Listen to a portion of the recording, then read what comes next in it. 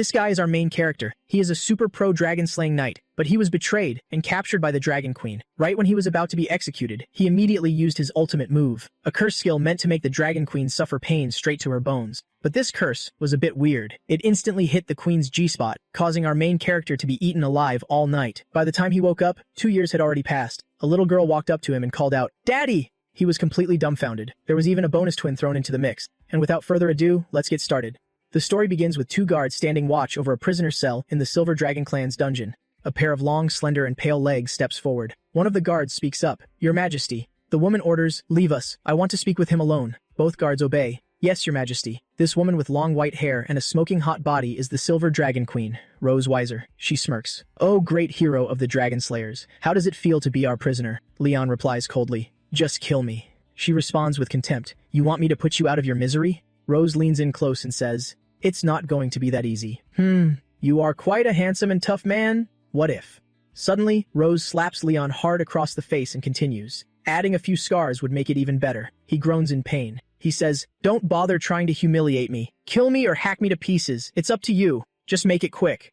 Rose brings her blood-stained hand to her lips and licks it, revealing an unusually seductive charm. "A strong man like you wouldn't have ended up in such a pathetic state if you hadn't been framed by petty scumbags. Why not submit to our Silver Dragon Clan?" He bares his teeth in a disdainful smile. "Do you even deserve it?" She narrows her eyes.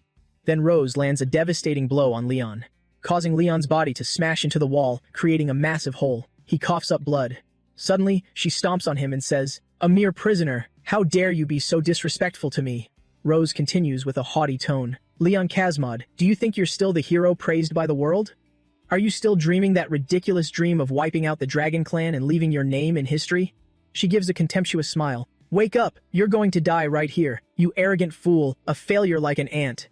Who knows? And I mean just who knows, you might have had the chance to enjoy wealth and glory with your descendants." Leon clenches his teeth, glaring at her with resentment. She then says, "A very interesting hypothesis, isn't it? But it's such a pity, you have no heir, so that day will never come." He becomes furious. "Rose Weiser, don't look down on humans." Suddenly, she wraps her tail around his neck. Rose stands with her arms crossed, watching him. What a stubborn, loud-mouthed punk. The air in Leon's lungs is almost depleted, and he uncomfortably claws at her tail. He closes his eyes. "Queen, Your Majesty," she asks disdainfully. "What's wrong? Are you about to beg for mercy?" He struggles to speak. "As of right now, you've made 2 mistakes. She is surprised, huh? He continues. "First, you shouldn't be alone with the strongest dragon slayer who has undergone rigorous training. Second, you absolutely shouldn't have." Leon's eyes widen, his pupils radiating a red aura. "Tasted my blood." Seeing this, Rose feels a bit uneasy and shocked. Then he uses his strength to break free from her tail. She stands there in surprise, staring at him. Rose's body feels strange, her face flushes red, and she mutters, "It's so hot." A moment later, she falls to her knees, asking herself, "Why?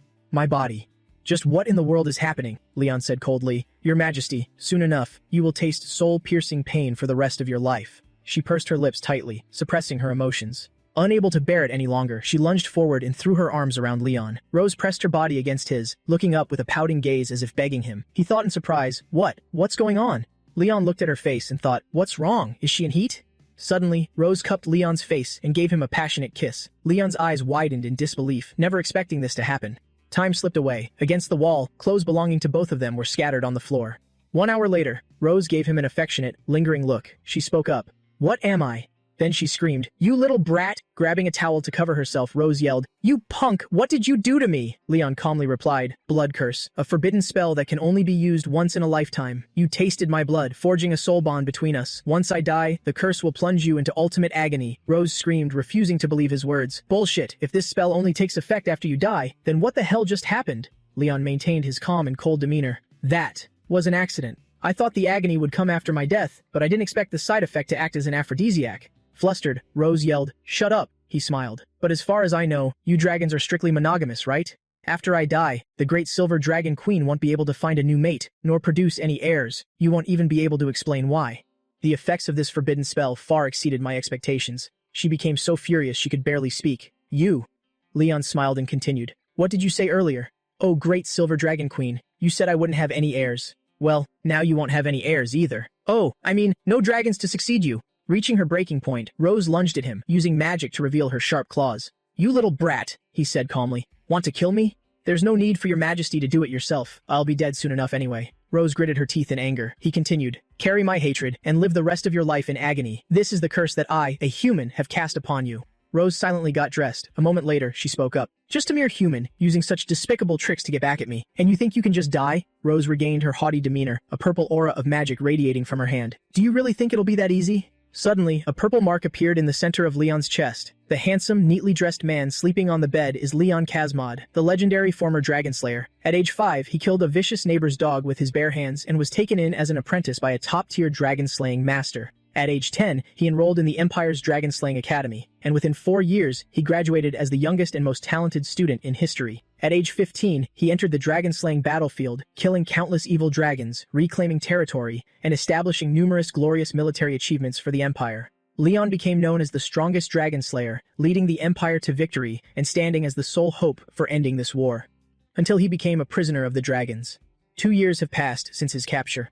Suddenly, Leon shot up in a panic, screaming loudly. Breathing heavily, Leon reached up to touch his chest.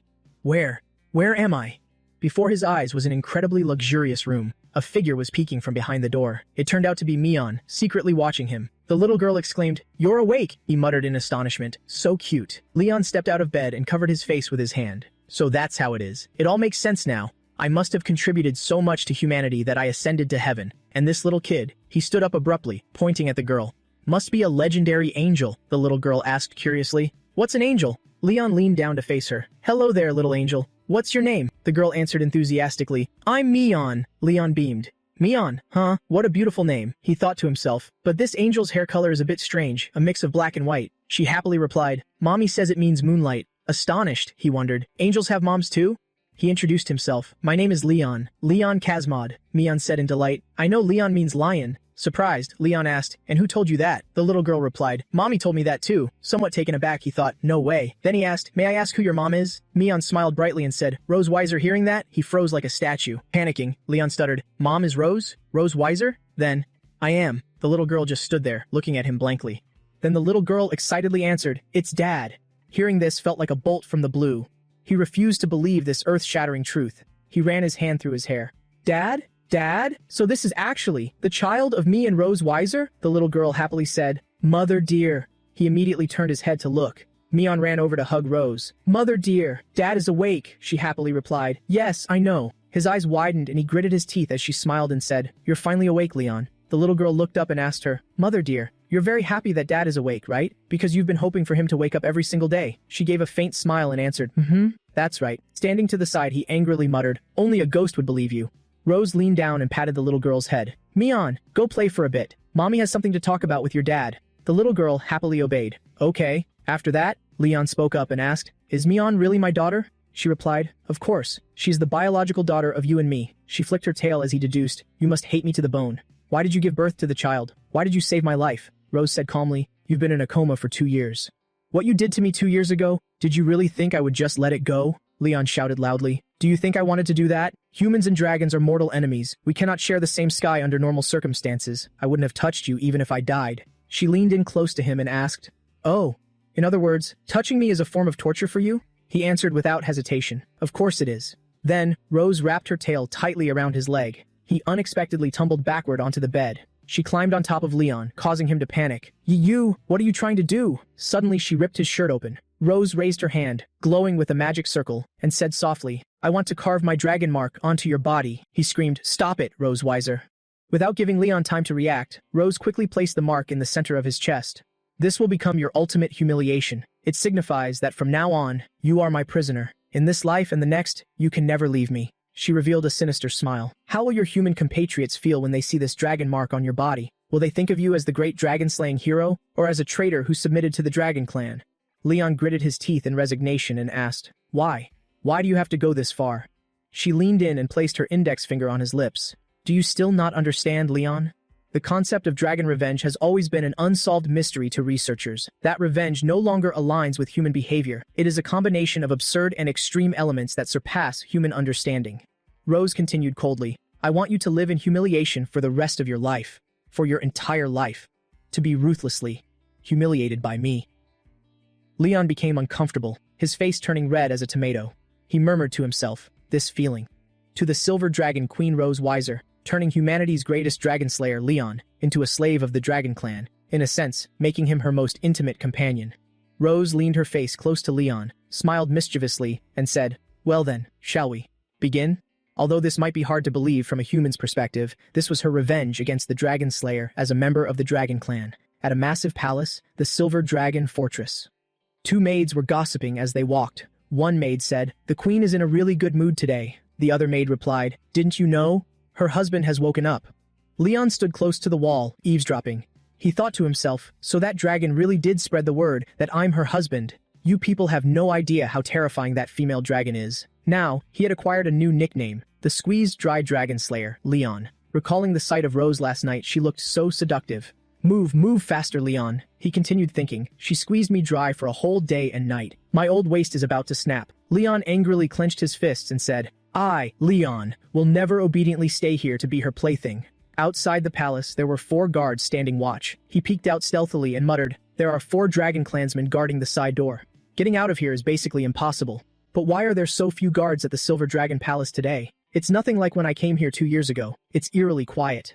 As if discovering something, Leon let out a sound. He brushed some weeds aside and walked over. "Why is there a cave here?" He looked at the small hole and said, "This isn't a trap, is it?" Leon frustratingly ran both hands through his hair. "I don't care anymore. I can't overthink this right now. No matter what, I absolutely have to leave this place. Even if it is a trap, I have to break out of here." He crawled into the hole and murmured to himself, "Goodbye, you perverted female dragon, and that little half-dragon named Mion. Even though she's very cute, she can only temporarily belong to you." Mion stood there, her eyes wide open, watching.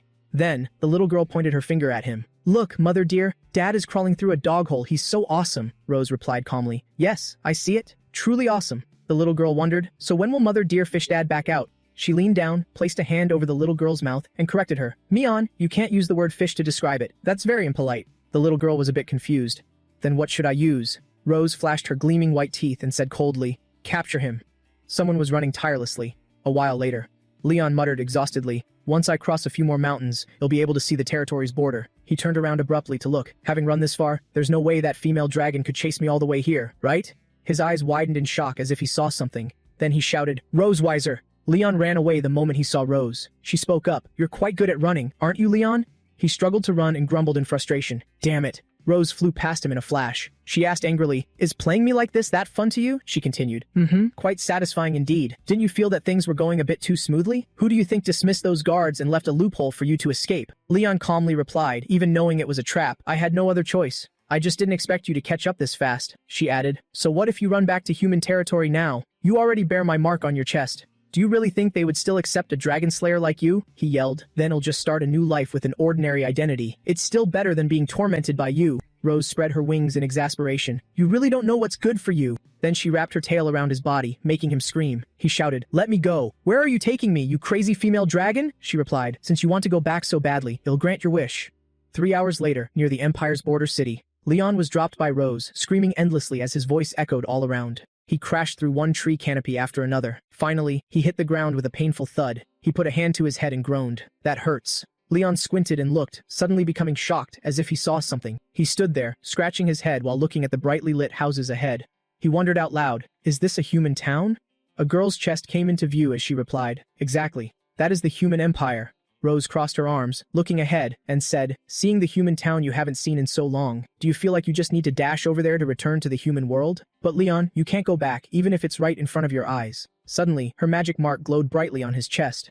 She pinned him against a tree and said, "Oh, I forgot to mention, for 2 people bound by the dragon mark, once one gets intimate with the other, the mark will react." Rose stepped closer to Leon, placing her hand on his chest, and asked, "Are you feeling your whole body burning up right now? Your heart tearing apart, unable to resist that urge?" He gritted his teeth. "You, don't tell me you want to do it right here?"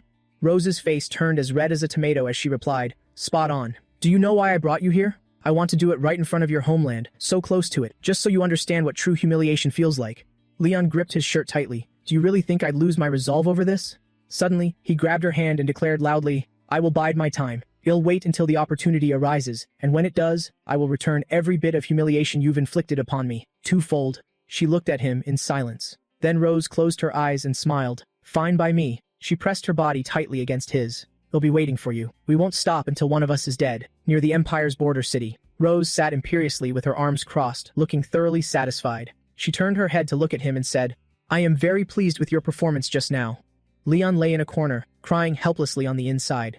She approached, tracing circles on his chest with her finger, and asked, "How about I bring you here every month to gaze at your homeland? What do you say?" He shot up and yelled, "I bet you crazy female dragon, are only thinking about how to squeeze me dry." She smiled softly and replied, "You saw right through me." Rose stood up to leave and said, "Let's go. Our daughters are still waiting for us at home." Suddenly, he interrupted, "Wait." She turned her head to look at him, a bit puzzled. Leon stepped forward and continued, "As a proud dragon slayer, there's no way I'd let you tie me up and drag me back like prey. I'll walk back myself." She calmly replied, "From here to the Silver Dragon Sanctuary, even at my flying speed, it takes 3 hours. For a human, it'll take at least 10 days to half a month." He grumbled, "It's just 10 days to half a month, don't underestimate human endurance." Rose smiled, "Then I'd love to see just how long you can last." A while later, the sound of heavy breathing could be heard. Leon panted heavily from exhaustion. Rose followed behind with crossed arms and said, "Can't walk anymore? Beg me." He turned back and interrupted her before she could finish. "No need, who said I'm tired?" She closed her eyes helplessly and scoffed, "You're only tough when it comes to your mouth." He was too annoyed to even form a proper sentence. "You." Suddenly, something made the two of them freeze and stare with wide eyes. There were soldiers on horseback passing by. Leon muttered, "The dragon-slaying squad." He happily approached and continued whispering to himself, "Great, these guys might just help me escape this she-dragon." Rose stood there glaring. He looked back in fear and reconsidered. "No, that's not right. If I ask them for help, Rose Weiser definitely won't hesitate to kill them." Oak stopped and ordered, "Hold on a second." He looked at the two of them and asked, "Are you two lost?" Leon scratched his head and smiled brightly. "No, we're just taking a leisurely stroll." He kept a straight face, but inside he thought, "I can't drag innocent people into this." Oak dismounted and suggested, "These mountains aren't a good place for a stroll. There are lots of dangerous plants and wild beasts. How about I escort you two for a bit?" He stepped forward and introduced himself. "Oh right, my name is Oak. I'm the captain of the 47th Dragon-Slaying Squad of the Imperial Army." Leon stepped forward, waving his hands. "Thank you for your kindness, but we've had some self-defense training and can protect ourselves." He silently pleaded, "Please, just stay away." Suddenly, he recognized Leon and asked, "You look a bit familiar. Have we met before?" Rose revealed her sharp, cold gaze. Leon turned around and saw her gathering magic in her hands. He whispered, "This is bad." Suddenly he grabbed her hand tightly. Leon pulled Rose close to his body and smiled. "Sir, you've mistaken me for someone else," he continued. "I just have one of those faces. Even my wife gets mixed up sometimes, right?" He whispered to her. "It'll go back with you obediently. Just play along." Hearing this, she hugged him affectionately and replied, "Mm-hmm." Seeing them like that, Oak smiled in understanding. He turned to leave, but didn't forget to say goodbye. "Well then, I won't interrupt your romantic time any longer." Leon and Rose stood there holding each other intimately, watching them slowly walk away. She asked coldly, "Have you hugged me enough?" He jumped back and let out a few yelps. She maintained her cold demeanor and said, "Leon, you're very smart for not asking them for help. But there's one thing." Rose poked his chest with her finger. "You need to be clear about your position. Even though we have children, it doesn't mean I'm your wife." Leon replied in annoyance, "I never wanted to be your husband anyway." She turned on her heel. "Let's go. We still have a long way ahead of us." Leon clutched his hand, letting out a groan of pain. He held up his blood-stained hand as she walked further away. Suddenly, he fainted. She looked back in surprise. Rose asked coldly, "Did he faint?" A purple aura of magic radiated from her body as she scoffed. "What a fragile human." She transformed into a dragon and picked him up by his clothes with her mouth. Then she tossed him high into the air. Leon landed on her back. Rose soared into the sky, muttering in dissatisfaction, "I guess you're begging for mercy this time." Meanwhile, at the Silver Dragon Sanctuary, after a long, deep sleep, Leon finally began to wake up with a groan. Leon said excitedly, "Daddy's awake!" He sat up, rubbing his head and asked, "Why am I here?" The little girl quickly replied, "Mother brought you back here, Daddy." He recalled what happened yesterday, his face darkening. "Damn it, I finally got dragged back like prey." That was Leon in Rose Weiser's eyes. Leon noticed his bandaged hand. "What is this?" The little girl replied excitedly. "I bandaged it for you, Daddy," he thought to himself. Dragon researchers say that dragons are a brutal race. From childhood, their entire lives are filled with blood and violence. Even though Mion has clear draconic traits, she doesn't show any hostility toward me at all and fully accepts me as her father. Is it because she has mixed human and dragon blood? Leon reached out and patted her head. "Yeah, Mion is so good." She smiled happily. He gently advised, "Mion, you're so adorable. When you grow up, don't end up like your mother, you hear?" Hearing this, the little girl looked confused and bewildered. Suddenly, Rose walked in and asked, "What's wrong with being like me?" He panicked so much that his eyes went blank. He turned his head away. "No, nothing at all." Mion happily showed off to her. "Mother, I did it just like you showed me and bandaged Daddy's wound," she replied nonchalantly. "Mom, that's what you're supposed to do." The little girl happily obeyed. "Yes, Mother." He stood to the side muttering, "What a strict mother." He leaned down, patted her head, and smiled. "Mion, go hide in the garden first. I'll count to 100 and then come find you, okay?" The little girl instantly got excited. "Really? You want to play hide and seek with me, Daddy?" Leon put his hand on his chest. Dad isn't like your mom. Hurry up and go hide. Then he started counting. 1, 2, 3. The little girl quickly ran off. Dad, don't count so fast. He continued counting. 4, 5. Leon stopped counting and called out to Rose. Hey you! She turned around and asked in confusion. What is it? He asked. Why are you being so overly strict with our child? She replied calmly. That is how our dragon clan does things. We must be strict with our children from a young age to raise them into strong warriors. Leon raised his voice. She's not entirely a dragon, you know. Besides, Mion is so cute. How could you have the heart to? Rose closed her eyes and answered indifferently. She is a dragon. Cuteness means nothing to a dragon. He immediately teased. Well, you're pretty cute yourself. She glared at him with a cold, piercing gaze. Then she grabbed him by the shirt. Rose yelled, You're just a slave for me to vent my frustrations on. Stop acting high and mighty and lecturing me. He flinched a little. She returned to her gentle demeanor. As long as you understand. I am the queen of the Silver Dragon clan, and I have a lot to deal with. Babysitting duty is on you. She leaned close to his ear. That child really likes you. In the picturesque garden, Leon walked while mimicking her words and complaining. I am the Dragon Queen, so I'm very busy, acting as if we dragon slayers are naturally responsible for raising children. Seeing someone peeking out, he suddenly stopped. He muttered to himself, Mion is too naive. Does she really think hiding back there will keep her from being found? Leon pointed at the little girl and said loudly, Found you, Mion. Seeing the little girl standing frozen, he felt awkward. The atmosphere feels a bit off. He asked himself, a bit terrified, is this kid angry? Mion's expression showed that she was definitely mad at him. She stared at him intensely. Leon scratched his head to smooth things over. Mion, I'm sorry. You waited too long. Suddenly, the little girl ran away. He chased after her, asking, Mion, what's wrong? He ran after her and called out, Why are you running, Mion? Confused, he ran around searching everywhere. She's gone. I clearly saw her run past here just a moment ago. Leon thought to himself, a child's mood is truly unpredictable. He continued thinking, no wonder Roseweiser handed the childcare over to me. He was so lost in thought that he didn't realize Mion was right behind him. The little girl lunged and hugged Leon tightly, smiling brightly as she said, Mion caught Dad, he asked. Mion, didn't you just run past me earlier? The little girl looked at him in confusion. She replied, No, I didn't. Dad couldn't find me this whole time, so Mion came out to find you instead. Leon thought, did I see it wrong? Mion grabbed his hand and pulled him along. Dad, Mion has something to show you. Come here, he answered. All right, completely unaware that there was another little girl behind them who looked exactly like Mion from the back. It turned out the little girl was Noah, Mion's older sister. She stood there silently watching him and Mion. On the other side of the garden, there was a crystal-clear waterfall. Mion was doing something that made scribbling sounds. The little girl was intently coloring, while Leon sat on the side watching her. He smiled brightly and thought, having a daughter is so wonderful. It feels like my very soul is being healed. He clenched his fists and thought angrily, sooner or later, there will come a day when Dad takes you and escapes from the demonic clutches of your dragon mother. The little girl ran over and held up the drawing to show him. Look, Dad, Mion drew our whole family. He happily replied, Wow, Mion is so talented. As expected of my daughter, Leon then wondered, What is this? Leon turned the drawing around, pointed at it and asked, Mion, why are there two kids here? She answered excitedly, That's my big sister. He panicked. Mion has an older sister. So it wasn't just a one-shot bullseye. They are twins? He hunched over and ruffled his hair in self-reproach. The kid I saw in the garden earlier was her.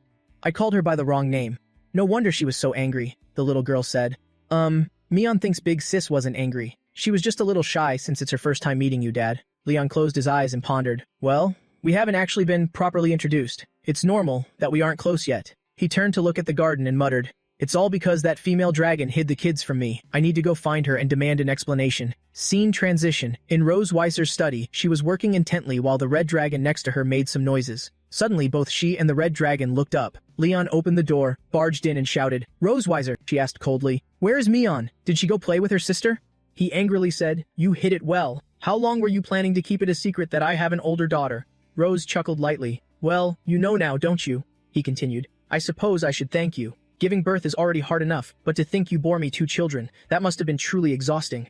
Growing angrier, he slammed the table. Once I return to the Empire, I will definitely add your name to my family's genealogy. Roseweiser's eyes flashed with anger. She crossed her arms, sitting imperiously, and asked, Do you even know why I didn't tell you about the existence of our older daughter? Leon asked with a mix of confusion and blame. Why? I bet you're just jealous of how close I am with Mion, so you purposely kept Noah from meeting her father. She asked, Are you really in such a rush to meet her? He replied, Obviously, who wouldn't want to meet their own daughter? Unlike a cold and strict mother like you, I actually need to bond with her. She rested her face on one hand and gave a faint smile. All right, just don't regret it. The scene shifted to a room with a counter and a sink in the kitchen. Gripping a knife tightly, Leon laughed out loud and said, "Roseweiser." He chopped down hard on the cutting board. "Today, we'll show you how to close the gap with my older daughter. Step 1. Win her over with delicious food." Looking at the appetizing pot of food before him, he thought, "The milk stew my squad used to make. Everyone who tried it said it was amazing. The sweet taste is perfect for kids." He scooped up a spoonful to taste and evaluated.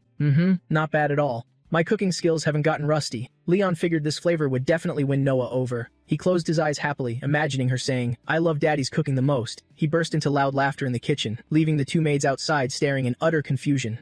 One of the maids outside spoke in admiration. "His Highness just recovered, yet he's already cooking for his family. He truly is a family-oriented male dragon." Seeing Rose and the two children approaching, the two maids immediately bowed. "Your Majesty," she announced, "you are excused from serving dinner tonight. Go get some rest." The two maids bowed at a 45-degree angle. "Thank you, Your Majesty." Leon turned around holding the pot of stew and said, "You guys are just in time." Leon ran over and praised, "Daddy, it smells so good." He flashed a bright smile. "I heard you girls love meat the most, so I specially made stewed meat and beef bones for you." Leon smiled inwardly, thinking, "Noah, can you feel your daddy's love now?" He suddenly glanced at the little girl, only to see her turn her head away in complete disinterest, leaving him stunned and frozen. Disappointed, he muttered to himself, "Why is this completely different from what I imagined?" Leon glared at Rose and continued grumbling internally. This female dragon totally saw this coming. That's why she kept me from meeting Noah. After watching in silence for a moment, Rose finally spoke to Noah. "This is your first official meeting. Introduce yourself." The little girl obediently replied, "Yes, mother." The little girl introduced herself coldly. "I am the eldest daughter of the Silver Dragon Queen Roseweiser, Noah Melkvi. I am 1 year and 2 months old. Dragons are an immortal race, so dragon whelps mature much faster than human children." He happily crouched down. "Hello, Noah. My name is Leon Kazmod, and I'm your dad." Step 2 of closing the gap with his older daughter. A polite greeting to leave a good impression. The little girl just let out an indifferent, "Oh," he thought awkwardly. "Why is she acting so cold? Does she have a problem with me?" Leon tugged at her sister's shirt. "Big sister, say a little more. Don't make Daddy feel awkward." The little girl crossed her arms and said disdainfully, "Him? He looks so weak at first glance. Is he really our father?" Her words hit him so hard he practically coughed up blood. "Is he really our father? He looks so weak." He looked at her with a broken heart and muttered to himself, "What a dutiful daughter." For the first time, the childish young father Leon felt a sense of crisis. Leon smiled at the two children. A family reunion should have been full of joyous conversation, but it had turned into sheer torture for him. Just then, Leon spoke up. "Sister, help me cut this." Noah happily agreed. Observing the two girls, Leon couldn't help but think, "My daughters look identical, but their personalities are worlds apart." What's more, Noah is clearly taking after her mother. Then he tried to strike up a conversation. "Noah, do you like the food today?" The little girl smiled and replied, "Tastes awful." Every single word pierced right through Leon's fragile heart. Rose covered her mouth, unable to hold back a burst of laughter. Leon turned with innocent eyes and asked, "Mother, why are you so happy?" She replied, "It wasn't easy for your father to reunite with our family. Seeing him so happy makes me happy too." Then she turned to Leon with a meaningful look. "Isn't that right, Leon? Why aren't you smiling?" Hearing that, he immediately forced a smile and replied, "Being with my family, of course I'm very happy." Leon innocently held up a meat skewer and cheered, "Then you have to eat dinner with us every single day." Daddy Leon made an awkward face. "Well, about that." Then he thought to himself, "As if I'd ever want to eat with that female dragon every day." Suddenly, Noah's voice interrupted the conversation. "No way." Leon looked at her dejectedly, full of confusion. "Why not?" Noah calmly put a bite of food into her mouth and answered, "Because I want to go to St. Hiss Academy and join the dragon kindergarten class." Hearing the little girl's words, Rose said seriously, "The kindergarten class at St. Hiss Academy is meant for dragons who are 4 or 5 years old." "Why are you in such a rush to enroll?" Noah replied coldly, "Because I want to defeat the dragon slayers." Over on his side, Leon felt targeted, jolting in his seat and coughing violently. He wiped his mouth with a napkin thinking, "It feels more like you want to defeat your old man right here." Then he looked at her pointedly and said, "Dragon slayers are all very powerful. You're so little, Noah. You'll get hurt." Noah furrowed her brows, crossed her arms, and glared at him coldly. "Don't treat me like a child." Leon was stunned by her remark, thinking to himself, "But you literally are a child." Rose crossed her arms and chuckled. "I actually think Noah's idea is great. The sooner she thinks about starting school, the sooner she can stand against dragon slayers." A second later, she shot a glance at Leon. "Right, Leon? Or do you have some other reason for wanting to stop Noah from going to school?" Hearing her words, he couldn't help but feel anxious. If he continued to object, Noah would definitely hate him even more as a father. He could only secretly try to change her mind. He calmly picked up some food and replied, "No, I don't." Leon glared at Rose with a less than friendly gaze, thinking, "Damn it, I get it." He imagined Rose holding her knife and fork as if she wanted to eat him alive. "This female dragon wants to use Noah to mentally attack me during dinner." Anger flared up like a roaring fire in his heart. "Just you wait, Roseweiser. I'll show you." Meanwhile, Rose smiled triumphantly and said, "If your father has no more objections, then it's decided." St. Hiss Academy's entrance exam is in a month. During this time, your father will prepare you for it. Hearing this, Noah responded enthusiastically, "Yes, mother." After the family dinner ended, Rose cleared the table. Meanwhile, Mion kept showing off her stuffed little belly to Noah. "Look, Auntie Mion's tummy is so round." Suddenly, a voice rang out. "Hey, Rose Weiser." The tone made her turn around in annoyance. Leon pointed at the pile of dishes on the table. "These plates haven't been cleaned up yet." Rose put on a displeased expression and retorted, "Just let the maids handle these things." Leon leaned in close to her ear. After dinner, a husband and wife should clean up and wash the dishes together. Only then is a family dinner officially complete. He slyly teased her, whispering right into her ear, "Didn't you want to build a harmonious family atmosphere in front of the kids, even if it's just fake?" Rose then turned to look at the two children, suddenly meeting Mion's expectant gaze. Rose let out a sigh and reluctantly said, "Fine." Seeing this, Mion joyfully raised her hands high and laughed. "Mion wants to help too." Suddenly, Noah reached her hand out toward Mion. A second later, she dragged the little girl away, saying coldly, "Let's go, let's go." Mion pouted in dissatisfaction and cried out, "Auntie, where are we going?" Rose looked at the stack of dishes neatly placed in the sink. Then she turned to him and snapped, "When do you plan on coming over to help me?" Leon sat with his arms crossed on the chair and said nonchalantly, "Rose Weiser, have you forgotten what I said 2 years ago?" He continued, "Never be alone with the strongest, rigorously trained dragon slayer." His words made Rose jump in startlement. She quickly turned to interrogate him. "Leon, what are you trying to do?" Leon replied with a dead serious gaze. "Back then, I had traveled a long distance. When my stamina was drained, you suppressed me with the dragon mark and played me like a fool. But things are different now." Hearing this, Rose furiously manifested her tail, pointing it at him, and shouted, "Don't think you can escape from here, using this kind of trick."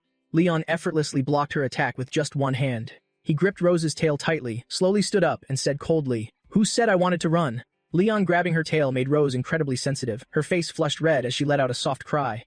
A second later, she collapsed straight onto the floor. "You bastard." Still clutching her tail tightly, Leon looked down at her and said coldly, "Lost your strength, your majesty. The effect of the dragon mark makes your tail extremely sensitive. With me squeezing it, you're just like a weak little kitten being held by the scruff of its neck. This is a little piece of knowledge I discovered from your Dragon Clan's books." He then leaned in close to the trembling Rose and continued, "Rose Weiser, that desire of yours to conquer, that desire to control everything." He asked further, "But have you ever been conquered yourself?" The question made Rose freeze for a moment. Rose panted, exhaling hot breaths, her face flushed completely red.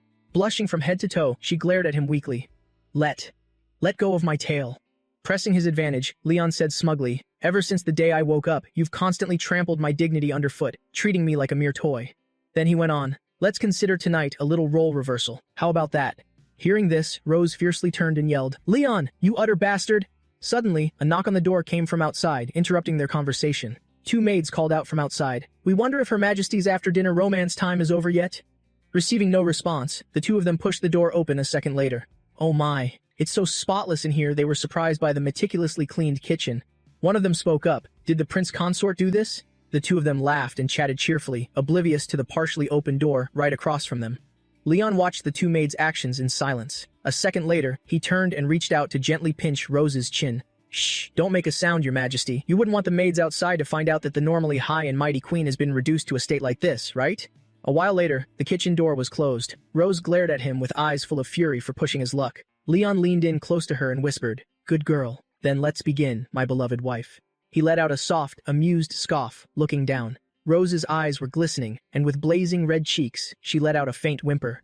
3 days later, the entire kingdom was shining brightly under the sun. Leon was fast asleep in bed. Beside him, Mion looked at him with sheer curiosity. "Daddy hasn't woken up for 3 days. Is Daddy dead?" Noah replied. "We'll know as soon as we test it." A second later, the little girl viciously stomped her foot right on his face. "Ouch, that hurts!" Noah coldly crossed her arms and said, "Mom, not dead yet." Meanwhile, Leon fumed internally. "Is this any way to treat your father?" Then he turned to look at Mion's joyful face. Leon slowly sat up. Mion cheered happily. "Mother, Dad is awake again." Leon coldly asked Rose, "When did I pass out?" Sitting in front of the mirror, Rose replied, "Do you need me to help you remember?" Thinking about this, he startled at the memory of what happened that night. He remembered now, at the end of the night, the dragon mark lost its effect, and he really took a direct hit from her. Leon got out of bed, not forgetting to glare at her. This female dragon is truly ruthless. An ordinary person would have died several times under her claws by now. Then he watched her draw the curtains and couldn't help but think, looking closely, she's actually quite beautiful, even though she's clearly a female dragon over 200 years old. Mion looked at his dazed face with some worry. "Why is Dad frozen?" Noah replied like a seasoned expert. He's just staring at Mother like an idiot." Suddenly, Rose bumped her hand and dropped her hairpin, startling as she looked down. At that moment, Leon's hand reached out to pick it up. A second later, he gently pinned it back in her hair. not forgetting to add, "This actually suits you quite well." Instead of being romantic, Rose asked, "I didn't expect you to be so delicate. Don't tell me you've done this for some other woman before." Leon defensively retorted, "That's right, when I was a kid, I used to brush my master's sheep, so I'm very skilled at it." Suddenly, Mion grabbed his arm and asked, "Dad, what is a donkey?" Then he started demonstrating for her. A donkey is almost like a dragon. It has 2 ears and a tail, and it's very stubborn. Whenever it's unhappy, it likes to snort. Leon added, "Just like your mom." Hearing this, Rose shot him a death glare. A second later, she directly gave him an elbow to the stomach, making him cry out in pain. Mion quickly asked with concern, "Dad, are you okay?" Noah stood coldly watching him clutch his stomach. "Dad is fine." Suddenly, Rose turned to look strictly at the children. "Your task for today is to learn how to write your names. Your dad will be in charge of teaching you." Hearing this, Leon grumbled loudly, "Giving me orders on your own again." "Over here," Mion cheered joyfully. "Dad is teaching us how to write." Noah coldly crossed her arms and said, "I can write on my own." Immediately, Mion excitedly dragged Noah away. "Sister, let's go to the study and pick some pretty colored pens." "What color do you want, sister?" Noah replied. "Purple."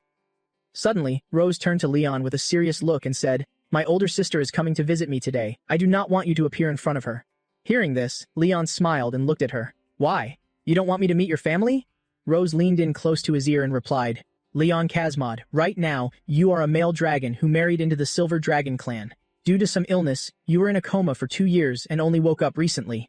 She poked a finger lightly against his chest and continued, "If it comes to the point where you absolutely must be seen, you have to play the role I assigned to you." Leon agreed, looking at her. "I got it, Your Majesty." Right after Rose walked out the door, he watched her go and thought to himself, "Humph, you female dragon. Did you really think I'd just obediently listen to you?" He chuckled inwardly at this moment. "Rose Weiser, I'm going to humiliate you right in front of your sister." At this moment, in the children's study of the Silver Dragon Holy Temple, the room was decorated neatly and cleanly. At the small table, Leon was teaching the kids, "Follow what Dad just taught you. Watch closely, just like this." Then he handed the 2 pieces of paper with the writing to the children and said, "Now Dad will write your names at the top, and you guys trace over them a few times, okay?" Noah picked up the paper and looked at it coldly. "It's not as pretty as Mom's handwriting." Hearing this, he immediately reacted and said loudly, "Hey, over here," Mion innocently asked. "Does Dad have work to do?" Leon slowly stood up and replied, "I forgot to give something to your mom earlier. I have to go pay her back double." A second later, he quickly ran out the door and called back, "Wait for Dad to come back and check it." Seeing this, Noah remarked, "Is he an idiot?" Mion laughed happily and said to Noah, "But it looks like you're having a little fun, sister." Noah immediately turned away and said, "I am not. Hurry up and write." Then her cheeks started to flush as she quietly looked at the paper in her hand. At this time, at the gates of the Silver Dragon Holy Temple, 2 long rows of guards were welcoming Isa as she walked in. From her hair to her outfit, she was completely dressed in red. This was the Red Dragon Queen, Isa Melkov. Rose couldn't contain her joy as she ran out to hug her. "Sister, it's been so long." Suddenly, Isa spoke coldly, "It's been a year, and your complexion is much rosier now." Hearing this, Rose quickly touched her cheeks to hide her embarrassment. "Is it? Not at all." Isa looked behind her and added, "I heard your husband is awake now. Why don't I see him?" Rose quickly made an excuse. "He's not feeling well today, so he can't see anyone right now." Isa crossed her arms, slightly suspicious. "Is that so? What a pity. I thought I'd get to see what the Dragon King who stole my little sister looks like." Then she leaned her face close and said, "Unions between Dragon Kings are always for the benefit of the clan, devoid of love. But seeing how you and your husband got married and had kids so quickly, your relationship seems quite good, doesn't it?" Rose turned her head away and said loudly, "Does getting married and having kids mean the relationship is good? I don't have any feelings for him. Not now, and not ever." Isa shot her a glance and thought to herself, still as stubborn and defensive as ever. Then Rose hugged her and smiled. "All right, it's been so long. Let's take a walk in the garden and talk." In the distance, a pair of binoculars was observing the 2 of them. Leon stood high up, holding the binoculars and looking down. "Is she Isa Weiser?" Then he chuckled softly and said, "Well then, let me test how far the Dragon Mark's area of effect reaches." Over here, Rose and Isa were strolling through the flower garden. Isa spoke up. "The Dragon Clan's territory hasn't been very stable lately, especially the Red Flame Dragon King. That brat has been very active recently." Hearing this, Rose's eyes suddenly became serious. "Is it Constantine?" she continued. "Hasn't Constantine been out of sight for a long time?" Isa crossed her arms and replied, "Who knows? He's always been hot-headed. Maybe he wants to take this chance to expand his territory." Suddenly, at that moment, the dragon mark appeared on her chest, and the light emitting from it left her stunned. Rose felt anxious inside, to think it would happen right now. Suddenly, Isa turned and asked, "What's wrong?" Rose quickly covered it up and said, "No, it's nothing. You can keep going." At this moment, Rose thought of Leon sitting cross-legged in the palace, that damn dragon slayer. Isa kept walking ahead and talking non-stop. "Just in case, we need to strengthen our border defenses. If there's any new movement over there, he'll send a messenger dragon to contact you." Rose's entire body grew so hot she started trembling. She tried to suppress it, but the effect of the dragon mark was getting stronger and stronger by the second. Suddenly, Isa noticed and asked, Rose, are you really okay? Your face is completely red." Rose, trembling all over, said softly, "Sister, I suddenly remembered there's an urgent matter I need to handle. I'll probably be back in 20 minutes. Isa watched her run off and said, "Go ahead, do you need me to go with you?" Rose, feeling embarrassed, replied, "There's no need." On this side, Isa covered her smile with her hand. "A dragon mark, huh? The youth nowadays really go all out." Meanwhile, inside the castle, Leon was sitting on the balcony enjoying the breeze. "Rose Weiser, let's see just how long you can hold out." Suddenly, Rose threw the door open and shouted. Leon, hearing this, he jumped up. "Why are you back so soon?" Rose grabbed his shirt, pulling him close to her face, and said, "Did you deliberately trigger the dragon mark's resonance at this time, just to make me lose face in front of my sister?" Leon thought to himself, "I better play innocent for now." Then he put on a tearful face and said, "Is it a crime for me to miss you?" Hearing that, Rose quickly let go and said, What? Her face turned as red as a tomato. Leon looked at her embarrassment and thought, "Looks like the effect isn't bad. At least now she must feel disgusted by me." Rose blushed, turned her head away, and yelled, "Shameless! Why is a defeated prisoner spouting such garbage? Take those thoughts back right now." She shot him a slightly angry look and thought, "I clearly came here to punish him, so why did his few words manage to scare me off?" Then she walked away and said loudly, "Consider yourself lucky this time. If there's a next time, I won't let you off behind her." Leon made a teasing face and thought, "Shh, as if I'm scared." Suddenly, his cheeks also turned red. He said, "Just one flirtatious line was enough to make her completely fall apart. The effect of the dragon mark is really something." Then he touched his chest and thought, "But why does my heart beat so fast whenever I think of her face?" Leon tightly covered his ears. "Kazmod, snap out of it. Stop thinking about such nonsense." Leon's voice echoed, "The two little ones are still waiting for me to come back." On the other side, Noah and Mion were focused on writing. Mion whined, "Why isn't Daddy back yet?" The sky gradually turned dark. At this moment, a group of people appeared right at the gate of the Silver Dragon's sanctuary. Isa smiled happily and said, "Then it'll be going now for today."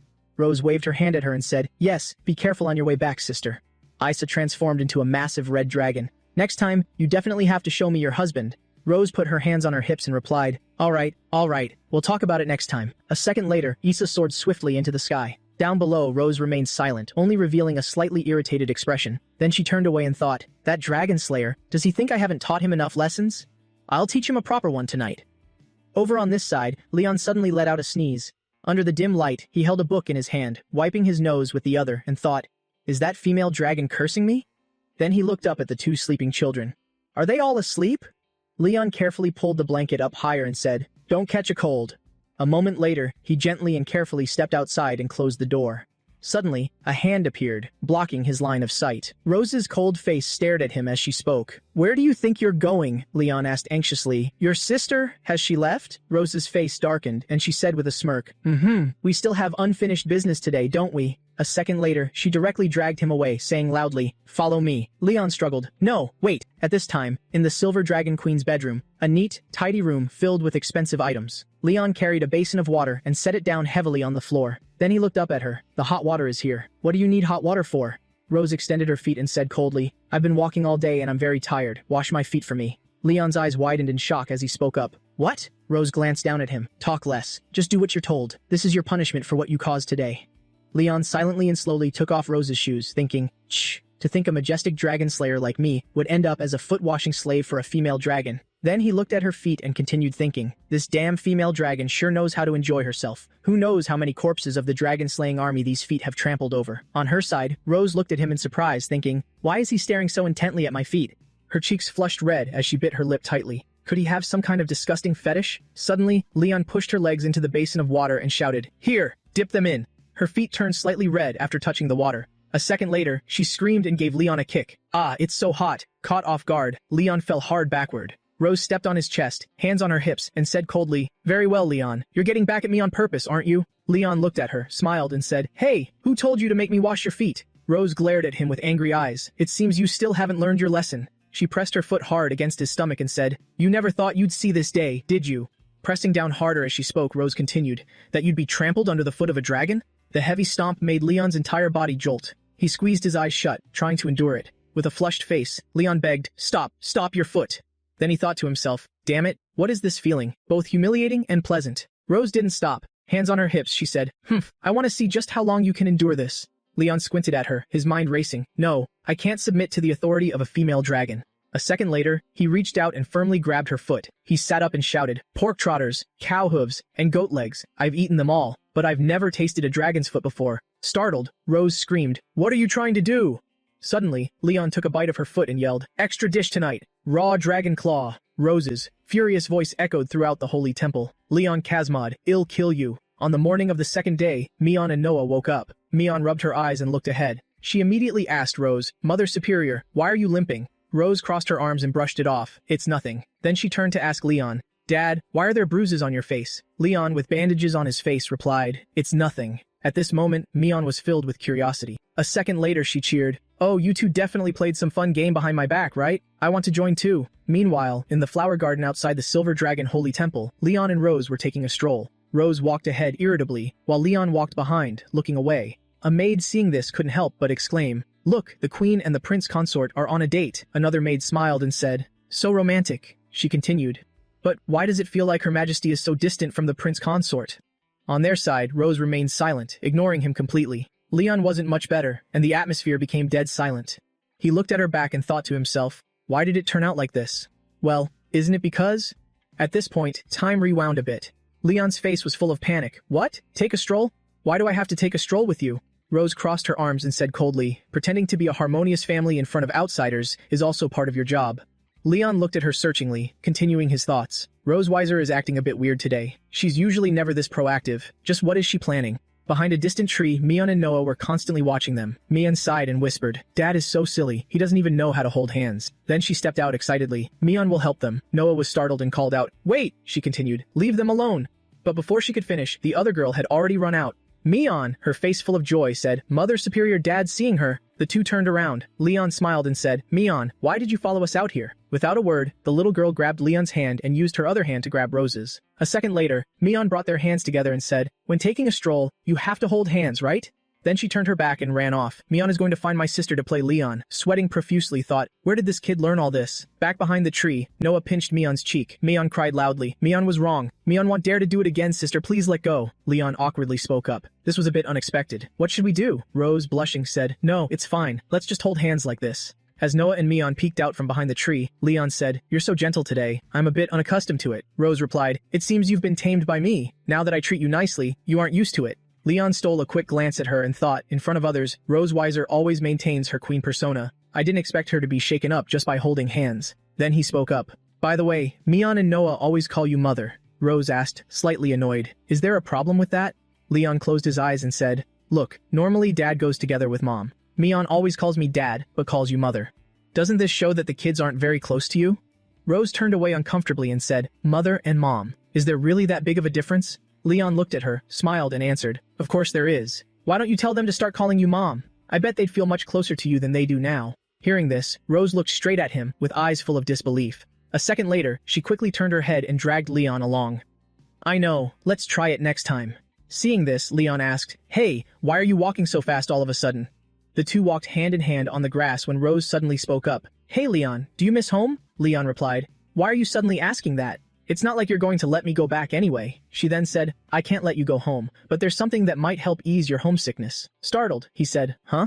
The evening sunlight shone down on the storehouse behind the temple's mountain. Leon and Rose stood before a towering and massive gate.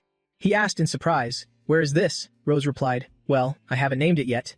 A second later, she inserted the key and said, "Call it a storehouse, a storage room, whatever." The door slowly opened, and a puff of white smoke drifted out as her voice echoed, "Whatever you want." Leon followed her footsteps, looking around as he asked, "The treasure trove of a dragon?" Suddenly, a jade bracelet caught his attention. If this were in the Empire, it would sell for at least hundreds of thousands of gold coins. But Rose said, "This is the bracelet my mother gave me for my coming-of-age ceremony." With a gentle gaze, she crossed her arms and continued, "In here, apart from spoils of war, there are some items that hold great significance to me." Leon's face was full of excitement. "Ah, other than your sister? I've never heard you mention any other relatives," she replied. "I never met my parents. My sister and I were raised by our great-grandmother." At this moment, Leon stepped closer to her and said, "Ah, then you're just like me. I grew up in an orphanage, never met my parents. It was my master and his wife who adopted me." Then, his eyes filled with seriousness. "So, what exactly did you bring me here to see?"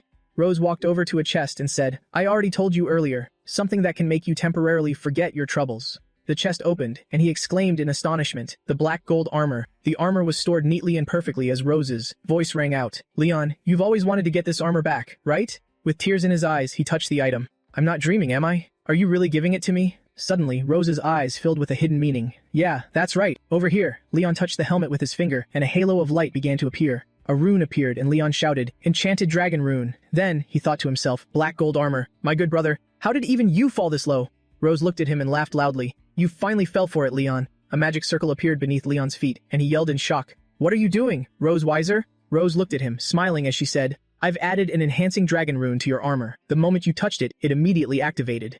Suddenly, Leon planted one hand on the ground, accompanied by a groan. Ugh. With a pained expression, he touched the dragon mark on his chest and thought, Despicable Dragon Queen, I completely let my guard down. Meanwhile, Rose continued speaking. Once the dragon mark is enhanced, its effects are doubled. She moved in close and lifted his chin. Now my dear Dragon Slayer, can you handle this?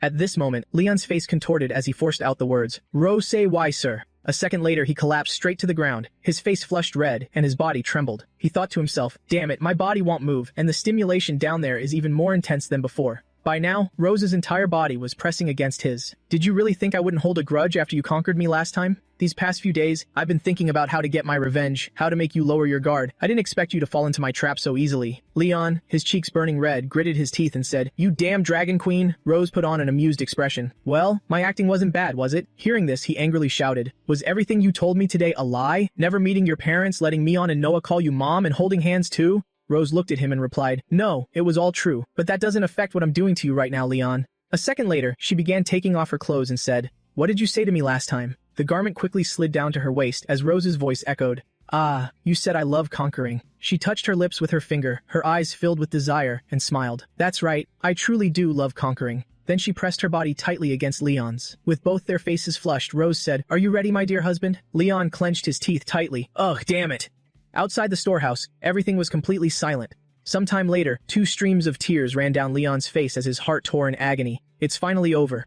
Rose lay on her side, looking at him. Seeing her staring intently at him, he couldn't help but ask, What are you planning to do?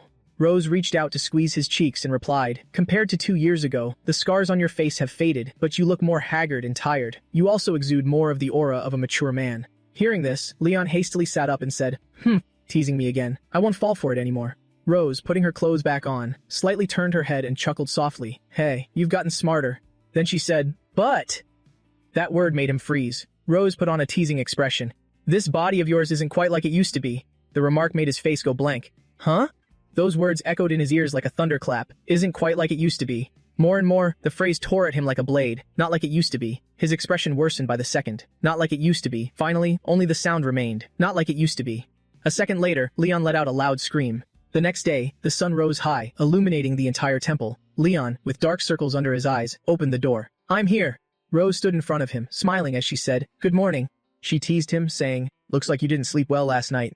Leon gritted his teeth in anger and snapped, Isn't it because of what you said? Rose smiled and replied, Really? I don't remember. Meanwhile, Noah looked at the two of them with a judgmental gaze, thinking, Here we go again. Suddenly, Rose pushed Noah toward him and said, The entrance exam for St. Hiss Academy is very strict. Starting today, you must carefully tutor Noah on draconic knowledge. Then she leaned in close to his ear. Besides, for now, you can only prove your worth in other areas. Hearing this, Leon flared up in anger and said, Damn it, last night I was just not in a good state. He then pointed his finger at her. I will definitely help Noah pass the exam, but I want to exchange it for items of equal value from you. Rose looked at him appraisingly, promising, You is no problem, but your demands better not be outrageous. His eyes instantly shifted. You better keep your word. Rose laughed and turned to leave, then study hard, you two. Don't tire yourself out, honey. Hearing that, Leon furiously shouted, Dragon Queen, will you cut it out? Standing nearby, Noah watched him and asked, Why are you and Mom fighting again? Leon crossed his arms and replied, No, we're just communicating normally. Suddenly, he realized something. Wait a minute, what did you just call her? Noah replied casually, Mom? He sat down with a bit of joy and quickly asked, Did she tell you to change how you call her? Do you prefer the old way, or now? Noah said shyly, Now. A second later, his face softened. I told you so, you kids would definitely like it. Seeing this, Noah felt shy and didn't know what to say. Then she turned away and said, When are we going to start studying? Leon hurriedly called after her. Hey Noah, wait for Dad. At the Silver Dragon Sanctuary for Children, the room was still brightly lit with toys scattered about, and Leon was still sitting, engrossed in a pile of books. Just then, Rose walked over. Oh, it's so late, and you're still not asleep? Leon ignored her, staring at the book as he replied, Noah's learning ability is quite good, so simple things don't suit her. I plan to filter out the key knowledge and combine it with past exam papers to teach her. Now I can only stay up late to prepare the lesson plans. Meanwhile, Noah was sleeping soundly on the bed as Leon's voice echoed, Noah is very smart, so I'm confident I can get her to pass the exam within a month. But upon hearing this, Rose said haughtily, Of course. After all, Noah takes after me. Leon looked at her with hidden meaning and said, "Not necessarily." Then he proudly patted his chest and said, "I used to be a genius dragon slayer who graduated at the top in both practical combat and written exams every year. All the highest scholarships in the school belonged to me." Then he turned to ask her, "What about Her Majesty the Queen? What championships did you win?" The question startled Rose. She frowned at him and thought to herself, "I thought he was just a reckless brute who only knew how to fight. I didn't expect him to be a top student too." A second later, she changed her attitude and said, If you're so amazing, how did you end up as my prisoner?" The remark irritated Leon. "Damn it, I only lost that one time." Leon turned to a corner, sitting gloomily as he muttered, "One misstep leads to eternal regret. A tiger down in the plains gets bullied by a dragon." Rose covered her mouth and laughed from behind, more like being ridden by a dragon. Then she noticed the plate of peppers on the table. "Oh, peppers!" Rose's face was full of confusion. "What are you using these for?" Hearing that, Leon turned around and replied, "Ah, these?" He picked one up and continued, "I took them from the kitchen to keep myself awake."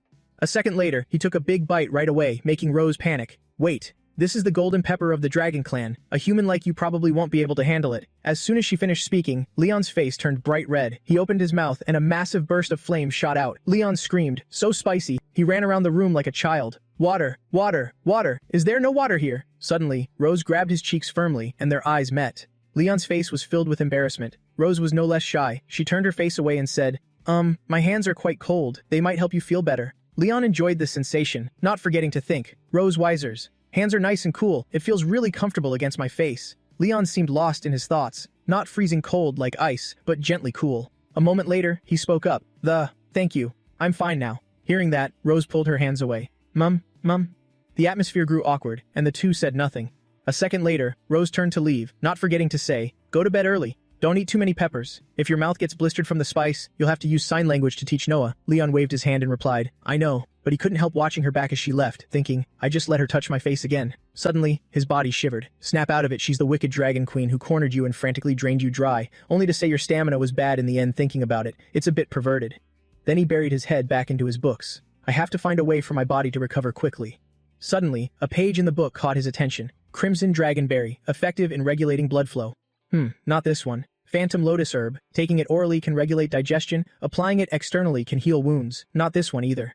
Suddenly, he found the Dragonblade herb and its use for balancing yin and yang. His eyes lit up. "Found it. This is the one." The next day, two birds appear facing each other outside the window. Leon's voice rings out, "Noah, I finished grading the test you just took. Out of 100, guess how much you scored?" Noah replies with an emotionless face, 50.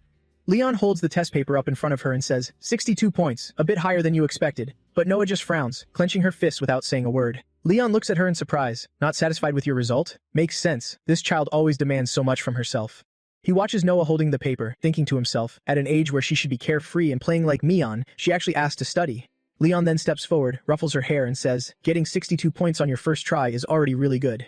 Noah shyly responds, "Thank you, Dad." Leon smiles and says, "Next, let's focus on solving the questions you got wrong." Suddenly, he lets out a few coughs. He gently rubs his neck and says, "Sorry." Leon then thinks to himself, as expected, "I ate too many chili peppers last night. My throat is so itchy." To stay awake, Leon had eaten a few more peppers afterwards. Meanwhile, Noah recalls what Rose said. "Last night, your dad was planning some sort of study schedule for you. That weirdo might not look reliable normally, but he's actually a top student." Noah then reaches into her pocket, but since he stayed up all night, he ate the super spicy yellow peppers of the Dragon Clan. It'd be strange if his throat was fine. She takes out an oval blue box and says, "For you, Dad. Here." Leon takes it, opening it as he says, "For me?" Noah replies, "Yes, Mom gave it to you, not me."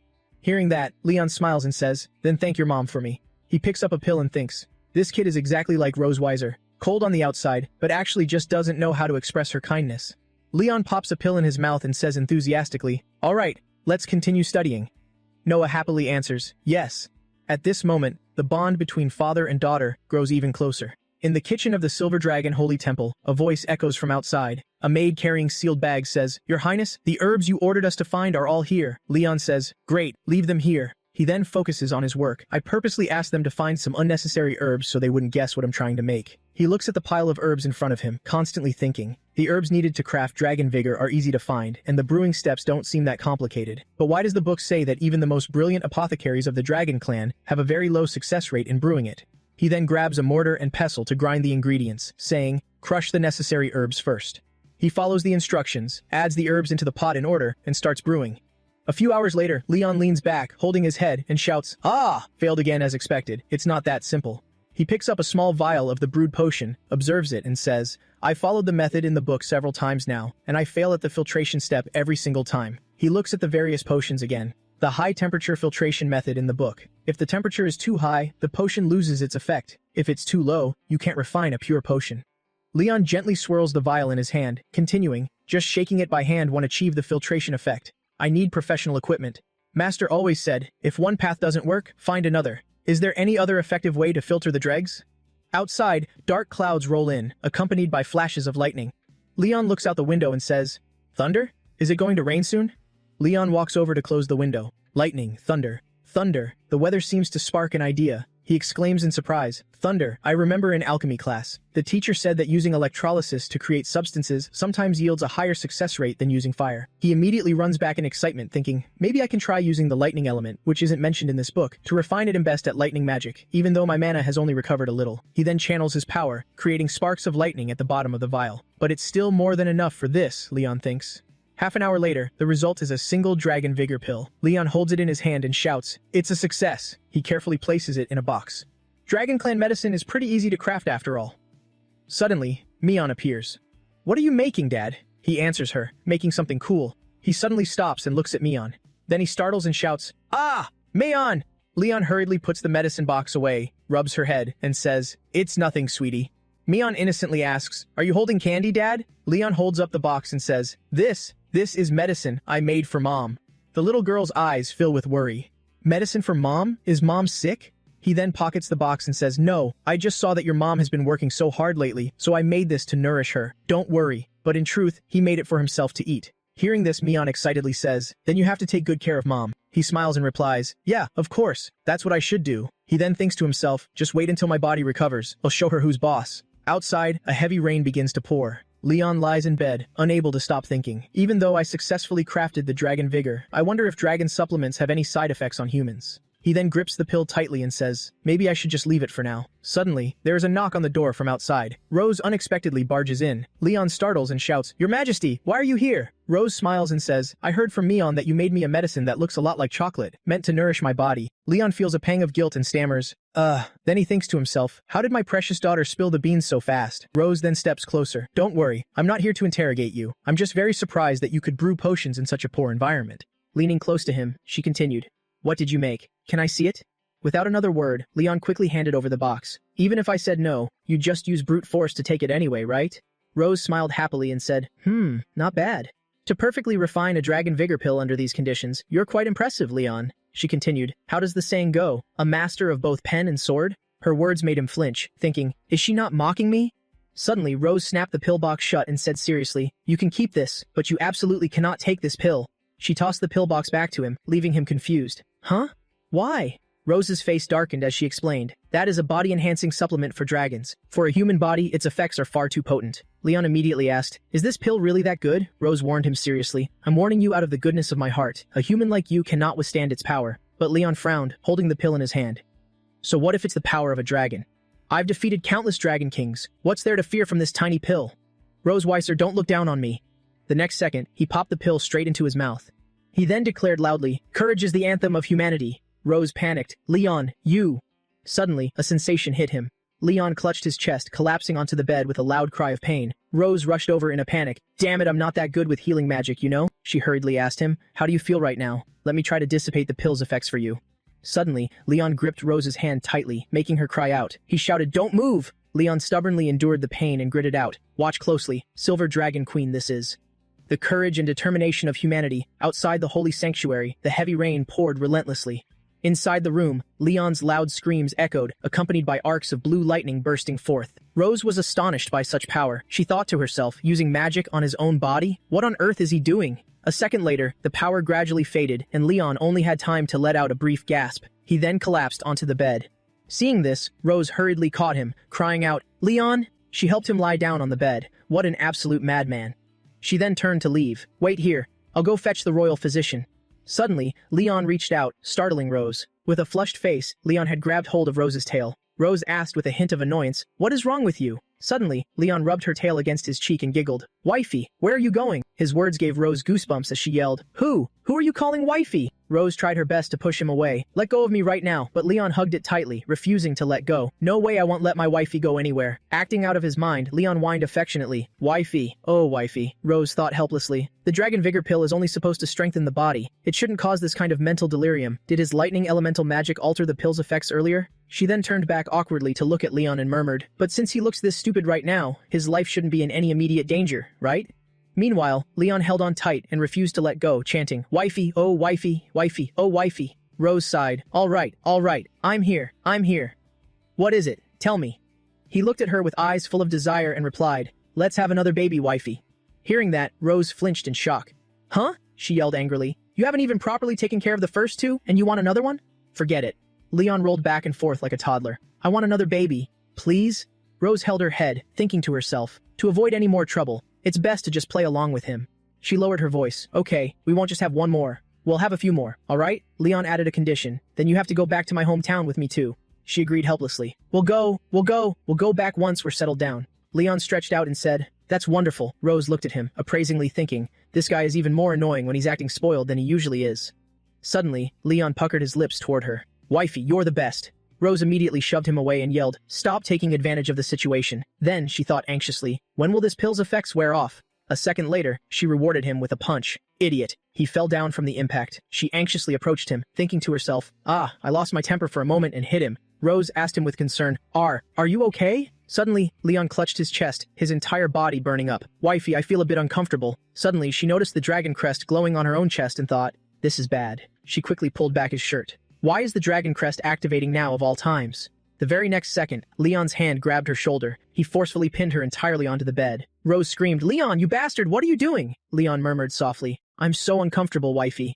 His eyes half closed, he continued, my whole body is burning, and my chest is tingling.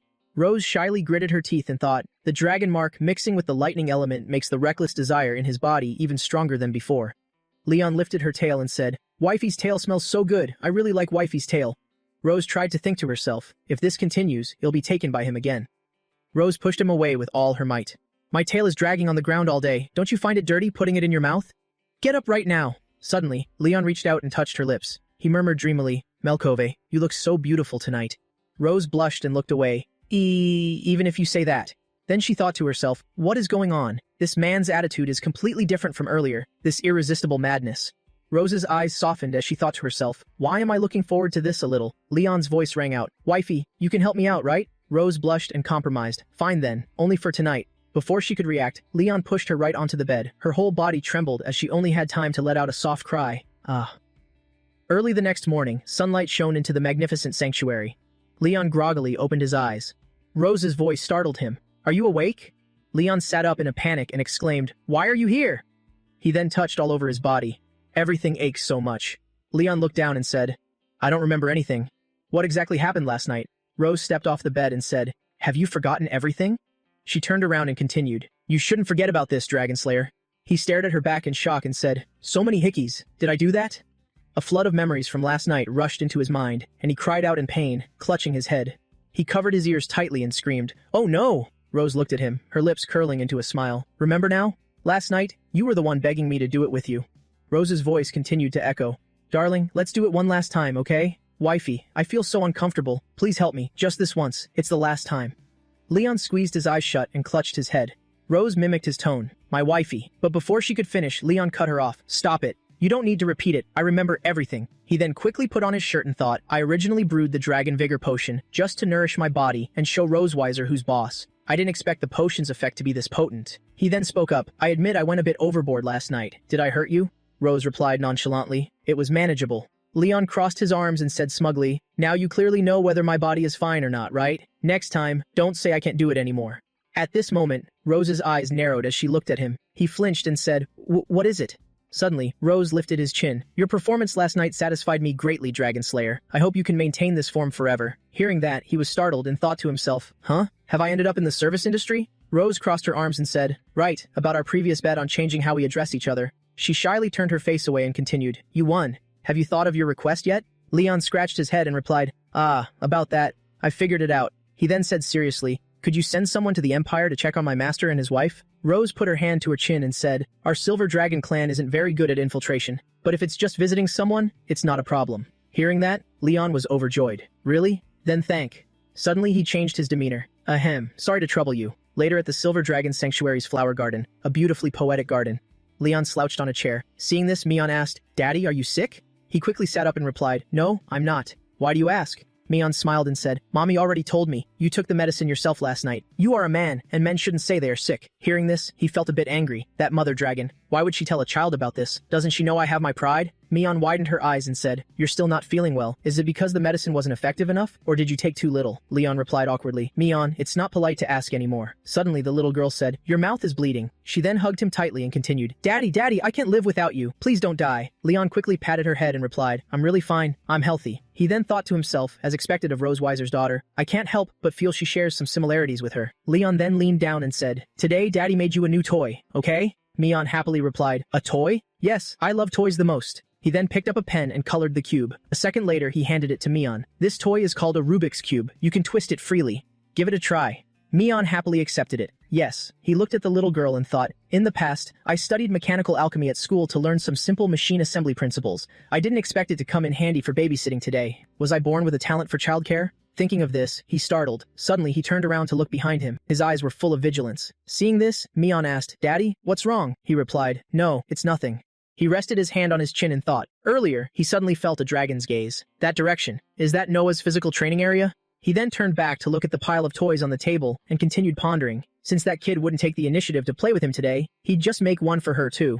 At night, while Mion was fast asleep, Noah's silhouette appeared at the door, peeking inside. The little girl approached the toy on the table. Noah said coldly, So foolish. I have absolutely no interest in this toy. Suddenly, her hands started twisting the toy as she thought, but a joyful expression filled her face as she thought, Thank you, Dad. Noah's treasure chest. Mion peeked into Noah's room, full of curiosity. Sister has been acting weird lately, constantly hiding things from me in the chest under her bed. Taking advantage of Noah's absence, Mion sneaked into the room and giggled to herself. Since she's not here today, let's see what's inside. Detective Mion is on the case. She looked at the table and the toys on it. The Rubik's Cube Leon gave her, a piece that fell off from Leon's black gold chariot, something Leon wrote. Oh, these all seem to be related to Dad. Mion was still intently searching. I get it now. Actually, Sister is. A second later, Noah walked in, covered her mouth, took the box away and said, No peeking. St. Hiss Academy is the academy for the nobles of the Dragon Clan. Its admission standards are incredibly strict, and family is a crucial part of the evaluation. St. Hiss Academy believes that whether through asexual or normal reproduction, everyone has an equal right to study there. Only a family filled with harmony, love, and respect for the Dragon Clan's philosophy can nurture qualified dragon children, and the Academy will only accept such students. In order to create the illusion of a harmonious and loving dragon family, the Silver Dragon Queen decided to take the family on a trip to take some family photos together. At this moment, dragons were flocking to Sky City, one after another. Many massive dragons landed one after another. Over here, Leon opened his arms to catch Mion. Slow down, Dad will carry you down, Mion said happily. Dad, why didn't you turn into a dragon earlier? I want to see you turn into a dragon. Leon looked at her and forced an awkward smile, thinking to himself, My sweet daughter, I am quite an expert at slaying dragons, but as for turning into one, let's just forget about it. Suddenly, Noah chimed in and interrupted. You can't actually transform, can you? Leon hurriedly looked at Rose and stammered, Well, this is. Rose spoke up to bail him out. Your dad hasn't fully recovered his health yet, so he temporarily can't transform back into his giant dragon form. Once he recovers, he'll transform for you to see. Seeing this, Mion quickly said, Then you have to get well soon, Dad. Leon replied. Dad will try his best. He then thought to himself, although that's completely impossible. The massive city gates opened wide. Rose said, All right, let's head into the city. We still have things to take care of today. Mion laughed as she ran ahead. Wow, look at that. There are so many dragons, Rose warned her. Slow down, don't run too fast. Suddenly, Leon's entire body began to tremble. Rose noticed and thought to herself, Why is this guy trembling? Well, it makes sense. This must be the first time he's seen so many dragons since he woke up from his coma. She then leaned in close to his ear. What's wrong? Are you scared? Leon looked at her and shot back. What? Scared? I'm just getting thrilled here, okay? Leon pointed at the crowd. A first-class bounty, another first-class bounty, a second-class bounty. A whole street filled with bounties. I'm about to strike it rich, got it? Rose helplessly held her forehead. Bringing them back could fetch quite a fortune. Over here, Leon walked away laughing. My concern for him was totally unnecessary. The door opened, bumping into the wind chime and making it ring. Selena and the brunette girl bowed in greeting. "Welcome, Your Majesty, the Silver Dragon Queen. It is our absolute pleasure to serve your family." Noah and Mion quickly ran inside. Mion said excitedly, "Sister, look, there are so many pictures of dragons." The brunette girl smiled and said, "Please come in." Leon leaned in close to Rose's ear. "Didn't you say you were the Silver Dragon Queen? Why do you have to personally come to a shop to take photos?" Rose replied coldly. "A dragon king can only command the members of their own clan. These are dragons of Sky City. They don't belong to any specific clan." He looked at her with a teasing smirk. "So, your status as a queen is a bit on the low side." A second later, she ruthlessly stomped on his foot. He jolted in pain, while she said nonchalantly, "It's still higher than yours anyway."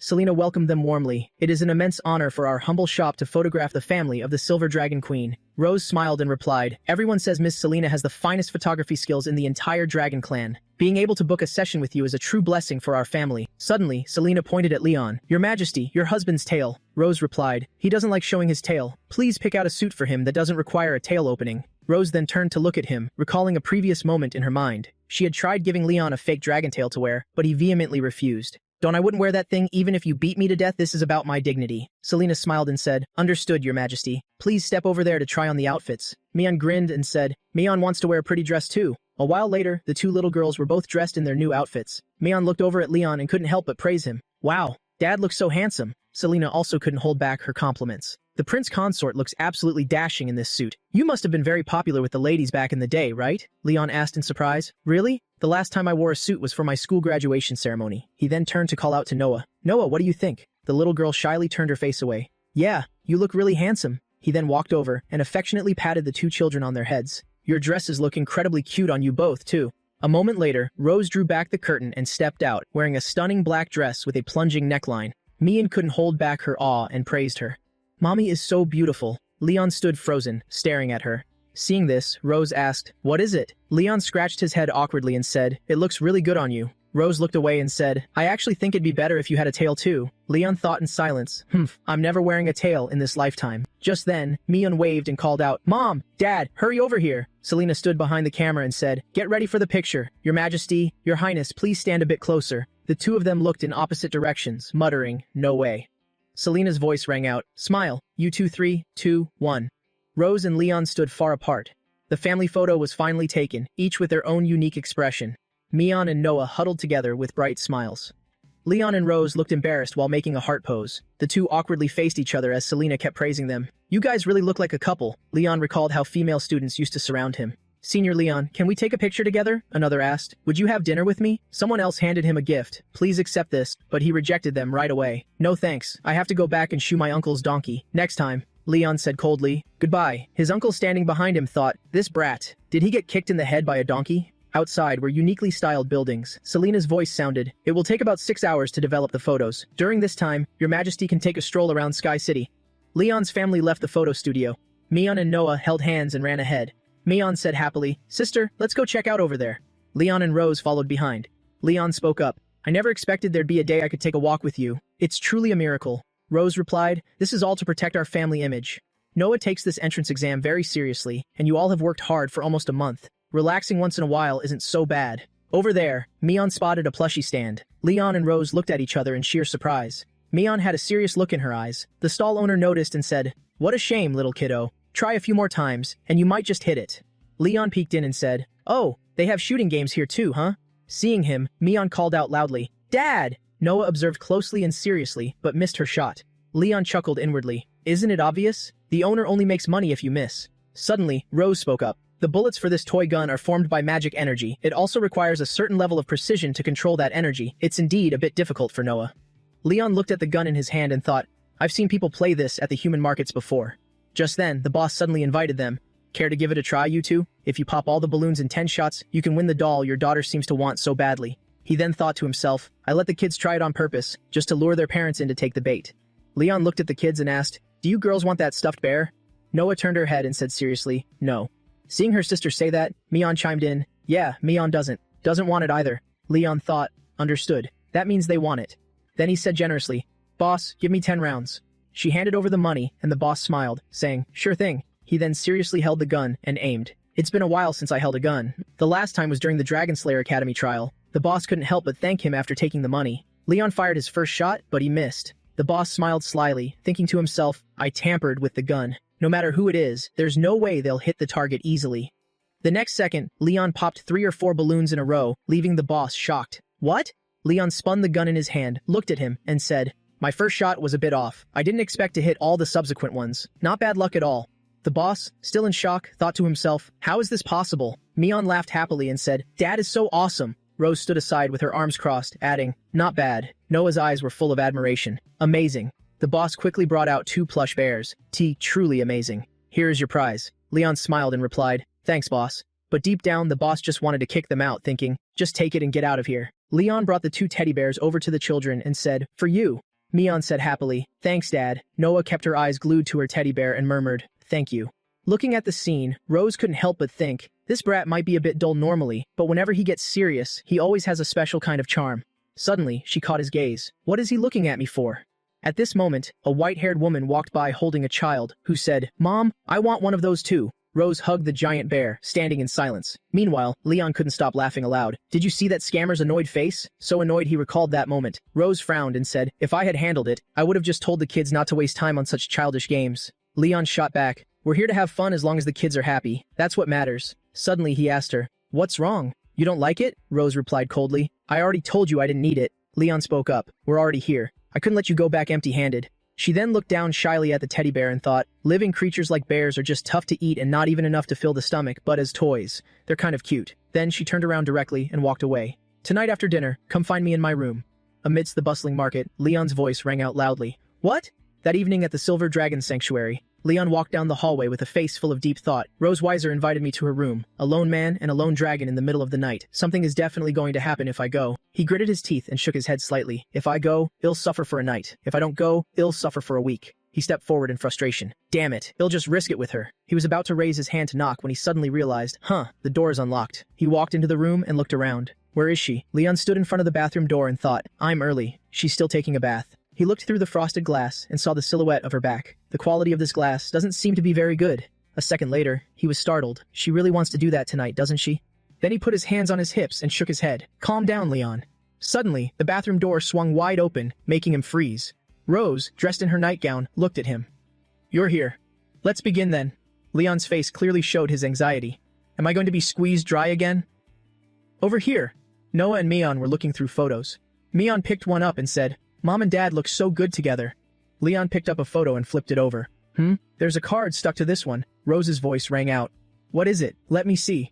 The two of them leaned their heads close. May the dazzling silver light forever illuminate the lover in your eyes. After reading it, they both blushed. Who wants to be her lover? Rose took the photo and said, There must be a mistake somewhere. Let me handle this picture. Leon agreed. That's right. It must be a typo. Rose, in her nightgown, asked him, Where do you want to do it? The living room or the balcony? Leon replied, The balcony. Isn't that a bad idea? It'd be so embarrassing if someone saw us. Rose held the photo roll and said, Then we'll do it in the living room. It's all the same anywhere. Leon let out a long sigh. Then he said loudly, All right, let's do it. Leon collapsed onto the couch. Seeing this, Rose asked, What are you doing? Leon blushed and replied, Huh?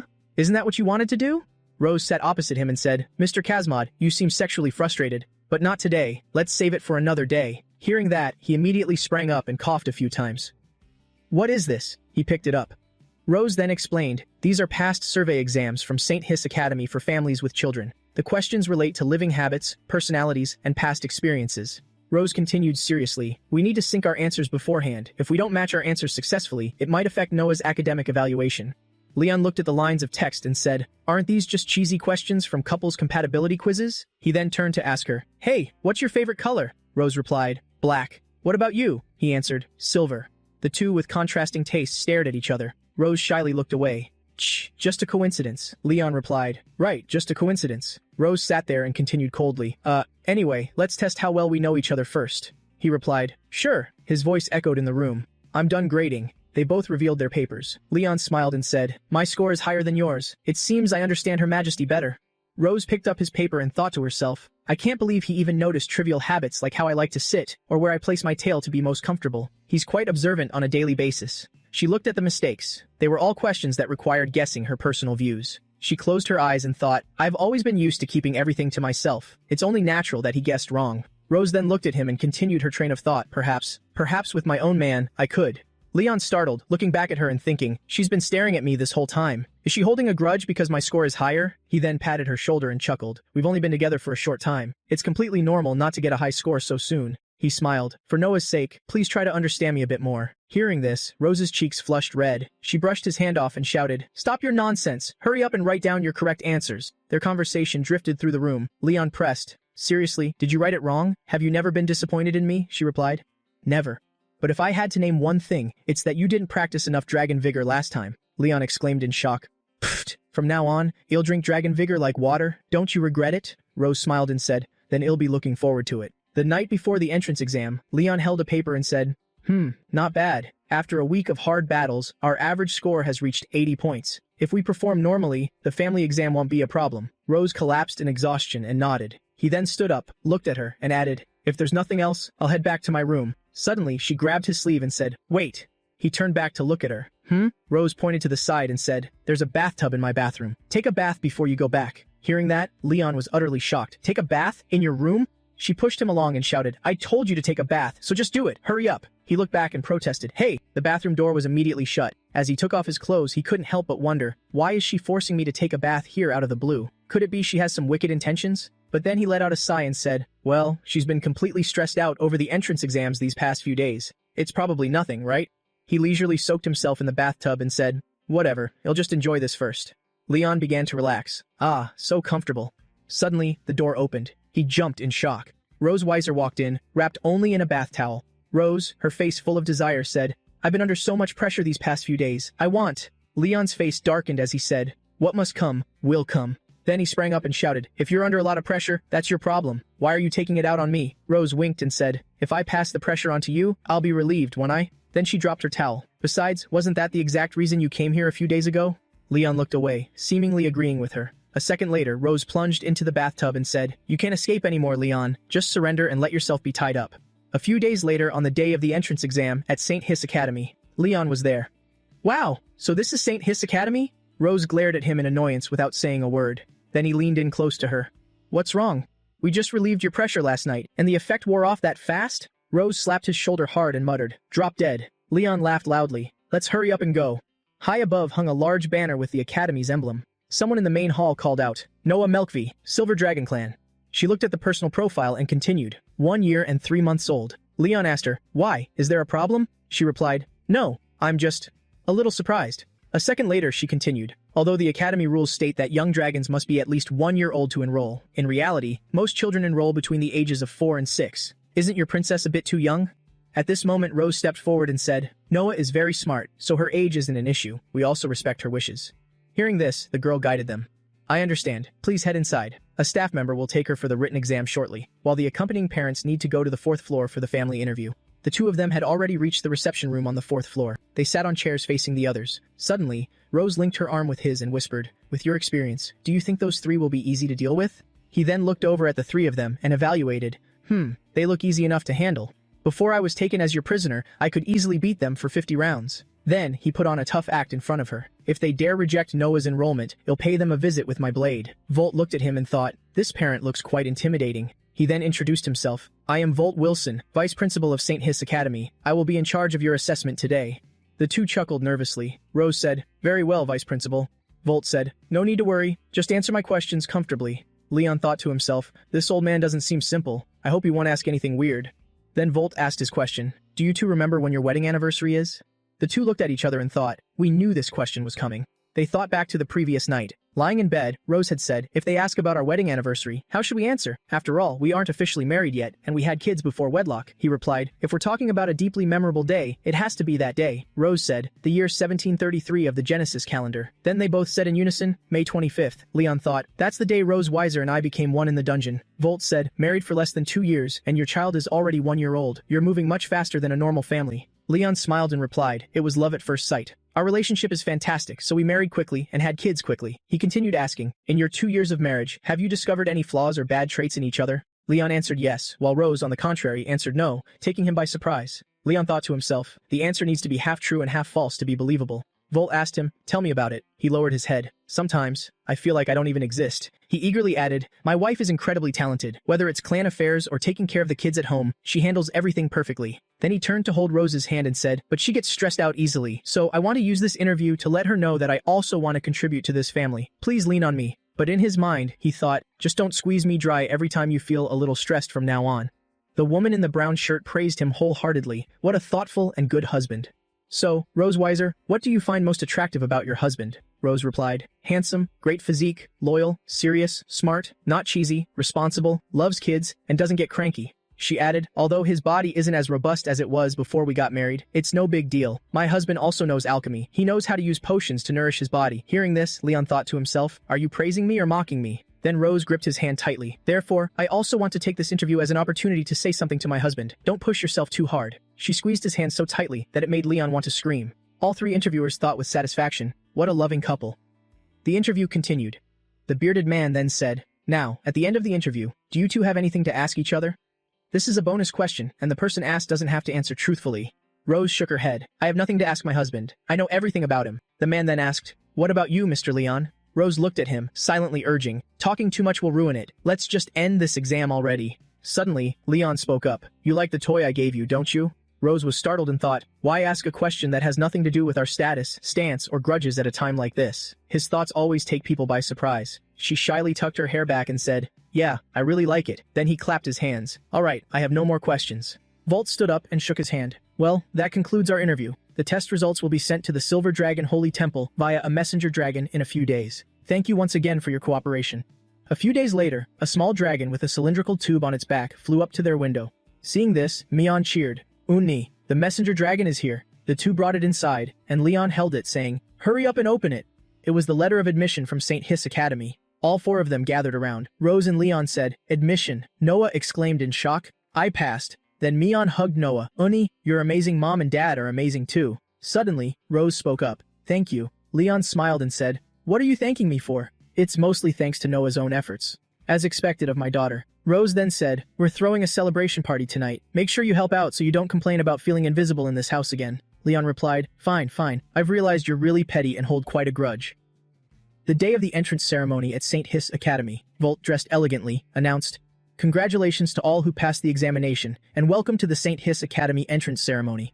Everyone present rejoiced. He continued, many of our new students have achieved outstanding academic results. I believe that only a harmonious family can nurture such excellent students. Taking this opportunity, we would like to invite a few families up to share their experiences.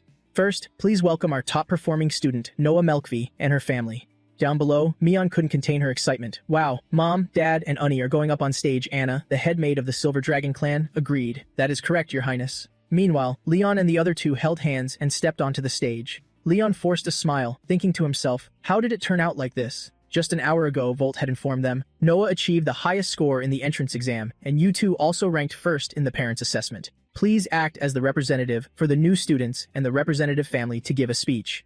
As he stood there, he couldn't stop thinking, there's no other way. This happened so suddenly, I just have to bite the bullet and do it.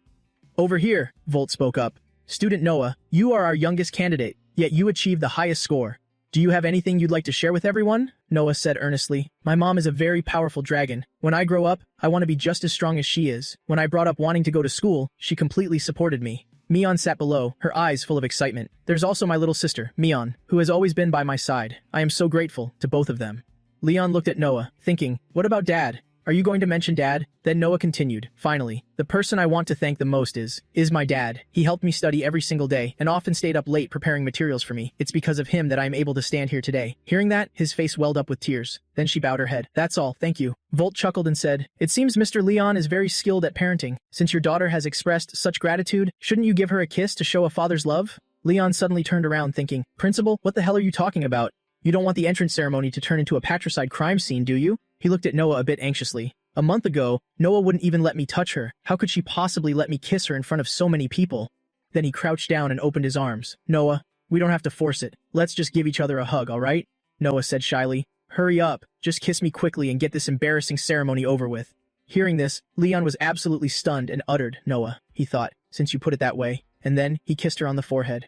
Down below, Mion yelled out, I want to go up and kiss Unni too. Anna quickly stopped her. Your Highness Mion, you cannot go up there right now. Rose sighed in relief, thinking to herself, Thank goodness it isn't me. Volt stepped forward and said, an elite dragon will never forget to appreciate their family. The harmonious bond of the Melkvi family shows us what a true family really looks like. Suddenly, a voice rang out. You've already kissed your daughter as such a loving couple. How could you forget to kiss your wife, Mr. Leon? Hearing this, the two of them froze in shock. Huh? He glared daggers at Volt. This old dragon really doesn't know his place. I should have eliminated him on the day of the exam. Noah looked at him, looking a little disappointed. He thought, but this is Noah's most important entrance ceremony. I, Leon, have fought 100 battles. How can I be scared of a little thing like this? Then he turned to Rose and said, come now, my darling wife. We are the happiest, most harmonious family, aren't we? Rose gasped softly. Well, what? She continued. Do you really want to? To kiss me in front of hundreds of dragons? Leon replied. I have no choice. Noah and Mion are watching. Just play along with me. Mion was eagerly anticipating it from below. Rose stammered. This really isn't a good idea. Suddenly, he stepped right up close to her. Rose blushed deeply, thinking, even though we've slept together and held hands, we've never actually kissed, except for that one time 2 years ago. How can he be so calm about this? It makes me feel like I'm the only one freaking out. The two quickly drew closer, and Rose squeezed her eyes shut. Whatever, I don't care anymore. A second later, Leon swerved and kissed her on the cheek. Rose flinched and stared at him in sheer astonishment. Then she gently touched the spot he had just kissed. He then bowed and said, That's as far as we can go, ladies and gentlemen. The crowd below was in an uproar. Why didn't you kiss her on the lips? Do it again, do it again. He then turned back to Rose and whispered, Yeah, much better. That took the pressure off. Hearing this, Rose fumed inwardly. This brat, how dare he use me to relieve his pressure? If there weren't so many people around, I'd pin him to the ground right now, Volt announced. Thank you very much to our model families this year for bringing us so much applause and laughter. Please step down and take a rest. Next up. The ceremony eventually concluded. Rose stood outside and said, Well, we're heading off now. We'll come pick you up next week. Make sure you take care of yourself, Noah. Noah replied happily, Yes, I know, Mom. Mion hugged her and said, Uni, you have to miss me, okay? Noah replied, I will miss you. At this moment, Leon bent down and said, Remember to eat on time, don't skip meals. If you don't understand something in your studies, wait until you come home for the break and you can ask me. Oh, and the most important thing, when you're sick, you must go to the school hospital to find the principal. Absolutely do not try to endure it alone. Noah replied, Got it. I'm not a kid. Then he pointed at Rose. Your mother said these things when she was drunk. It's awkward for her to say them, so I'm just passing them on. Rose glared at him and said, You're nagging. Then he rolled up his sleeves and said, If you meet classmates you don't get along with, stay away from them. But if they dare to bully you, just call straight home, and I'll handle it for you. Noah looked at him and asked, When you were in school, did you do these things? He answered, Of course. It's just that every time I got into a fight at school, my uncle, I mean your grandpa, would drag me home and give me a beating. Leon stood up and said, But don't worry, I won't hit you over such a trivial matter. Noah nodded. Yeah, I know. At the Silver Dragon Sanctuary, in the Queen's study.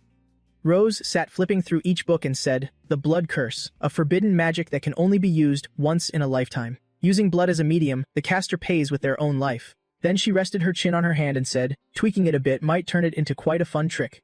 Suddenly, a silhouette appeared. Rose said, You're back. Surely, a trusted maid of the Silver Dragon clan appeared before her. Your Majesty, Rose asked, How did the investigation go? She replied, I apologize, we couldn't find Tiger Lawrence and his wife in the Empire. They've disappeared. Rose confirmed. Disappeared? Shirley replied. Their traces were wiped completely clean. I couldn't track down their whereabouts. She looked at her and said, According to Leon, his uncle was just an ordinary old farmer. It seems things aren't that simple now. She continued. Ensure your safety and keep investigating. The moment you get any news, report to me immediately. Shirley replied, Yes, Your Majesty. Meanwhile, Leon was practicing something. He looked over at Mion and said, Here, do as I do. Hold this stick and swing it down with force. Mion looked at him happily. Okay. Then the little girl spun it around like a pinwheel. Leon looked at Mion helplessly. At this moment, Rose appeared. Mion looked at Rose and cheered. Ah, it's Mommy. Leon looked at her and asked, Oh, back from your patrol? Rose replied, Yeah. Mion hugged her tightly. Rose patted the little girl's head and said, Were you a good girl for your dad at home today? Mion answered, Yes. Mion was very good. Dad even taught me how to hold a sword. Rose looked at her and continued, Not bad. It's almost dinner time. I had the chef prepare beef. Go change your clothes first. Mion said joyfully. Beef, Mion loves it. Then Anna led the little girl away. Princess Mion, let's go. Mion happily chanted, Beef, beef. At this moment she turned to look at Leon. You. She was startled to see a wooden stick pointing at her. Rose smiled and looked at him. What? Have you finally made up your mind to strike me down? In the Silver Dragon Sanctuary, pointing a weapon at me is an act of treason punishable by torture. he replied coldly. This is just a piece of wood. Do you consider a piece of wood a weapon, Queen? Rose looked at him and continued. Weren't you the strongest dragon slayer? If you were serious, even a piece of wood in your hands could become a lethal weapon. Then Leon let out a long sigh. He stepped closer to her and said, You female dragon, if you want to praise me, just do it properly. Why the sarcasm? Rose crossed her arms and turned her face away. Huh, who wants to praise you? He held the piece of wood over his shoulder and said, Tisk, I wanted to scare you a bit, but it's no fun if you aren't afraid. Rose replied, I don't think you could hurt me with that little stick, given your current physical condition anyway. The two walked to the training ground. Rose's voice echoed. Noah wrote me a letter yesterday. She said she's doing fine these past few days and told us not to worry. Leon sat on a chair, surprised. That's it? It's that short? Rose answered. That's it. It's already a big deal for her to take the initiative to write and tell us she's safe. Leon nodded and said, True, she's exactly like you in that regard. He leaned back and continued, always keeping a tense face, making it impossible for people to guess what you're really thinking. But as long as you find the right approach, getting along is actually quite enjoyable. Rose crossed her arms and said, Actually, Noah quite admires you. She has a very typical dragon mindset, longing to be strong and always looking up to the powerful. Then she covered her mouth and continued, To her, you're a top scholar now. That's why she mentioned getting many first places in her studies, strictly so she wouldn't lose to you. He smiled awkwardly and replied, And here I thought she just saw me as a clueless weakling. He recalled the words Noah had said, You clueless fool. Suddenly, Rose took off one of her shoes. When you first woke up, Noah always avoided you, right? But actually, while you were still in a coma, she would often run over to see you. Sometimes, when I caught her, she'd make an excuse that she was looking for Mion. Leon laughed and said, She's just like you when it comes to being stubborn. Rose sat cross-legged and continued, When they cried as babies, no one could coax them to stop, but just placing them next to you would instantly calm them down. Perhaps even before they were conscious, your blood ties pulled you closer together. She recalled when Leon was in a coma, how Noah and Mion became quiet when placed beside him. Leon looked at his hands and said, Blood ties, huh? It feels a bit unfamiliar. He thought about his past. I was an orphan. I never experienced parental love as a child, so I didn't understand what family affection was. He remembered the day he was adopted. When I was 5, my uncle and aunt adopted me. We had no blood ties, but they treated me like their own son. He stood watching other children call out to their parents. That was the first time I grasped the concept of family, but deep down, I sometimes still felt a sense of loss. At that time, a sorrowful Leon had said, If only uncle and aunt were my real parents, it would be so wonderful. A woman patted his head and said, Leon, one day you will become someone else's father, he asked in surprise. A father? Leon stood looking at Rose, Noah, and Mion, and thought of those words. That's right, they are the family I want to love and protect with all my heart. Then he clenched his fists and thought to himself, There's no mistake, they are the family I cherish the most right now. Suddenly, Rose spoke up. What are you spacing out for? Let's go home. Leon jolted up and said, Yeah, it's nothing. Thank you for telling me all this. Let's head back. At this moment, Rose lowered her foot and made a gesture. Leon looked at her and asked, What's that? Rose smiled at him. If you really want to thank me, then help me put on my shoes. Hearing this, he froze and said, What? Rose sat with her arms crossed, frowning at him. If you're so eager to thank me, help me put on my shoes. Hearing this, he exclaimed in shock. Huh? Help you put on your shoes? How is that even possible? Leon pointed at her and continued, Washing your feet last time was humiliating enough. Now you want me to help you put on your shoes? Do I have no dignity left? The next second, Rose kicked him right in the face and shouted, I haven't even settled the score with you for that kiss at the entrance ceremony, and now I can't even ask you to help me with my shoes. Rose extended her foot toward him and added, Cut the nonsense. Hurry up and do it so we can go home. Leon bent down and lifted her foot. All right, I'll do it. Rose chuckled softly, looking at him. Your mouth says you're unwilling, but aren't your movements quite skillful? Leon retorted. Well, obviously. Putting shoes on you is as simple as nailing a horseshoe onto a donkey. Hearing this, Rose gnashed her teeth in anger and glared at him. A second later, she delivered a swift kick that sent him tumbling backward, but Leon managed to dodge it, laughing. As long as I run fast enough, you can hit me. Rose gritted her teeth in frustration. What good is running fast? I'll teach you a lesson tonight. A few days later, Leon, Rose, and Mion stood on a green meadow. Mion cheered happily. It's here, it's here. A massive dragon appeared in the sky, flying right past them. Seeing it, Leon remarked, Wow, this dragon is way bigger than your alternate dragon form. That's the Leviathan. Rose looked up and explained, The Leviathan has a massive body but low combat power. Because of their incredible endurance and emotional stability, they usually handle transportation tasks within the dragon clan. Hearing this, Leon couldn't help but look up in surprise. Emotional stability? Rose stood there and continued her serious explanation. It's said that a Leviathan never gets angry even once from birth to death over thousands of years. That's why the Academy uses them to transport the dragon children. From the sky above, Noah appeared descending within a blue pillar of light. At that moment, Noah spoke up. I'm back, Mother. Rose crossed her arms and said gently, Welcome home, Noah. Mion emotionally hugged Noah, exclaiming, Sis, I missed you so much. Noah then looked at Leon a bit awkwardly and muttered, Dad. Leon looked at the little girl, thinking to himself, Has this kid still not learned how to call me Dad properly? After that, the family held hands and walked inside. Leon said, "It's good that you're back. Your mother and I made a lot of your favorite foods." The table was covered with Noah's perfect score exam papers, Fundamentals of Mechanical Alchemy, perfect score, and first place. Introduction to Magic, Hatchling Edition, perfect score. History of the Dragon Clan, Superior Hatchling Volume, perfect score. Rose seemed extremely satisfied with the results Noah had achieved. At this point, Noah held up another paper and said, "There's one last exam, Comprehensive Physical Fitness. I only got a 95 and missed first place. I'm sorry." Hearing this, Rose immediately replied, "No need to apologize, you did great." Mion chimed in to encourage her. "Mom is right in Mion's heart. You're the absolute best, sis." Leon, who had been watching all this, couldn't help but think, these two. One doesn't know how to express her feelings, and the other goes a bit overboard. Looks like it's up to her real dad to step in. He then picked up the test paper that was missing 5 points and said, "Oh, running, weightlifting, pull-ups. These are just basic physical training. Compared to the 4 or 5-year-old dragons in your grade, it's completely normal for your physical strength to be a bit behind." Then he held it up, pointed to a specific spot and added, "But look here. In the practical combat sparring section, you won 9 out of 10 matches, which is the highest win rate in the class. This proves that even if you're not as physically strong as the other kids, your strategy and combat skills have left them in the dust." Leon's voice continued to echo in Noah's ears. "So you don't need to worry too much about ranking third in this. You'll have plenty of chances to surpass them later." Hearing this, Noah's voice trembled slightly. "I heard from Mom that when you were in school, you ranked first in every subject." Leon looked at the little girl with gentle eyes. "Actually, when I first enrolled, I wasn't number 1 from the start either. It was only later, through gradual effort and perseverance, that I managed to climb to the top spot." He then offered Noah some advice. "You still have so much time. There's no need to feel discouraged over a single setback. Dad believes you can do it." Noah, with eyes full of determination, replied, "I understand." Suddenly, Mion's voice chimed in. "If Dad is so amazing, who would win in a fight between him and Mom?" Upon hearing the question, both of them immediately claimed they would be the winner. The very next second, they turned to look at each other and yelled, "Huh?" Leon clutched his stomach and laughed. "With my combat power back then, whether it was bare-handed wrestling or fighting with magic weapons, no one was my match. Obviously, I'm the stronger one." Rose crossed her arms, scoffing, "I may not have won as many titles as you, but I only win the crucial battles." Glaring daggers at each other, Rose shouted, "Wasn't it because you couldn't beat me back then that we got married, and you became my prisoner?" Leon shot back. "Wasn't it clearly because you couldn't beat me in the dungeon that we ended up with our 2 cute little daughters, Mion and Noah?" The two argued all the way out the door. Rose yelled, "What, you want to spar a little?" Leon, burning with fiery determination, immediately agreed. "Let's go, I've been wanting to fight you for a long time." Mion said excitedly, "Are they going to fight now?" Noah grabbed her hand. "Let's go watch." Out in the main courtyard, Leon and Rose were relentlessly warming up. Mion, holding a bag of popcorn, said eagerly, "You're also super curious about who's stronger between Dad and Mom, right?" Noah sat calmly and replied, "The teacher said that watching matches between masters will also help improve our own combat skills." Rose looked at him with serious eyes. "Come to think of it, your health hasn't fully recovered to the point where you can fight a Dragon King, has it?"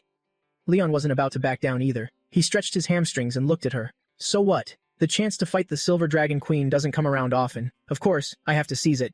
Suddenly, Rose had an idea and said, "Let's make a bet." Leon replied in surprise, "Bet on what?" Rose smiled softly and said, "If you win, I won't touch you for an entire month. If I win, you have to fulfill one request for me." Leon frowned and thought, even though I have no idea what kind of perverted demand this female dragon will make, as long as I win. Thinking about this, his body felt light as a feather, something he wouldn't normally even dare to dream of. He could finally rest comfortably for a whole month. A second later, he immediately agreed. "All right, I accept this bet." The two faced each other, and Rose said, "Then let's begin." Leon and Rose stood opposite each other. On the side, Mion excitedly watched the drama unfold while munching on popcorn. Suddenly, the glass of water next to Mion fell down. The noise caught both of their attention, and the atmosphere grew tense. Right as the glass fell, accompanied by Mion's voice crying out, "My pineapple juice!" The two dashed forward like dark shadows a second later, and Noah watched the match intently, saying, "It started." Leon leaned his body to one side, gathering momentum to attack his opponent. He swung a strike down at Rose, and she quickly blocked the attack with her arm. Then she used her tail, thrusting it straight up from below Leon like a blade.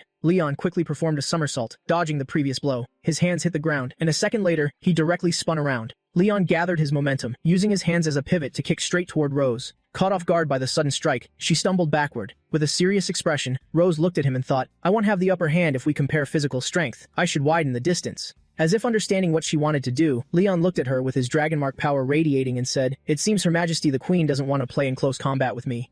Rose retreated, launching purple spheres at Leon, and shouted, "As long as I beat you, that's all that matters." The orbs relentlessly chased after Leon, who quickly twisted his body to dodge them. On the side, Mion was constantly worried. Is Daddy going to lose? He's just been running around. Noah disagreed, not necessarily. Dad is using pure physical skills to advance and dodge Mom's attacks, while Mom keeps using her dragon flames to stall and find an opening for a surprise attack. Noah popped some popcorn into her mouth and said, "This shows that in close combat, Mom isn't confident she can beat Dad." Mion leaned in close with admiration and said, "You know so much, sis," Noah replied. The teacher explained it like that in class. Meanwhile, Rose complacently unleashed her power forward, shouting, "Leon, aren't you supposed to be fast? Let's see you dodge this." Leon struggled to dodge her attack and yelled, "Humph, I'm not just fast, I'm also very tough." Hearing that, Rose interlaced her hands and said, "Then how about this?" Suddenly, a blinding cloud of dust and dirt surged from behind Leon. A second later, a massive explosion went off, sending dust and smoke billowing high into the air like fierce waves. Leon dashed out from the dust cloud and confidently said, "Too slow." Rose Weiser standing above, Rose couldn't help but be shocked to see his figure, thinking, "This brat is using lightning magic to strengthen his own body." Leon shouted, "No one can." A second later, he gathered his momentum and charged at her. "Rob me of my 1-month vacation." Thousands of punches materialized and rained down on Rose. Rose gritted her teeth, staring at the barrage, and thought, his mana still hasn't fully recovered, but using lightning magic to enhance his body to this extent is just insane. I need to end this fight quickly. Suddenly, a flash of light gleamed in Leon's eyes as he thought to himself, an opening. A second later, he lowered his center of gravity and aimed a strike straight at Rose's left leg. Caught off guard, Rose found it hard to defend. With an excited face, Leon clenched his fist and laughed. "I win." Suddenly, Rose lost her balance and fell backward. Leon reached out to grab her wrist, then pulled her toward him. Leon caught Rose by the waist, creating an incredibly romantic atmosphere. Both of them blushed in embarrassment, and Rose spoke up. "Leon." Suddenly, Rose reached out her magic-infused hand and touched his chest. He gasped in surprise. Dragon flame, a purple flame appeared on his chest, and he shouted, "I'm going to burn." He suddenly stopped and looked down, his face full of confusion as he said, "Why isn't it hot?" Rose crossed her arms and said coldly, "The fight isn't over yet. How could you let yourself get so distracted?" At that moment, the two kids ran over. Mion asked, "Mom, Dad, who won in the end?" Leon closed his eyes and said, "I made a mistake at the end. I lost this time." Rose took the opportunity to say arrogantly, "I have to admit you are truly very strong. Without enchanted armor or a handy weapon, to fight me like that relying only on physical strength. No one has ever done that before you." Hearing this, Leon confidently replied, "Isn't that right? If I fought with all my might, I could definitely beat you." Then, Rose looked at him and smiled. "Oh well, if you've already admitted defeat, then don't forget our bet." Her words pierced him like arrows, and he thought to himself, "I completely forgot about the bet." Leon collapsed onto the ground. Mion quickly rushed over in worry and asked, "Mom, why did Daddy die?" Rose laughed and replied, "It's fine. He just overexerted his power, and his stamina couldn't keep up. He'll recover in a bit." That evening at the Silver Dragon Sanctuary, in the children's room, Leon's voice rang out. "Noah, after I leave, you have to take care of Mion. She's still little and doesn't understand things yet, so as her older sister, you need to guide her a lot. And Mion, you must listen to your sister. Don't make her mad and be good at home." The two kids sat on the bed looking at him with two entirely different expressions. Leon clutched his chest and cried, "Alas, leaving this time. I'm most worried about you two sisters. You're just 1-year-old babies. How could your mother have the heart to take me away like this?" Noah said coldly. "You're just going to Mom's room to sleep for one night. Why are you acting like you're being led to an execution?" Leon, his heart tightening and face pale, said, "In a sense, an execution by beheading happens in the blink of an eye. But your mother can torture someone all night long. That's much more terrifying than being executed." Mion said with an innocent face. "Yeah, I know. Mom wants to eat you, right?" The little girl continued excitedly. "I read in a book that after female and male mantises get married, the female mantis eats the male one." Leon looked at Mion and said, "Although that's not quite right. I'm about to be eaten by your mom." "Mion, how can you still be so happy?" At this moment, Rose leaned against the door and said, "All right, stop talking nonsense to the kids. You make me sound so terrifying." Then she happily went over to tuck the two kids in. "Go to sleep early, you two. Don't worry, Mom just wants to discuss some interesting things with Dad tonight."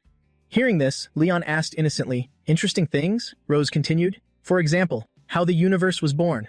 Mion and Noah listened attentively to them. Leon asked, "The birth of life?" Rose replied, "The mysteries of the world." Leon closed his eyes and said, "More like the mysteries of the body." A second later, she simply dragged him away. "Anyway, that's enough goodbyes. Hurry up and come with me," Leon pleaded. "Wait, I still have last words to say. Noah, Mion, remember that Dad will always love you." At this time, Mion turned and asked Noah, "What exactly do Mom and Dad want to do?" Noah closed her eyes and answered, "I don't know. Just ignore them. Childish adults." Meanwhile, at the Silver Dragon Sanctuary, in the Queen's bedroom, Rose held a glass of wine from the table and asked Leon, "Aren't you going to drink?" Leon replied coldly, "No." Rose narrowed her eyes, silently swirling the wine in her glass. Then she spoke up, "What's wrong? I remember you promising me that if you lost, you would fulfill my request. Now you won't even drink some wine?" Leon, his face full of caution, said, "I don't really want to drink right now. Then he thought to himself, I must keep my rationality. I absolutely won't let her lead me by the nose tonight. Suddenly, Rose placed the wine glass on the table and said, Actually, I was really hoping you could win. Leon asked her in confusion. Why? Rose stood up, walked over, and smiled, saying, If you won, I'd give you a month to rest. You could take this chance to take care of your body. Maybe it would be a bit more fun to play with. Leon crossed his arms, closed his eyes, and said, Then wouldn't it be fine if you just admitted defeat today? Rose put the wine glass down. No, I've thought of another, more fun game. A second later, she tipped the wine glass, letting the liquid pour down. Rose poured it over her breasts and said, As for me, I absolutely love the way you look when you've lost to me, but still refuse to admit defeat like this. A second later, she straddled Leon. Leon stammered, What? What are you doing? Rose's eyes looked at him seductively. Drink it all, Leon. Leon subconsciously looked at her chest and thought, the scent of Rose Weiser's body mixed with the aroma of red wine. This scene is truly... Then he swallowed hard. Absolutely wonderful. It makes it impossible to refuse. Instantly, like a starving tiger, he lunged forward to lick the red wine clean off Rose's chest. The caressing movements of his tongue made her unable to hold back a soft moan. Leon, his entire face flushed red, said, like this, Is this enough? Suddenly, Rose laughed and said, Of course that's not enough. She gently tilted his mouth up and said, Open your mouth. Then Rose bit her lip hard to draw blood. Immediately, she let a few drops of blood fall into his mouth. Leon flinched and thought, Blood. He quickly pushed her away and yelled, What? What are you doing? Leon wiped his mouth and backed away. This feeling. Did you use that forbidden magic on me? Rose smiled like a cat and said, That's right. It's the blood curse. You're quite familiar with it, aren't you? Rose manipulated it, causing Leon's eyes to turn bloodshot. His body trembled. Leon asked, Why? Rose looked at him and replied, Ever since you used this forbidden magic on me 2 years ago, I've been really nostalgic for how it feels. Upon hearing this, Leon frowned and said, Do you know what the price of this forbidden magic is? Rose smiled and answered, Of course I know. I slightly altered the technique, reducing the blood curse's toll on a dragon's body to the absolute minimum, keeping only its aphrodisiac effects. Leon touched his chest in pain, gritting his teeth and shaking his head repeatedly. He thought, My body is so hot. My mind is completely blank. At this moment, Rose stepped forward, touched his hand and said, Up until now, I've always been the one forcing you, threatening you, and you've always acted so unwilling. Then she leaned close to his ear and whispered, But now, I want you to beg me like a mad dog, begging me to sleep with you. Then Rose let go of his hand, causing him to fall. She stood in front of him and continued, The game is about to begin, my delicious prisoner, Mr. Leon Kazmod. Leon sat on the floor, his face burning red. Rose leaned down close and said, My brave and upright dragon slayer, you're about to lose control of yourself, aren't you? Do you know what you look like right now? He replied, No. A second later, she conjured a mirror in her hand. She coldly placed it down next to Leon and said, I bought this in Sky City. It's a magic tool that can temporarily record images. Then he looked at his own reflection in the mirror as Rose's voice rang out. Leon, face it and tell me, Leon, what do you want to do right now? He answered. Kiss. I want a kiss. Suddenly he froze and thought, This isn't right. Rose asked smugly, Huh? What did you say? Speak up. Leon blurted out as if losing control. I want to kiss you, Rose Weiser. But then he thought, I definitely didn't mean to say that. Rose lifted his chin and said, Leon, look at how pathetic you are right now, throwing away your pride to pitifully beg for a kiss from your enemy. Then she tossed his face aside. But I won't let you kiss me. Her words struck him like lightning, leaving him stunned. Suddenly, he lunged at Rose and yelled, No, Rose Weiser! A second later, he pinned her down beneath him. Rose's face was full of teasing, so impatient, That's not like you at all. Leon lifted one of her hands. Rose Weiser, I want to kiss you. I want to hold you. He continued, I want to become one with you. Hearing this, Rose froze, realizing that this was exactly how aggressive she was when she was hit by the blood curse back then.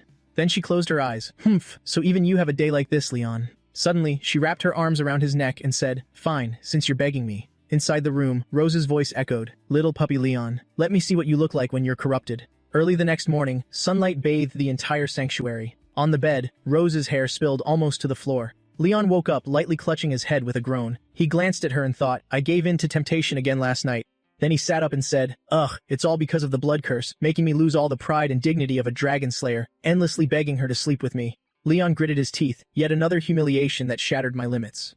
He looked at Rose, who was fast asleep, and thought to himself, The mastermind behind this crime, you had your fun, and now you're sleeping like a baby. He reached out and touched her cheek, looking completely defenseless. Suddenly, he murmured shyly, So soft. Then he pulled his hand back and thought, What am I doing? Why did I touch her face subconsciously like that? He couldn't help but look at her again. Why did I want to touch her face? I just wanted to wake her up. There was absolutely no other meaning to it. Leon looked at her sleeping face and wondered, but why isn't she reacting at all? Could she be pretending to sleep? The next second, he poked her with a finger and said, "Hey, stop pretending to be asleep." Leon gently patted Rose's cheek. "Wake up already. Aren't you usually very disciplined?" He crossed his arms, watched her, and said, "Why hasn't she woken up yet? Could it be the after effects of the blood curse?" He kept his eyes on her and continued, "The impact of the blood curse depends on the caster's physical strength. I cast the blood curse when I was dying, and though I don't know how I survived, it was enough to put me in a coma for 2 years. Rose Weiser is a healthy dragon queen. She'll probably be out for a week." Then he carefully observed her. His face darkened as he thought, then isn't this the perfect opportunity for me to escape? He immediately opened the drawer. 1 week. Relying on normal human strength, I wouldn't get very far, but it's a different story if I put on the black gold chariot armor. Combined with stamina recovery potions and pills, as long as I run with all my might, it'll be enough to return to human territory. The next second, he stuffed everything into his bag. He didn't forget to put his hands on his hips, look at Rose, and declare loudly, "By the time she wakes up and realizes I'm gone, it'll be too late." Leon couldn't stop laughing out loud. Then his laughter faded. His entire body slumped lifelessly. Leon quickly grabbed a potion bottle from the desk drawer and said, thinking it over, "It's been 2 years since I left the Empire. I wonder what's happening over there now." Leon stood silently and pondered. There are still so many unanswered questions about my capture back then. Rushing back is a bit dangerous. It's better to be cautious. Leon stood with his hand on his chin, constantly thinking. Besides, I just begged Rose Weiser earlier to investigate my master's current situation. Maybe I should wait a bit longer for their news. Suddenly, his face brightened, but most importantly, he looked out the balcony doors. Down below, Noah and Mion were playing. Mion laughed and said, "Catch it quickly, sis," Noah said coolly. "Slow down, be careful not to fall." He looked at the 2 children and thought, I simply have no way of abandoning those 2 now. Then he shook his head and said, "Sigh, as I expected. I still have to stay at the Silver Dragon Sanctuary for now." Then he looked back at Rose. After all, he chuckled softly and said, "I haven't gotten my revenge yet, wouldn't you agree?" Beneath him, Rose was fast asleep, completely unaware as Leon's voice echoed, "Rose Weiser." Rose remained asleep on the bed. Mion's voice carried over, "Mom, are you okay? You've been sleeping all day." At that moment, Noah turned to ask Leon what they were doing yesterday. Leon scratched his head and chuckled. "Well, about that." Noah listened to his explanation with eyes full of suspicion. "We were chatting on the balcony yesterday. She probably caught a cold from the chilly wind." Then he turned to Anna and said, "It's nothing serious, right, Anna?" Anna replied seriously, "Please rest assured, my lord. The temple healer just came to examine Her Majesty. Aside from physical exhaustion, everything else is perfectly normal." She continued, "I will temporarily handle the internal affairs of the clan in Her Majesty's stead for the next few days. If there's nothing else, my lord, I shall take my leave." Leon replied, "Oh, all right, you can go." Mion reached out to touch Rose's hair. "Get well soon, Mom. Mion won't make you mad anymore." Leon looked at Rose and thought to himself, why is she sweating so much? I'll help sponge her down in a bit. Suddenly Noah asked, "Are you trying to take advantage of Mom while she's unconscious to do something?" He bent down and said, "Noah, you're overthinking it. I just want to take good care of your mom right now." Noah replied, "Is that so? Good then." A second later, the little girl walked away and said, "Let's go home, Mion. We'll come visit Mom again tomorrow." Mion couldn't help but say worriedly, "Mommy, Mion will come see you tomorrow, okay?" Reaching the door, Mion didn't forget to say goodbye. "Good night, Dad." Leon smiled and replied, "Good night." Then he turned to look at Rose. "Now then." He looked at her sweat-drenched body and said, "Time to get a basin of water." Leon skillfully wrung out the towel. Then he slowly wiped her down. "I'm only doing this so you don't catch a cold later, so don't get the wrong idea when you wake up." Leon looked at Rose and thought, she usually always flaunts that massive tail of hers. I didn't expect her body to be so exhausted that she couldn't even keep it out right now. He looked at her, feeling a bit conflicted. I'm done wiping her down. Wouldn't it be better if I just changed her clothes while I'm at it? Leon opened her wardrobe and thought, she has so many clothes. It shouldn't be a problem if I pick something to my own liking, right? He rummaged through her entire wardrobe. Off the shoulder, deep V, ribbons, black stockings. He stared blankly and said, I have to use the clothes I found to put together the right look. But the main problem is, what should I do about the ears? Then he grabbed her hair. Maybe I can use her hair to make them. A moment later, his face flushed red as he chuckled. Done. He gazed at her flawless figure. The limited edition, beautiful bunny girl, Rose Weiser. He said bashfully, I didn't expect it to actually suit you this well. Suddenly, the dragon mark on his chest began to glow. Startled, he said, why is the dragon mark suddenly glowing now of all times? He recalled what was said before. Since the two of them share the dragon mark, if either one has intimate thoughts about the other, the mark will react.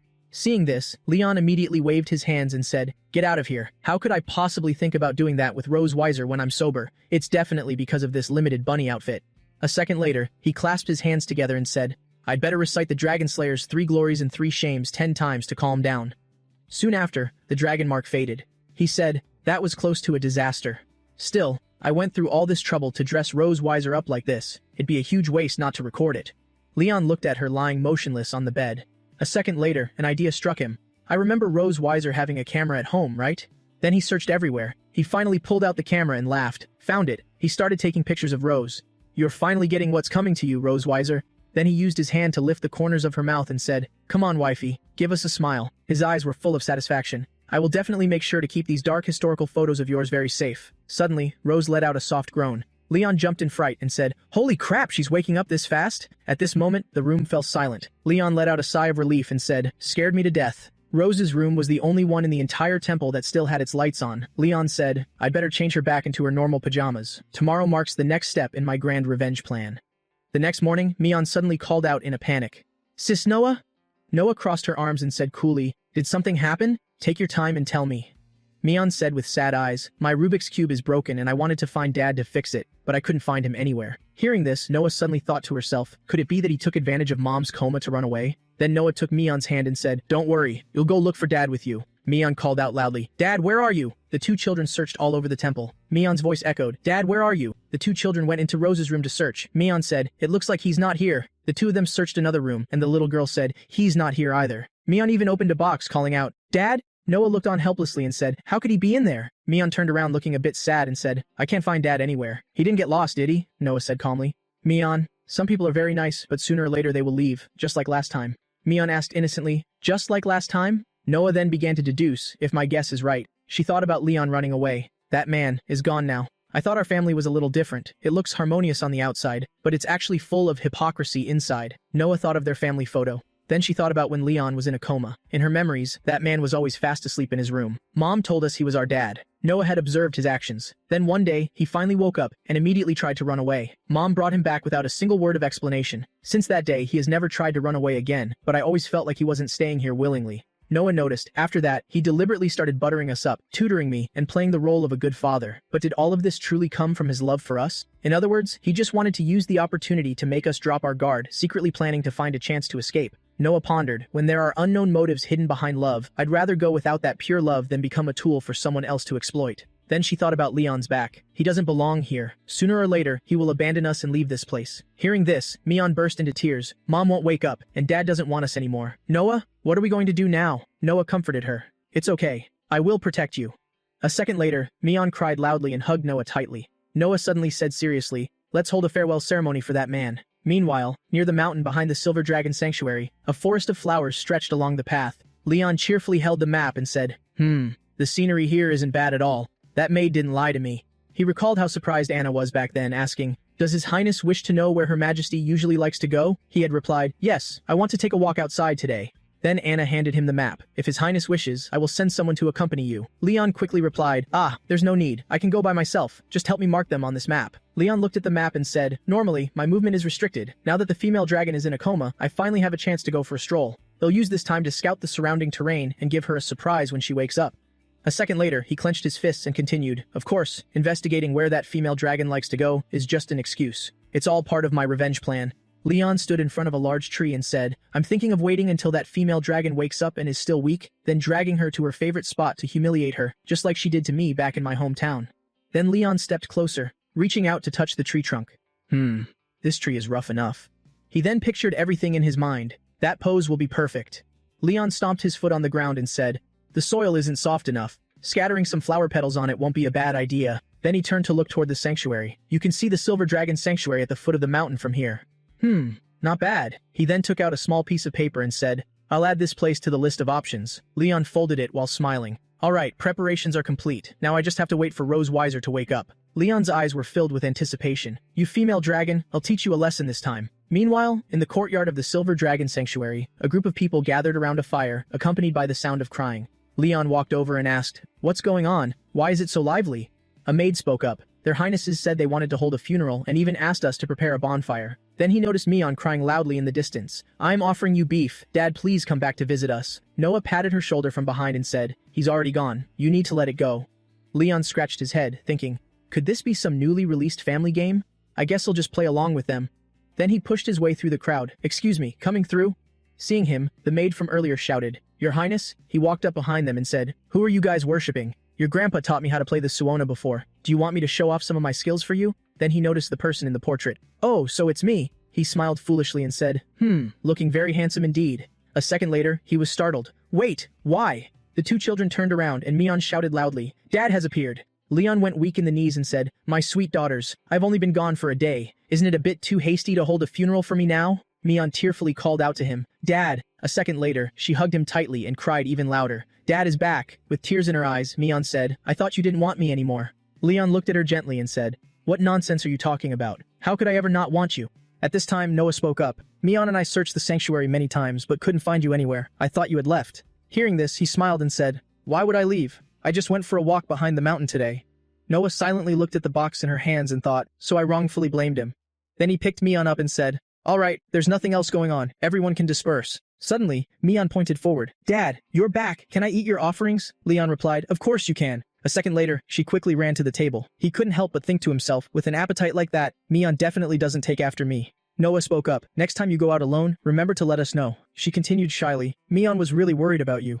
Hearing this, Leon scratched his head and said, I'm sorry for making you and Mion worry. Then he thought to himself, this kid, she's clearly worried but too shy to admit it. Noah then glanced at him. Anyway, this is also my fault. I didn't trust you. The next second, she bowed her head and said, I'm sorry, which startled Leon. He looked at Noah and thought, did the two kids hold that farewell ceremony because she misunderstood? Honestly, if she didn't say anything, no one would have known. Then he smiled softly. It makes sense. A child who matures early will always take responsibility and admit her mistakes. But ultimately, this incident happened because I couldn't give her enough sense of security. Leon treated Noah with utmost care, thinking, Noah desires family and love, but she won't be the first to initiate. Even if I make a promise right now, she won't easily believe me. Then he clenched his fists, so as her father, all I can do is slowly prove it through actual actions. Saying that, he bent down and rubbed Noah's head. It's fine, let's go have dinner. You still have school tomorrow. Then he thought, I will always be by your side. Noah nodded in agreement. The next day in the queen's bedroom, Mion constantly looked at Rose with worry. Suddenly her hand twitched a little. Rose's eyes slowly opened, accompanied by a muffled sound in her throat. Mion hurriedly spoke. Mom, you're awake. Her eyes welled up with tears. Mom, you kept sleeping. I was so worried about you. Rose reached out to touch her face. I'm sorry, Mion. I made you worry.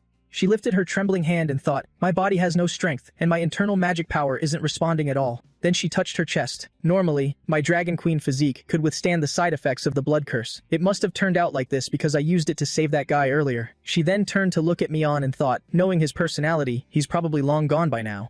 Rose looked around the room and said, Mion, how long was I asleep? Mion looked at her and replied, 2 days. Rose gritted her teeth and said, in 2 days, he couldn't have run that far. There's still time to send someone to catch him. Suddenly, Leon's voice rang out. Mion, how about we eat fish tonight? Then he held up a huge fish and said, Dad just caught a really big fish behind the mountain. Mion excitedly said, yes please. Rose watched in silence as Leon laughed heartily. Dad's amazing, isn't he? Mion smiled and said, yeah, super amazing.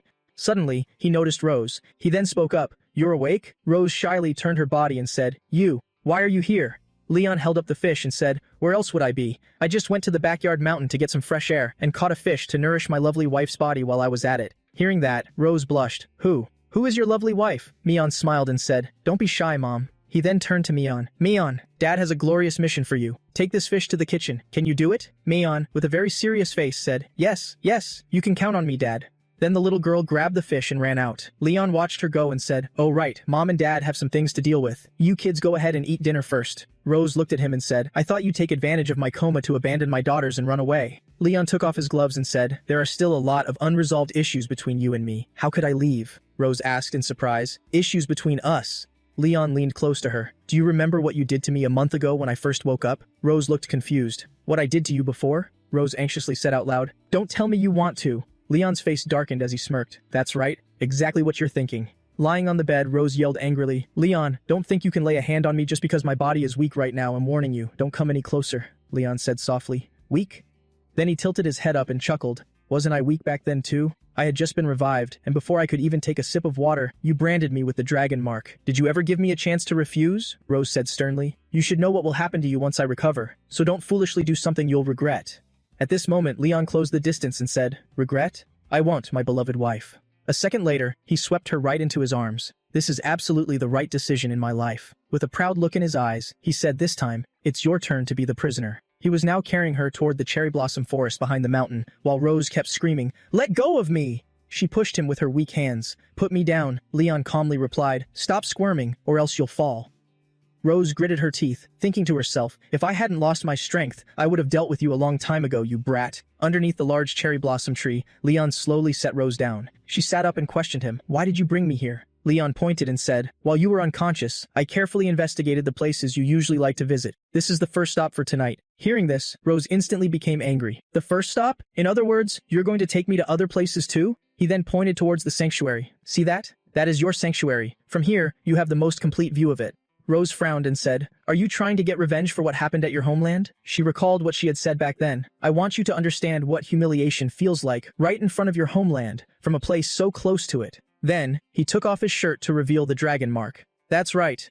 Giving someone a taste of their own medicine isn't a privilege exclusive to you dragons. Seeing this, Rose startled and looked down at her own chest. Then, her whole body felt burning hot. Leon continued, "Although I am a human, I also have a strong sense of vengeance and ritual." Leon circled behind her, lifted her chin and said, "Rose Weiser, take a good look at what's in front of you." He pointed toward the sanctuary once more. "Your palace is right there. All your pride and dignity stem from it." Leon gently stroked her cheek with his fingers. "And yet, right now, you are completely at my mercy to toy with." He then pushed Rose down firmly onto her front and continued, "Rose Weiser, how does it feel to be humiliated by a defeated dragon slayer?" He went on, "These are all the things you did to me before." He then gently brushed his lips across her fair back. Rose's entire body grew burning hot, and unable to hold back, she let out a few soft moans. Leon gripped her hands tightly, making her whole body tremble. She thought to herself, "I clearly want to resist, but my body can't help wanting more." A second later, her eyes widened. If that's the case, she immediately wrapped her tail tightly around Leon's arm. He was astonished and thought to himself, her tail? How does she still have any strength left? At that moment, Rose turned to him and said,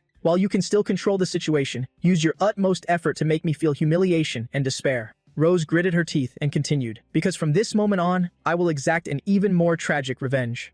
Hearing this, Leon smiled and said, "Don't talk to me about the future. We humans have always lived in the present." His voice rang out, "Tonight is still very long, and this thrilling revenge has only just begun, Your Majesty." Under the massive cherry blossom tree, Leon and Rose engaged in a fierce, passionate exchange. Early the next morning, in the Silver Dragon Queen's bedroom, Leon lay on the bed, let out a long breath, and said, "Finally back." He glanced away, thinking of the map, and muttered, changing locations to torment her all night long. "I'm exhausted." Then, he turned to look at the soundly sleeping Rose and thought, but it seems she was quite satisfied tonight, sleeping so soundly. Suddenly, his thoughts halted. Wait a minute, satisfied? Wasn't I doing this for revenge? Leon shook his head, thinking, no, she just experienced the humiliation of being pinned down by the dragon slayer she despises the most. No matter how you look at it, this revenge was a success. Beside him, Rose was still deep in slumber, resting on Leon's arm. He quickly sat up. "I need to get back to my room before the maids wake up. Our relationship isn't the kind where we can sleep in the same bed until morning." Just as he was about to leave, Rose reached her hand out. She grabbed his shirt, letting out a soft hum. Rose curled up and mumbled, "It's so cold." He looked at her and thought, wanting to seek warmth while sleeping is a basic instinct for all living creatures. His gaze lingered as he thought, "I can't let myself be tempted anymore." He then took her hand, hesitating. But a second later, he pulled up the covers and got back into bed. He lay face to face with Rose and thought, compared to going back to that cold bed, staying here will be a little warmer. The sun rose, casting its morning rays on the lovebirds outside. This warm scene brought a sense of peace to the heart. Mian walked into Rose's room, still half asleep. "Is mommy not awake yet?" The little girl ran past the large sofa, her small tail wagging around. Seeing Rose still sleeping so deeply, she gently shook her. "Mommy, wake up! The sun is already shining on your tail." In her sleepiness, Rose muttered to the little girl, "Go play with your father." Seeing that she couldn't wake her up, she turned to Leon. "Daddy, wake up! The sun is already shining on your butt." However, even he refused to wake up. With his eyes squeezed shut, he kept mumbling, "So warm. Let Daddy sleep just a little longer." Seeing that neither of them would get up to play with her, the little girl sulked in annoyance. Seeing the two hugging each other even tighter in bed, Mian got extremely angry. But upon looking closer, she noticed strange marks on their bodies. "But if you two just keep hugging each other like this, who is going to play with Mian?" This is the first time Mian has seen Mommy and Daddy so intimate, but why are there so many red marks on Mommy and Daddy's bodies? It must be mosquito bites. Mommy taught me on before that if you get bitten by a mosquito, you have to apply medicine. Found it. Don't worry, Mom and Dad with my sister not here. Moen will take good care of you both. I'm so amazing. He'll put a little extra on you, Dad.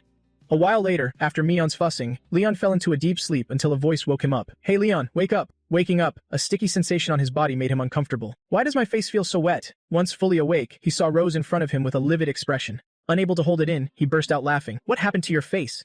Just then, Mion chimed in to answer their question. "Moen did it. I saw that Mom and Dad got bitten by bugs and had a lot of red spots, so I helped put medicine on them." Seeing the innocent girl mistake hickeys for bug bites, Leon cleared his throat awkwardly. "Red spots, huh? It seems there are some things kids are better off not knowing." Unaware of this, the little girl eagerly waited for praise. "Moen did great, right?" Not daring to say anything else, Leon just affectionately patted her head and praised her. "That's right, you did a great job." Thrilled by the praise, Mion enthusiastically volunteered to treat their red spots. "Next time, he'll help you put on medicine again." Hearing this, they both thought in unison, "We definitely need to lock the door carefully next time." Now fully awake, Leon got up to make breakfast and placed a bowl of fried rice on the table. Suddenly, he did something incredibly baffling to Rose by scooping up some rice and opening his mouth to say, "Ah." Looking disgusted, she leaned back. "Whoa, what are you doing?" Seeing her keep avoiding it, Leon forcefully fed the spoonful of rice into her mouth. "Feeding you, obviously. You haven't eaten anything for days. Although you dragons don't need to eat or sleep during hibernation, you must be hungry by now." Her mouth said no, but she kept chewing non-stop.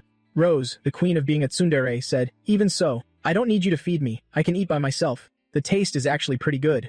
Hearing her praise his cooking, he looked smug. "Of course, this is fried rice that I personally made with love." Seeing him daring to eat her fried rice, Rose got mad and snapped at him. "Wasn't this made for me? Why are you eating it?" Caught red-handed, he laughed and made an excuse. "I was afraid you couldn't finish it, so I'm helping you eat some." Hearing this, she yelled even more angrily, "Who said I couldn't finish it? Give me another spoonful." After struggling for a while, the bowl of rice was completely wiped clean. After feeding her, Leon didn't forget to mention his painstaking efforts. "These past few days, your body has been weak and you couldn't move easily. I helped you bathe, cooked for you, and even fed you. See how good I am to you?" Hearing him bring this up, she frowned and asked, "Do you mean tormenting me after my bath or tormenting me in bed after eating?"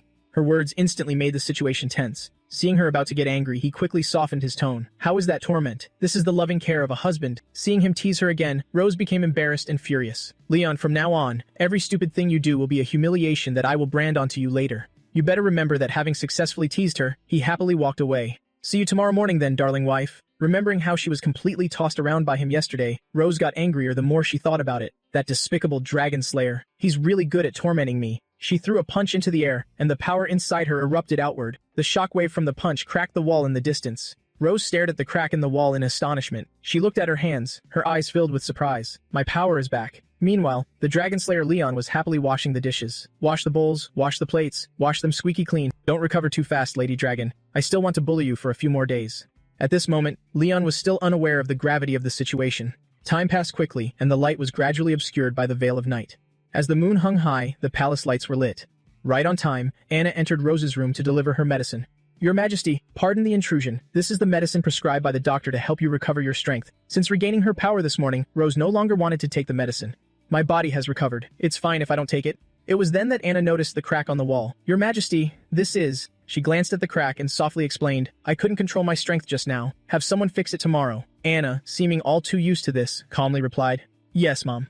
As she was about to leave, Rose's voice stopped her. "Wait. Don't tell Leon that my body has recovered just yet. I want him to take care of me for a few more days." Seeing her embarrassed expression, Anna paused for a moment. Then, she chuckled and agreed. "All right, I understand." Rose was already scheming how to torture him. "Leon, your peaceful days are about to end." 2 days later, Mion skipped over to Leon and cheered. Dad Moen wants to learn that the thing where your body sparkles." Hearing her description, he asked, "Sparkling? Are you talking about magic?" The little girl excitedly replied, "It's what Mom and Dad did on the training ground." Curious as to why she wanted to use it, he asked, "Moen, why do you suddenly want to learn magic?" The little girl's expression gradually turned sad as she explained, "My sister learned so many things at school. Moen doesn't want to be left behind." Seeing her look so sad because she didn't know anything, he smiled softly and asked, "So, you want to learn a little something too, right?" Mion nodded. Yes. After figuring out what the little girl wanted, he mentally formulated a plan. The advantage of having 2 kids is that there's a competitive relationship between them. She likes her sister so much, of course she doesn't want to fall behind. "Alright, Dad will definitely teach you magic. Let's start with the simplest one, okay?" Seeing him agree to teach her, the little girl cheered happily. "Thank you, Dad." Sometime later, watching the little girl constantly trying to circulate mana in her body, Leon silently praised her. In just a few hours, Mion had successfully guided the mana into her body. She might even adapt to mana awakening very quickly and awaken her innate magic. Could it be that she's a genius? After trying for a while, Mion's stomach growled. She looked at him pitifully. "Daddy, Mion is so hungry. I'm all out of energy." This adorable behavior instantly shattered the illusions in his mind. "Indeed, you can't rush anything. Then let's stop practicing for today. Let's go home and eat." Mion tightly held Leon's hand and skipped happily. "Yay, Daddy is the best." At the palace, Anna brought something covered by a red cloth to Rose's side. "Your Majesty, this is what you asked me to find. Set it aside." At this time, upon returning home, Leon ran straight to her room. "Wifey, I'm back. You've worked hard. You may step down for now." According to what Anna said earlier, Rose Weiser still needs 5 more days to fully recover. I still have time to torment her. "Is there anywhere uncomfortable today? I'll help give you a massage." Looking at his wicked expression, Rose sneered sarcastically. "Why aren't you showing me the majesty of the Empire's strongest dragon slayer today? It's only been 2 days and you already can't handle it. It shouldn't be that bad, right?" Seeing his manhood being questioned, Leon gritted his teeth in anger. "What did you say?" "Very well, you female dragon. I was planning to let you off today since you looked so tired, but it seems I was overthinking it." Having the blanket flipped open caught Rose off guard, making her instinctively flinch. Seeing her reaction, Leon wanted to bully her even more. Why are you being so stubborn? Your body must be completely fine by now, right? Rose Weiser, you're going to regret this. Having her power restored meant Rose currently knew no fear. She smiled with confident provocation. I have never regretted anything. As soon as her words fell, a dragon tail appeared and wrapped around Leon's waist. He was squeezed so tightly that he almost ascended to heaven on the spot. Rose used her tail to forcefully throw Leon onto the bed. After subduing him, Rose smugly sat on top of Leon. Thrown forcefully onto the bed, Leon silently marveled, such monstrous strength. Rose Weiser, you've recovered. Seeing that he only just realized, Rose smugly made a hush gesture. A prisoner should obediently keep his mouth shut, my dear dragon slayer. After saying that, the item Anna brought was opened. When the cloth was lifted, a pile of love toys was revealed. Leon froze on the spot upon seeing these things. Since when did you prepare all this? Could it be that I've willingly delivered myself like a sheep into the tiger's mouth? With his hands handcuffed and his legs unable to escape, Leon, who was acting so aggressively just a moment ago, was now like a trembling cat in the corner. Seeing his trembling figure, Rose's primal instincts flared even more. Don't even think about resisting. Leon, with his eyes blindfolded, making his senses highly acute, became even more terrified upon hearing that. You're not planning to torture me for a confession, are you? Did anyone notice anything different about Rose today? One day, while Rose was sleeping, Leon braided her hair. While he was braiding Rose's hair, she suddenly woke up. What are you doing? Caught in the act of braiding her hair, he jumped in surprise. You're awake? How about changing your hairstyle once in a while? Looking at herself in the mirror, Rose felt a bit unaccustomed and complained. What is this? I just braided it casually. If you don't like it, just undo it. It's not bad, actually. Thus, Rose quietly kept the hairstyle. Leon shrank back in fear, but still put on a brave front. You female dragon, let me tell you, I've undergone professional interrogation training. I will absolutely not submit to you. Rose couldn't help but laugh at his behavior. Is that so? Then, she projected the scene where he had yelled out his confession to her. I want to kiss you, Rose Weiser. Hearing himself say those things, Leon wished the ground would swallow him whole. This is... Please, I'm begging you, let me have it. Seeing him beg so quickly, Rose wanted to tease him even more. Huh? Whose pathetic figure was that, begging me like that? Leon blushed fiercely at her seductive tone, his voice stammering. Rose Weiser, that couldn't possibly be me, it just sounds like my voice. Seeing him still trying to act tough, Rose pushed the recording orb closer. Is that so? Let's take a closer look. Then came a series of shameless confessions he had once told her. Rose Weiser, I want to kiss you. I want to hold you. I want to become one with you. Finally, Leon couldn't take it anymore and knelt down to beg. Please stop. I remember everything now. Seeing that he had admitted it, she stopped the playback and picked up a stick from the tray. Good that you remember. So now, recite what was just played a few more times. If you don't remember clearly, your teacher here can help you review. After those words, the room was left with only Leon's cries of mixed pain and excitement. As time passed, the room's lights were also turned on. Tormented, Leon lay on the bed crying tears of defeat, feeling completely drained. Hearing a rustling sound, he turned his head and saw her holding a piece of paper. Seeing the messenger dragon, he asked curiously, Is this news from the academy? Sending a messenger dragon this late? Did something happen? After reading the message, her expression turned serious as she informed him, The academy wants us to go there tomorrow. Hearing it was from the school, he panicked and sat bolt upright. Did Noah get into a fight with someone? Vice Principal Wilson's office. Noah stood straight in front of Wilson's desk with an expressionless face. Opposite her were 3 battered and bruised classmates. He looked at the badly beaten kids, then turned to Rose and Leon, saying, I called you two here today mainly to deal with Noah getting into a fight with her classmates. Upon hearing this, Rose's face darkened. Vice Principal, what you're saying is, these 3 young dragons ganged up to bully our daughter? Leon anxiously walked around Noah to check on her. Are you hurt anywhere, sweetheart? The little girl replied calmly. No, I'm fine. Seeing the misunderstanding, Wilson quickly explained, Actually, your daughter was the one who beat up these 3. Hearing that, Rose's anger instantly vanished, and she softened. Oh, is that so? Leon looked at Noah in astonishment, while she just stared back calmly. Realizing his daughter had beaten up the other kids, he winked with immense pride. That's my girl, great job. Seeing him praise her, she proudly gave him a thumbs up. To the two of them, this seemed like a trivial matter, but to Wilson, it was a big deal. Although this is just a minor scuffle between kids, it also relates to the conflict between egg-hatched dragons and womb-born dragons. The dragon clan has 2 ways of reproducing, laying eggs and giving birth. Adult dragons have no differences, but during childhood, there is a slight gap in their abilities. Dragons hatched from eggs directly inherit power from their mothers, giving them a certain advantage in physical traits and innate talents. Womb-born dragons need to go through long-term training to gain power. Simply put, among peers, egg-hatched dragons are stronger than womb-born ones. Despite being womb-born, this child took on 3 dragons, several years older than her, all by herself. At such a young age, she has a very bright future ahead of her. While he was highly praising Noah's potential, the office door was violently thrown open.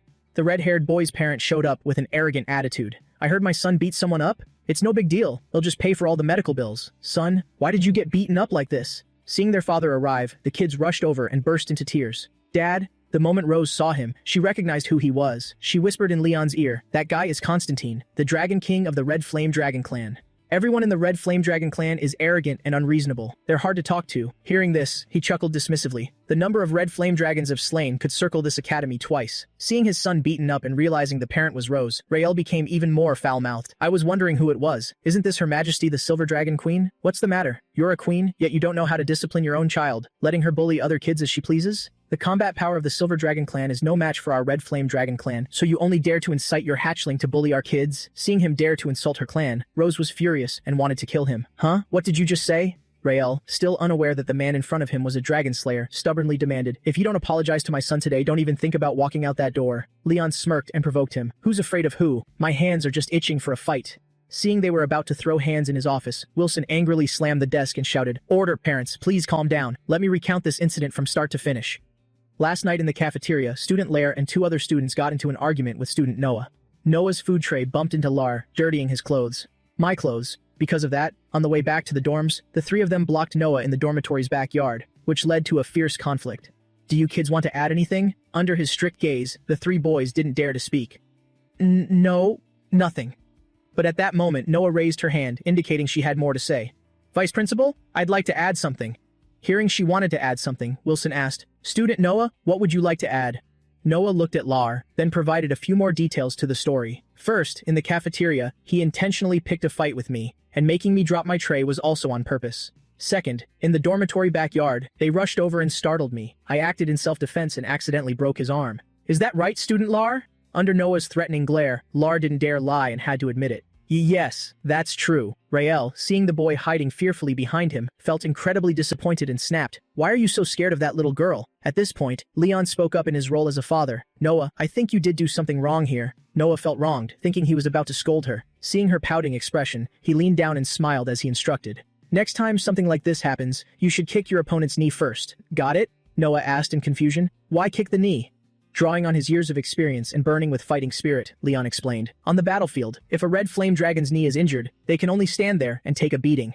Ever the eager student, Noah immediately absorbed this wonderful knowledge. Okay, I'll keep that in mind next time. Seeing him dare to give such reckless advice in front of everyone, Rael was furious and accused him. Hey, Vice Principal, did you hear that? This guy is literally teaching his daughter how to bully my kid. With such violent tendencies in a student, an apology isn't going to fix this anymore. She should be expelled immediately. Seeing him get angrier by the second, Wilson tried to placate him. Please calm down, sir.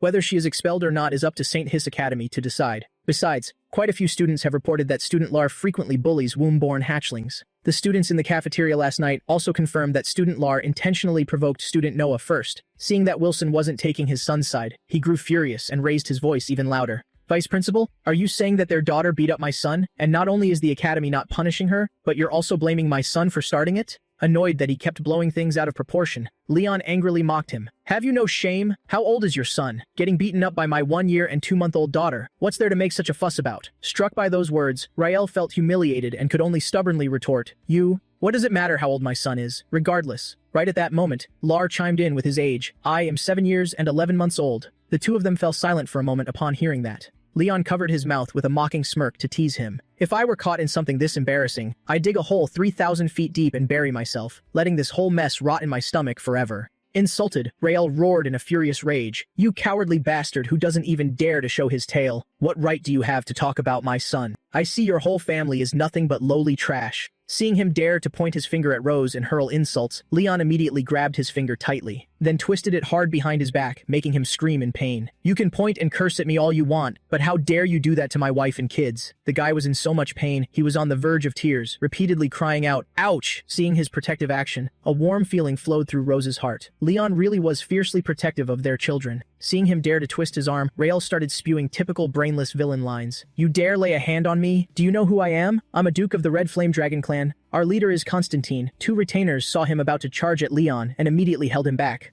Lord Duke, please calm down. The vice principal is still here. Don't get physical threatened by him. Leon mockingly feigned fear and sneered. Come at me then. I'm so scared of you. Seeing him get more and more out of line, Rose couldn't stay silent any longer. Sir.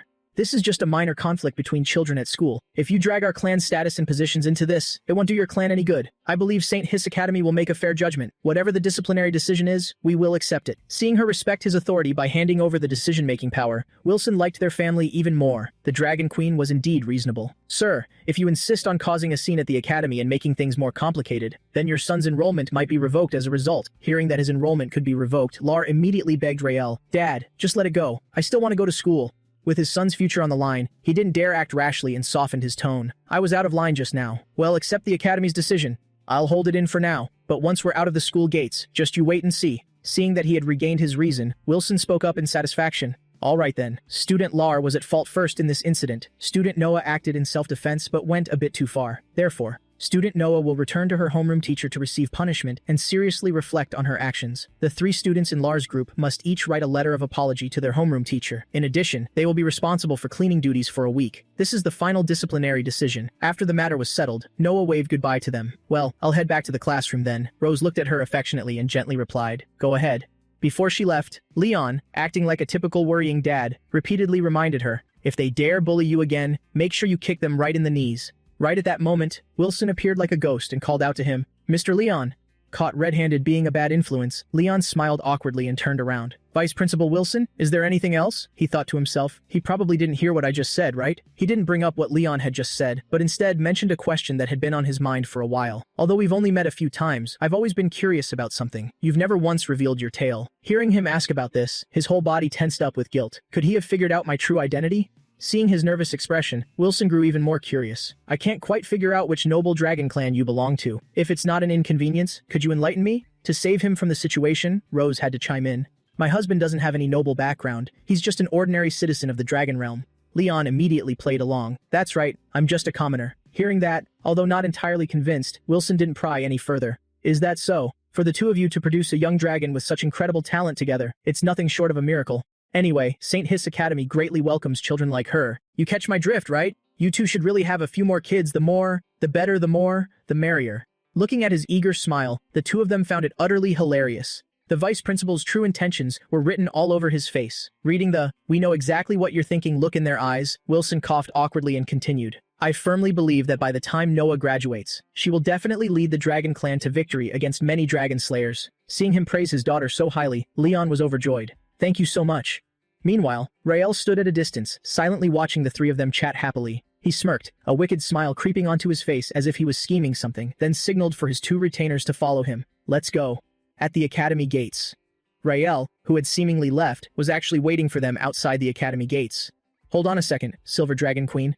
Seeing that he still hadn't left, Rose furrowed her brow and asked, "Do you need something else? The academy has already settled this matter. Didn't you agree to it just now?"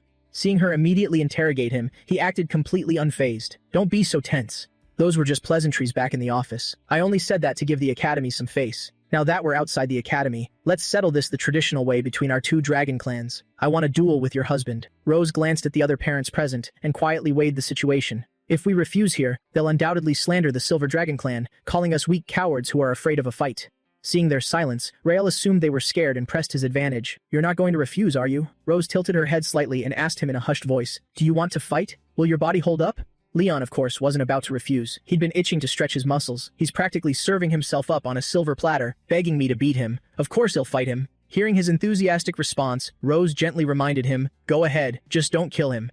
Leon had no intention of going that far anyway, and immediately agreed, "Got it." By this time, news of the duel had already spread inside the academy. Noah, who was standing nearby, overheard 2 students urging each other to go watch. "Hurry up, I heard some dragons are fighting at the gates. Let's go check it out." Hearing that, she was startled as a sudden realization hit her. Fighting? Could it be? The kids quickly ran over to the hallway railing to look down below, chatting excitedly. "Look over there, a fight's breaking out. Who's fighting who?" Meanwhile, Rael was quietly assessing Leon's combat strength. "This guy looks totally pathetic. He doesn't even dare to show his tail. Aside from his big mouth, there's nothing intimidating about him at all. My son might have lost his fight, but today, I'm going to beat her dad to a pulp and win back my son's honor. The Red Flame Dragon Clan doesn't bully the weak. If you can withstand just 3 of my moves, I'll admit defeat." Seeing him blabbering on and on, Leon got annoyed and cut him off. All right, enough with the trash talk. Just hurry up and start already." Seeing his arrogant attitude, Rael flew into a rage. "You!" This is a draconic outrage. Fueled by his anger, he charged forward, intent on roasting Leon alive with his flames. Leon slightly leaned back to dodge his fiery punch. Looking at the mana within that strike, he thought to himself, I wasn't wrong. This guy is much weaker than the dragons I've faced on the battlefield. 2 more moves to go. Seeing him dodge the punch and provoke him like that, he gritted his teeth and glared viciously. So you know how to dodge. You're not going to be a cowardly turtle hiding in its shell, are you? Leon stomped the ground and leaped up to dodge the attack. Rael took this opportunity to open his mouth and spew out dragon fire. Leon paused for a beat as he watched the flames shooting towards him. His expression remained completely unfazed as he watched the fire approaching right in front of him. He twisted his body and effortlessly dodged the incoming flames, giving a faint smile as he landed gracefully right next to him. Seeing his shocked expression, he said, "It's my turn now." Without giving him a chance to react, he raised his leg and swept him right off his feet. Rael regained his balance, dropped to his knees, and furiously tried to curse. "You bastard!" Leon didn't let him say another word and threw a punch packed with immense power. This punch landed dead center on Rael's face, making him cough up blood. His punch was so strong that it sent him flying several meters away. Watching him get blown away by the punch, Leon scoffed. "Against someone of your level, I don't even need to use magic." Seeing him get sent flying, the 2 retainers turned pale and screamed, "Lord Duke Rael!" Hearing the 2 of them, Leon turned around and asked, "Do you 2 want to give it a try?" They both shook their heads furiously, refusing. "No, no way!" Seeing them still standing there, he grew annoyed and threatened. "Then hurry up and drag him out of here, and tell your son to never touch my daughter again." "Alright, let's go home." "Noah, when did you get here?" Caught off guard, the little girl shyly made up an excuse. I was just passing by and heard a commotion over here. This is for both of you," Leon asked curiously. "What is it?" Rose opened the box, and a rather beautiful heart-shaped cookie caught her eye. Noah was so shy that she didn't even dare to look at them as she explained, "These are the cookies we baked in cooking class. I only got 2nd place, so they might not be that tasty, but give them a try." Rose immediately broke it in half and called Leon over to taste it. "How could that be? It's delicious. Leon, you should try some." He took a bite and immediately praised it. "She's right. How could the cookies made by my daughter not be delicious? Next time you'll definitely get 1st place." Hearing that, Noah dropped her earlier shyness and sincerely complimented him. "Dad, you looked really cool just now." Hearing her praise, Leon was so happy he couldn't believe it. "Noah actually complimented me so directly? Does this mean our relationship has gotten a step closer?" Of course. Your dad is incredibly strong, you know. If you ever want to learn any combat techniques, just ask me." Watching the 2 of them act so close, Rose's expression inexplicably turned serious. The scene shifted to the palace, where Leon was currently holding a book and reading. A knock on the door made him tear his eyes away from the parenting guide he was reading. Rose walked in holding a medical kit. Seeing her, he asked curiously, "Why are you here? Why is she sitting next to me? Don't tell me she's thought of a new game to play." Blushing shyly, she ordered him, "Hand." Hearing this, he froze in confusion and asked, "Huh?" Rose repeated herself, "Isn't your hand injured?" Only then did he look down at his scratched hand. "You mean this? It's just a tiny scratch, it'll heal in a few days." Rose ordered in a stern voice, "Give it here. Just be a good boy for once." She dipped a cotton swab into the red antiseptic. Then she gently dabbed it onto his wound. "Don't move. It'll be done in a second." Watching her treat his wound so gently made Leon feel like it was a bit surreal. As a dragon slayer who has been through countless battles, I have a myriad of scars. I've always just treated them carelessly in the past. This is the first time someone has applied medicine for me so meticulously. Rose Weiser's palms are so soft and warm, yet her fingertips are a bit cold. Everywhere she touches leaves a tingling sensation. What kind of nonsense am I thinking? As she was applying the medicine, Rose finally seemed to have gathered enough courage to speak. "Today. Thank you." Leon, lost in his thoughts, heard this and asked, "Huh? Why's that?" She busily cut the bandages on his arm and expressed her gratitude for this morning. "Lars' father was so aggressive, yet you stepped up to protect me and Noah." Brought up so suddenly, he felt a bit embarrassed and explained, "Oh, that! It's just what I should do. Even though we're at odds in front of others, you're still my wife." This was all for Noah. Touching her braid, she chuckled softly and muttered, "I knew you'd be stubborn like that. By the way, my sister sent an invitation for our whole family to visit. Do you want to go?" At the mention of her, Leon immediately refused. "That sister of yours? No way, I'm not going." Seeing him dare to refuse, Rose started to threaten him. "All right then, let's settle some old scores." Realizing she was going to blackmail him, Leon yelled, "Damn it, we'll go, okay?" The territory of the Red Dragon clan, Rose gently touched down on the open clearing. Leon held a sleepy Mion and called out gently, "We're here, Mion. Time to wake up." As soon as Issa saw her, she rushed over with a voice full of longing. "My baby Rose, your dragon form always looks so incredibly cool." Poof, a cloud of white smoke appeared as Rose transformed from a dragon back into her human form. Seeing this, Issa loved it even more and wouldn't let go. "You're just as gorgeous when you turn back being groped all over." Rose blushed deeply and cried out, "Sister, that tickled, sister. Let me introduce you to my husband and daughters. You 2 haven't officially met before. My husband, Leon Kazmod." He reached out his hand to greet her, flashing the friendliest smile he could muster. Issa looked at him with great delight. "Hello, brother-in-law. Glad to finally see you wide awake." After introducing her husband, she gently nudged Mion and Noah forward to introduce them, "And these are my daughters." The energetic Mion immediately greeted her. "Hello, Auntie." Issa crouched down and hugged her affectionately. "Let me guess, you're Mion, and the one hiding behind is Noah, right?" Mion, already fond of her, replied cheerfully, yes, yes, you guessed right, Auntie. Looking at the identical twins, Issa adored them even more and refused to let go. You two look exactly like Xiao Luo described in her letter. Little Noah, do you want Auntie to give you a hug too? The little girl shyly agreed. Yes, please. Instantly, Issa pulled both girls into a tight embrace. The more she looked at them, the more she loved them, giving birth to two little dragon babies. You must be so happy, Rose told me. You're usually the one taking care of the kids. You've worked hard, brother-in-law. Hearing this, Leon immediately denied it. It's no hardship at all. I love taking care of my kids, and they're definitely closer to me. Jealous? Rose quickly retorted. They are clearly closer to me. Hearing that, Leon countered. You're joking, wife. How is that even possible? Infuriated that he dared to talk back, Rose snapped. Do I look like I'm joking with you? Leon immediately replied sarcastically. Fine, fine. They're closer to you, okay? I'll let you have this one. Seeing them about to bicker again, Issa stepped in to mediate. You two really do have a wonderful relationship. At her words, both of them suddenly blushed and mumbled awkwardly. It's just average. Looking at the newlyweds' reactions, Issa chuckled softly. All right. You must be tired after such a long journey. Let's head inside. After dinner, Issa sweetly called out to the two girls, my precious babies, do you want to see some pictures of your mom when she was little? Mion instantly wanted to see. Yes, please. Hearing this, Rose froze. What? Sister, why do you still have those pictures? Give them to me right now. Isa quickly raised her hand high out of reach, teasing her playfully. Looks like little Rose is embarrassed. After saying that, she shot a meaningful glance at Leon next to her. He immediately caught her signal. Right before Rose could snatch the photo album, Isa tossed it to Leon. Seeing him catch the album, Rose panicked and tried to stop him. Hey, wait, but it was too late. Eager to dig up dirt on Rose, Leon flipped it open. There's nothing more embarrassing than childhood photos. Let's see what dark past you're hiding. This is...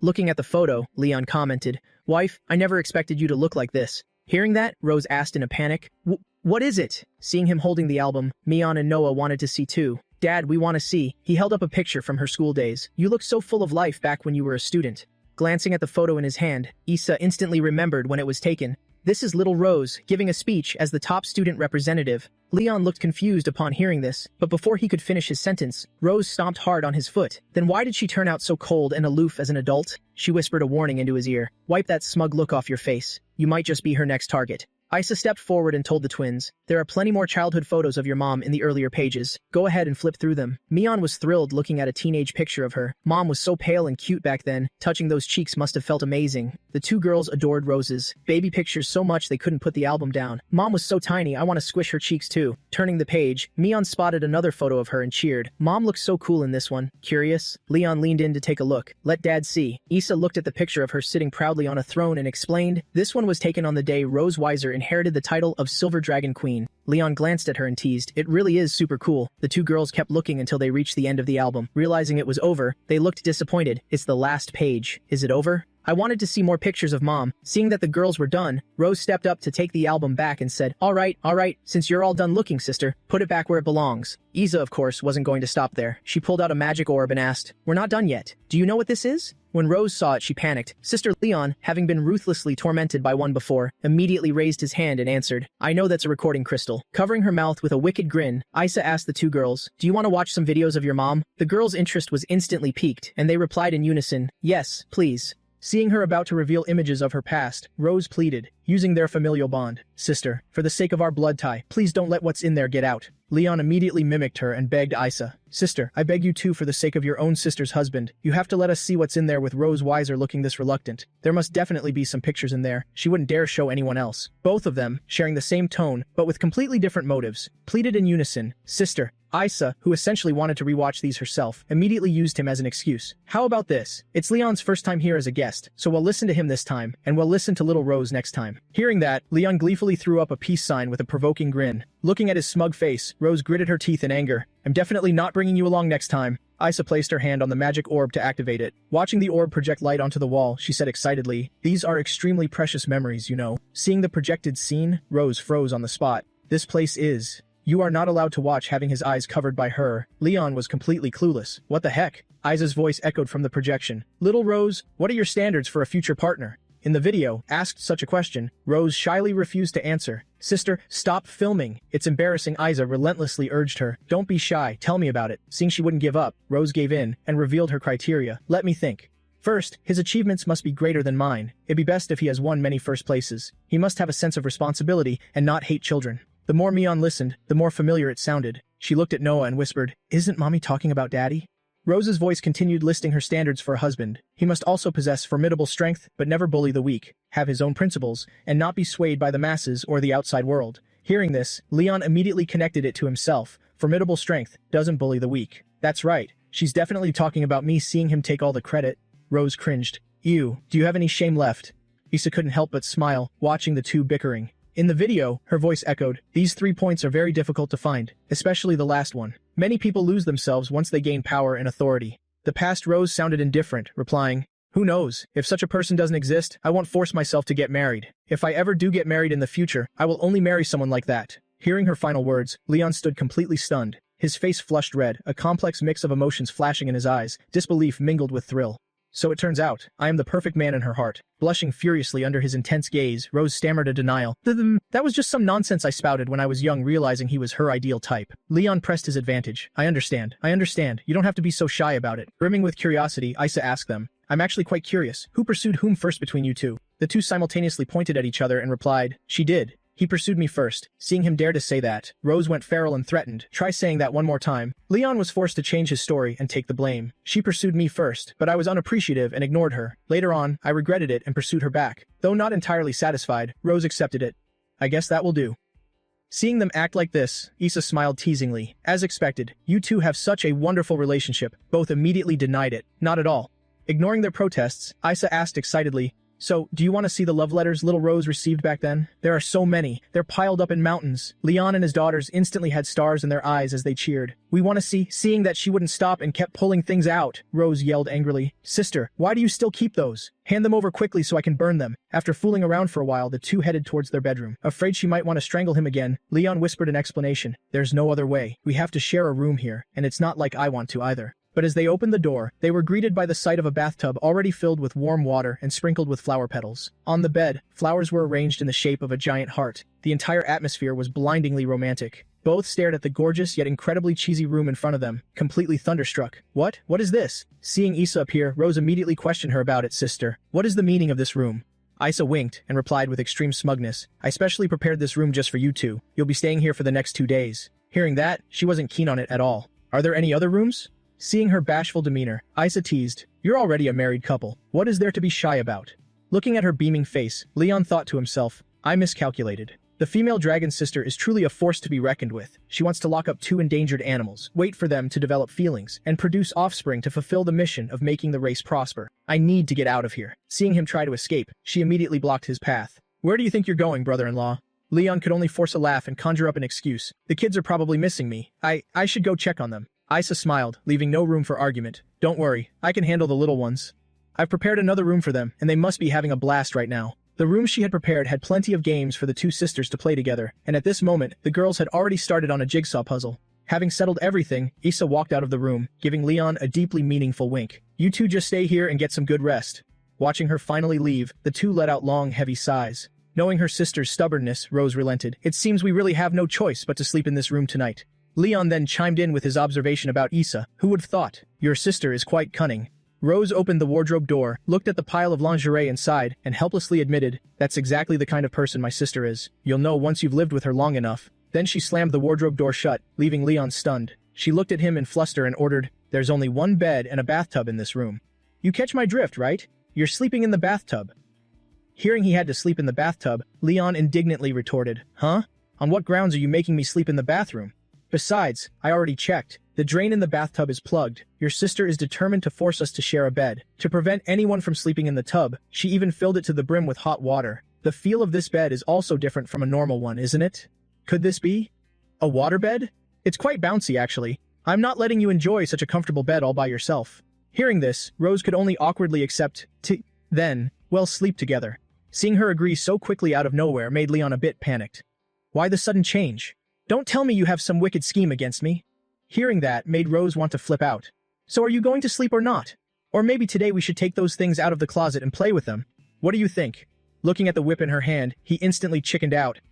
No, there's no need. Seeing him docile again, Rose headed to the bathroom. Then I'm going to take a bath. Don't you dare peek. Hearing that, Leon scoffed and replied, who'd want to peek? But after everything that happened, Rose understood this pervert all too well. She kicked Leon out of the room. Like hell, I believe you wait outside until I'm done, then come back. Kicked out of the room, Leon pouted and muttered, it's not like I haven't seen it before. I've seen it enough to be bored of it. Seeing Isa, he froze. Seeing him, Isa also froze. Seeing him step out onto the balcony, she asked in confusion, "Why are you out here? Where's little Rose?" Leon smiled and explained, "She's taking a bath. I just came out for some fresh air." Hearing that, Isa offered, "Care to have a drink with me?" Leon didn't refuse, "Sure." Pouring the wine, she said, "This is the wine that little Rose usually likes to drink." Taking the glass, he politely thanked her, "Thank you." Leaning against the railing, Isa reminisced about the past. In the past, little Rose used to have a drink and chat with me here from time to time. Leon looked at her and remarked, "You two really have a great bond." Mentioning this, a hint of nostalgia appeared in Isa's eyes. "I watched little Rose grow up. From the time she was born until she was 15, she spent all her time with me. After that, she became the Silver Dragon Queen and left this place. We started exchanging letters just to check in on each other. Then, over a year ago, she suddenly told me she had married a reclusive Dragon King and was even pregnant with his child. She was clearly married, but she didn't seem happy at all. Between the lines, I could feel she was deeply anxious. In her letters, she mentioned your health wasn't good, that you would sleep for long periods and couldn't be by her side. Although she had maids caring for her, you know that pregnancy and childbirth are much harder when going through it alone." Hearing Isa tell this story, Leon felt as if something had pierced the depths of his heart, leaving a sharp, aching pain. Being forced to carry the enemy's child, going through the pregnancy all alone, and having no other outlet but writing letters to her sister to express her inner torment and anxiety. For Rose Weiser, every day must have felt like a year back then. While he was drowning in guilt, a nudge from Isa startled him. At the time, I even thought she had married some trashy, irresponsible, and lazy male dragon. Trying to suppress the pain in his back, he smiled bitterly. "Do I really look like that kind of dragon to you?" Isa didn't deny that she had thought so. "Based on the short time we've spent together tonight, I can see you're not trash at all. There was probably another reason, but this also makes me believe it even more. Little Rose, she really likes you." Her remark completely stunned him. His mind involuntarily recalled Rose's blushing face. Rose Weiser, she likes me? But then he immediately brushed the thought away. No way. Just thinking about it is impossible. How could that vicious female dragon ever like me? You really don't understand your sister that well, do you? Seeing his silence, Isa thought he was embarrassed. What's wrong? Getting shy? Having dismissed that possibility himself, Leon suddenly felt a pang of sadness. He sighed inwardly. Still, I have to pretend to be deeply in love in front of her sister. You're absolutely right. We're a perfect match. Isa didn't notice the forced smile on his face. She patted his shoulder and said, I could tell just by looking at the way you two interact. Little Rose is exceptionally bad at expressing her feelings. Aside from me, you're the first dragon she's treated this way. Leon, you're a responsible man. I'm sure I don't need to tell you what to do from now on, right? Meeting her threatening gaze, Leon shrank back in fear. If I say I don't know, she'll definitely kill me right here. Won't she? Rest assured, and leave your sister to me. I couldn't be by her side to take care of her during her first pregnancy, but if there's a second time, I will definitely protect my wife and children at all costs. Seeing the determination in his eyes, Isa looked pleased. Boy, you better practice what you preach. Alright, stop showing off and hurry back. Don't keep little Rose waiting. Oh right. Noticing she had something more to add, he asked, Is there something else? Isa gave a sly smile and dropped a loaded hint. There's no need to hold back or feel awkward tonight. That room has excellent soundproofing. Those words echoed endlessly in his mind. Excellent soundproofing. Leon's face flushed bright red. Flustered, he yelled out, I'm so incredibly grateful to you. After his chat with Isa, he opened the door and returned to the room. The lights were already turned off when he got back. Leon tiptoed in, looking at Rose lying on the bed. He approached and gazed at her. Is Rose Weiser already asleep? Not bad. I won't have to be tormented by her tonight. Even though we're enemies, I have to admit, she looks truly beautiful when she sleeps. Rose was indeed stunning as she slept. Her smooth, pale face carried an aura that was both innocent and alluring. But suddenly, Leon noticed something unusual. Staring at the light glowing upon her chest, he cried out in horror inwardly. Why is her chest glowing? Don't tell me the dragon mark is activating again. That's not right. The dragon mark on my body isn't resonating. What's going on?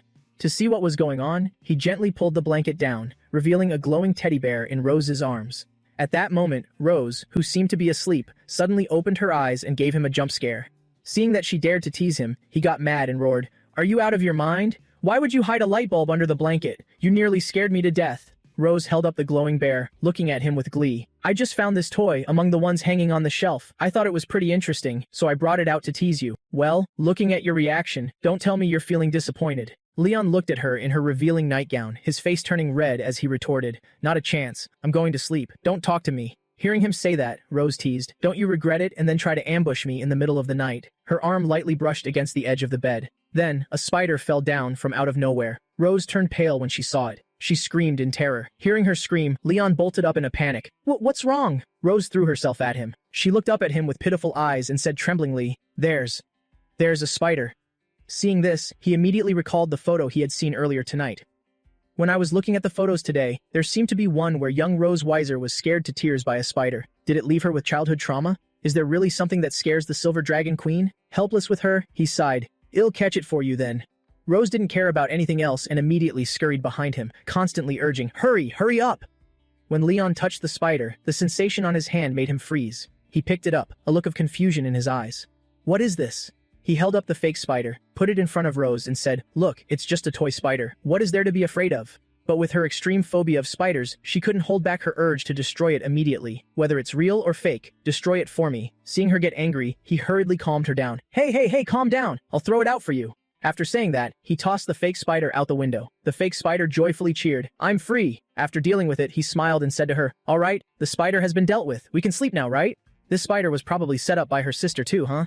It was to make Rose Weiser expose her weak and fearful side. Because she was still afraid, Rose suggested then, how about I sleep on the inside and you sleep on the outside? Looking at her pitiful expression, how could Leon refuse? No problem, you can sleep wherever you want. Then, the two lay down on the bed, but the atmosphere was incredibly awkward. Thinking she might still be scared of the spider from earlier, Leon reached his hand out. If you're still scared, do you want to hold my hand while sleeping? His care made her heart flutter. Rose spoke up shyly, if you insist. Because she was too embarrassed, she only grabbed his pinky finger. Leon was dissatisfied seeing this. How can you feel a sense of security just holding my pinky? Hearing that, Rose got flustered. Then how should I hold it? He slid his hand over to interlock tightly with hers. After tightly interlocking their fingers, Leon said gently, you dummy, you have to hold it like this. His action made Rose blush deeply. She turned her head away, trying to hold back the urge to run away. How could this guy hold my hand so naturally? Am I the only one who feels awkward about this? No, I'm the Silver Dragon Queen who dares to act and bear the consequences. It's just holding hands. What is there to be shy about? After holding her hand, Leon asked curiously, why are your hands so cold? Rose, still embarrassed, replied curtly, I was born this way. Hearing her slightly trembling voice, he chuckled. Are you nervous? Why are your palms sweating? Rose's weak retort rang out, you're the one who's sweating. Leon's hands had small scars and calluses from holding a sword for many years. They were a bit rough, but incredibly warm. Where their 10 fingers intertwined, it felt like an electric current was running through. This warmth made her heart pound relentlessly. At this moment, Leon's curiosity got the better of him, and he couldn't help but ask about her ideal type. Tell me, your standard for a mate from earlier. Embarrassed and angry, Rose interrupted. It was fake. It's been over 100 years. Don't take it seriously hearing that. He wanted to ask even more. Then what are your standards now? Amidst the gentle night breeze, Rose's voice sounded faint. I don't have any standards right now. After their conversation came to an end, the two lay quietly next to each other. Mini Leon was screaming frantically in his heart. I can't sleep at all. Is she asleep? Staying in this one position, my fingers have gone completely numb. Sneakily moving my hand a little bit shouldn't be a problem, right? The person she thought was asleep was still awake. Feeling his fingers move, Rose frowned and cursed inwardly. This guy, interlocking fingers, is one thing, but why do you keep rubbing my hand? How dare a prisoner touch his master? Fine then, I'll touch you too. At that moment, Leon's body shivered from being tickled. He grimaced, shifting around as he thought to himself, what's going on? Why does Rose Weiser keep touching me? Her body is so soft, every place our skin touches feels like it's tingling. This is such a strange mood. A ravenous hunger is wildly surging up inside me. I really want it. And right now, it wasn't just Leon feeling that way. Rose herself was experiencing the same incredibly strong urge as him. She really wanted it. They both opened their eyes and looked at each other, the exact same thought popping into their heads. I really want to do something right now. Then, as if reaching a silent agreement, they nodded and looked at each other. Leon threw the blanket off. He rose up, hovering his entire body over Rose. As their lips were just about to touch, a flicker of compromise appeared in their eyes, just for tonight. His solid physique pressed down onto Rose, and the room fell silent. Something was spreading through the air, making the atmosphere extremely intimate. Looking incredibly seductive, Rose softly called his name, Leon. That tender call made his heart flutter wildly. Leon gave a soft reply, his eyes clearly showing his deep infatuation for her. The desire in their bodies sparked an intense chemistry between them. Despite their doubts, both decided to give in to their cravings. They clearly knew what was about to happen, but the strange thing was that the dragon mark didn't react at all. The dragon mark is a type of magic meant to heighten arousal. When there is pure longing and genuine affection between two people, the mark remains dormant. Their hot breaths gradually drew closer. Leon's hand gently reached up and accidentally triggered some sort of mechanism. Once again, the fake spider dropped down. You could say Issa truly went out of her way for them to the point of preparing 2 fake spiders. Rose's scream echoed through the palace. Leon had to constantly use a gentle tone to calm her down. Don't be afraid. I caught it. Please don't release your dragon breath. In another room, Isa heard Rose's scream and chuckled happily. She must have found the little surprise I prepared. Meanwhile, in their room, Leon was tightly hugging the terrified Rose. Don't be scared. It's all over now. I've thoroughly checked inside and out. There are no other traps. Thanks to the spider, Leon once again got to hold Rose fully in his arms. Holding her filled an empty void inside him, and a satisfied smile appeared on his face. Being held, Rose pressed her ear against Leon's chest. She looked up at him and said, Your heartbeat is so fast." To hide the excitement in his heart, Leon pretended to answer, "I'm scared of spiders too." Even though Rose was embarrassed, she really loved being held in his arms. But due to her pride, she still stubbornly said, "I'm never doing this with you again. After tonight, we are never bringing this up again." Leon had no choice but to indulge her and play along. "All right, I know." Time passed just like that until the next morning, when the curtains flew open to let the early sunlight shine into the room. When the sunlight hit her face, Rose suddenly woke up. She sat up, thinking in disbelief. When did I fall asleep? Has that guy been up since early morning? But maybe it's better this way. After what happened last night, I wouldn't know how to face him right now anyway. This is also the first time I've broken my own rules, showing such a vulnerable side in front of a human, and even sleeping in his arms. It's truly too humiliating. Word of this absolutely cannot get out. As soon as Rose opened the door, she ran into Isa waiting there. Isa asked in a teasing tone, "You're awake? How was yesterday? Was it thrilling?" Seeing her made Rose think of the two spiders from yesterday. Fuming with anger, she retorted, "Incredibly thrilling. Don't ever do that again." Isa didn't mind her anger at all and was more interested in the couple's private life. "Did you use the toys I prepared for you too?" Rose answered truthfully. "No." Hearing that, Isa looked disappointed. "What a pity. Oh right, wait a bit, I'll pack up a few toys for you two to take home and practice with. When are you guys having another baby? I'm waiting for the girl who will inherit the Red Dragon Sanctuary." Seeing her take things too far, Rose's face flushed bright red with embarrassment and annoyance. "Sister, us too." "That. You don't need to worry about it, let's go eat breakfast." The Red Dragon Sanctuary dining hall. Mion was overjoyed when she saw her. The little girl cheered happily. "Mom and Auntie are here. We can eat now." Everyone sat together at the table to have their breakfast, and the atmosphere was extremely quiet, especially for Leon and Rose. The tension between them was incredibly awkward. He stole a glance at her and thought to himself, "This is so embarrassing. I got carried away by the mood last night, almost kissed Rose Weiser, and even slept holding her." Just then, two versions of Leon appeared and started arguing in his head. "Leon, throwing yourself into the enemy's arms is pure betrayal," but the devil felt it was completely normal and shot back at the angel. Their husband and wife, they've already gone all the way, so what's the big deal about this? In the end, unable to reach a consensus, the two streams of consciousness clashed and started fighting. Meanwhile, Leon only cared about the taste of his bread. The bread tasted a bit bland. "I guess I'll add some peanut butter." At that exact moment, Rose's hand also reached for the peanut butter jar. Their hands brushed against each other and stopped. The touch made them both freeze in place. With just that light touch, both their faces flushed bright red. Flustered, Leon yielded to her. "You go first." Rose was so agitated that her tail popped out, and she stammered in reply, "Okay." Seeing their bright red faces, Isa couldn't hold back and started teasing them again. "Is the dining room too hot? Why are your faces so red?" Rose played along and said, "Yes, it is quite hot." Leon, feeling his eyes burning hot, stammered in agreement, "That's right." Seeing them so flustered, Isa teased again, "Then do you want to head back to the bathroom?" Thinking of that cheesy bathtub, both of them said in unison without planning to, "No need." Watching their hilarious reaction, she covered her mouth and smiled mischievously. No matter how many times she teased them, their reactions were always so amusing. "By the way, little Rose, I heard you had a conflict with a duke from the Red Flame Dragon clan a few days ago." At the mention of this, the blush on her face instantly vanished, replaced by simmering anger. His son brought people to bully Noah, but failed and got beaten up. After that, he wanted to come looking for trouble with us, but Leon taught him a lesson. Thinking about it, Leon found it funny and bragged arrogantly that Dragon was such a wimp. He went down with just one hit. Seeing that the little girl had taken down 3 of them by herself, Isa was incredibly proud and patted her head. "Our Noah is so amazing, such a good girl." But that useless duke went back to his chief, Constantine, and blatantly exaggerated the whole thing. Hearing this, Rose was furious and cursed that despicable bastard. Hearing that name, Leon gradually recalled the information he had read in books. Constantine. I remember in dragon history, he was described as a heroic figure who conquered territories for the dragon clan. Gone was her usual playful demeanor. Her expression turned serious as she warned them both. "You know, he's been very active in expanding his territory lately. He might use this as an excuse, so you guys need to be careful." Rose wasn't afraid of a clash over this. At worst, it would just be a fight. If he really makes a move against me, Her Highness the Silver Dragon, all because of some useless duke then I won't hold back in teaching the Red Flame Dragon clan a lesson. Gates of the Red Dragon Holy Palace. Before she left, Isa hugged Rose tightly to say goodbye. "Have a safe trip back." Rose gave a slight nod and promised gently, "Okay. Well, come visit you again soon." Just then, as if performing a magic trick, Isa produced a gift. Winking mysteriously, she said, "A parting gift for you. Make sure to open it when you get home." Rose looked at the gift curiously and replied, "All right, thank you." Isa turned to hug the 2 kids and told them, "You 2 eat well and grow up fast, okay? Come play at Auntie's place again next time." Mion, who really liked her Aunt Isa, happily promised, "Mion will eat a little more Noah."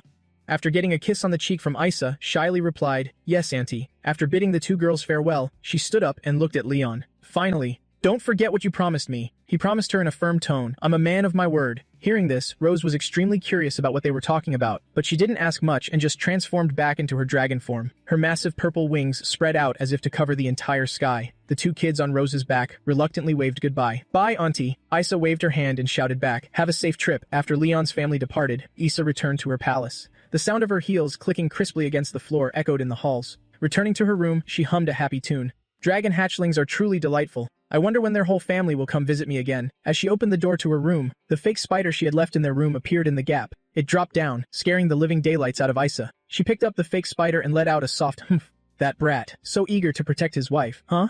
Back with Leon. For some reason, he sneezed violently. This sudden chill made him realize instantly that Isa had found the gift he gave her. Her sister must have discovered the special surprise I prepared for her, right? Rose Weiser and Isa. They are completely different from any of the dragon queens I've interacted with before. After spending time with them, I can see that they are very friendly, gentle, and value family deeply. You can feel their passionate love for their loved ones. To think she would entrust her most precious younger sister to me.